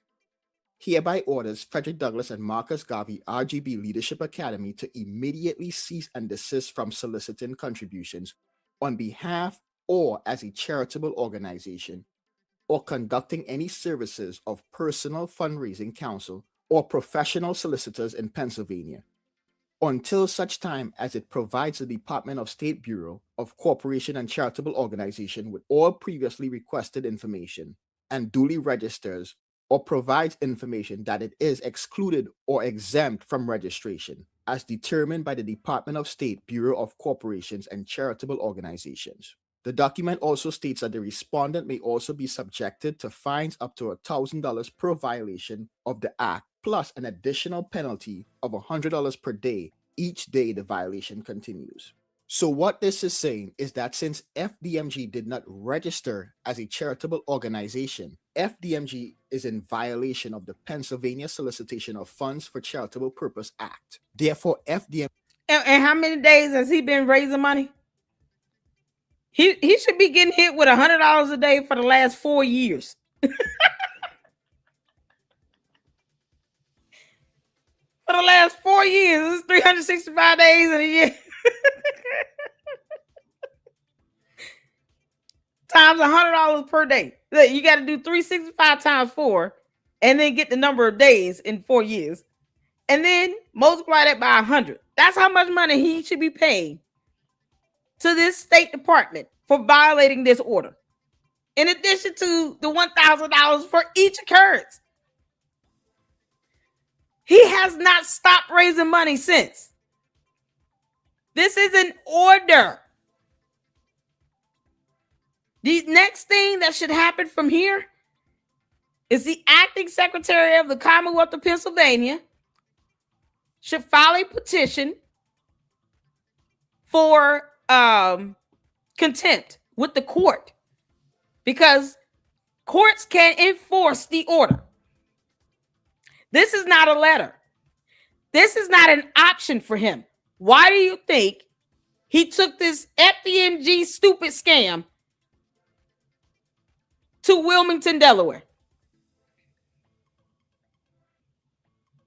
If he felt that this somehow was just a letter and they just playing around, they ain't mean that, why move FDMG to another state? They could literally hold him in contempt in a court of law, and that's exactly what they should do. So Leah M. Chapman, the Secretary of the Commonwealth of Pennsylvania, should be, for this State Department, should be definitely getting emails and requests for them to hold his ass in contempt. This is an order, not a letter. They ordered him to do this. And he thinks going to Delaware solves the problem. You're still raising money for FDMG in the state of Pennsylvania. Umar, you think I'm supposed to be scared of your little goons and gimps? Somehow you committing cyber crimes is your answer to you throwing a tantrum because you don't want to do things the right way. This is an order from a whole government agency. You can't make this stuff up. And you like he's saying sell it. Nah, this is an option. I ain't got to do this. Yeah, okay, keep on, you moron. He keep on. Yeah, exactly. He tried a way to sneak around it. He changed the name up a little bit. I think he took out RBG and just left it Frederick Douglass Marcus Garvey Leadership Academy. EIN now is registered as a 501c4 and not a 501c3. It's still a nonprofit. That's what's so stupid. He's so stupid. It's still a nonprofit organization. And when you don't do what you're supposed to do to ensure that the documents are filed properly, where the Umar Tardians at when he needs all these documents filed with some local government entity or state government department when he wants a waiver or he wants to be able to raise money? Where them Umar Tardians at when it comes to filling out those documents? Why don't you get these weird ass women to do that? But they don't read stuff like this because they think he's above the rule of law. He's not. He doesn't have to like our laws. He can get his ass off of our planet, or he can just go to another country. But we have laws here in the United States of America, and we're not in the mood. And they should be taking immediate action with the court of law to have his ass held in contempt because he's still raising money, and they have plenty of videos to hold him in contempt to use as evidence where he's doing it intentionally, knowingly, willfully, and wantonly. It's not by accident. He's still doing this intentionally, willingly, willfully, wantonly. So, Umar, keep playing around. I mean, it's nothing for the public to stop putting some pressure on this State Department that issued the cease and desist order against you. I don't give a damn about no Father Baba Yaga and what he thinks and feels with his 88,000-year-old ass. He walked with Moses. We don't care. We don't care. They think that this cease and desist order somehow does not apply to him, like laws don't apply to him. All of a sudden, it's a matter of jurisdiction. Get your ass out of our country then. And take Father Baba Yaga with you when you go back to Ghana. Neither one of you can return. Both of y'all can stay y'all asses over there. Think you're going to go over there and mess up with their laws and piss them off, raise money, and create a whole scam and tell them for 7.5 years, yo, we're going to open up a school. Hold your breath. They're going to beat your ass. That's the problem here. God, we are too nice in the U.S. This should not be an issue. And yet, you think the Umar Tardians are reading letters and numbers? Words, say anything. They're not reading this. They don't care. Because they think they supersede the law. You do not. You don't. But his little punk ass got out of Pennsylvania with this bullshit, didn't he? Went to Wilmington, Delaware with it. They need to do the same thing, be honest. But now they have enough to bring forth a contempt action against him. He violated that order all over the place. He doesn't care about this. This is still in effect, and Umar is still stupid. And tomorrow we're going to pick up with part 3. Oh, there's plenty of the videos of him in Pennsylvania asking for money, for donations. Every time he's in his mama's closet, he's in the state of Pennsylvania. And he wants to talk about jurisdiction. Umar, you dumbass. You are in the jurisdiction of Pennsylvania when you're at your mama's house. Every time he's sitting in that closet, he's in that jurisdiction. And talking about hit the Cash App and the PayPal. That's him soliciting for funds for FDMG. He's done. It's so many videos that they have sufficient evidence. Oh, God. Thank y'all so much for tuning in. We're going to finish up part 3 tomorrow. And we'll start at the part where she starts talking about malware. Lord. So here's what we're going to pick up tomorrow at this point here. All right, y'all. I appreciate all of you all. Thank y'all so much for the supers. User 225. Oh, man. You are awesome. Thank you so much. Everybody that has supported here. Rosetta, Miss Kogo, everybody that donated the LLC memberships. Enterprise Entertainment. Make sure you guys show some love to all the fantastic mods and other content creators that showed up in the chat. User 225 sent the $1.99 super. Said he needs his fans to flood inbox because he has nothing. He's a bum. Yeah, I appreciate you all. If you can come to the next live, please do so. If not, I will see you all tomorrow. Thank you all so much. Hit that like button and hype this up on the way out. And until the next one, Lady Luck Club out.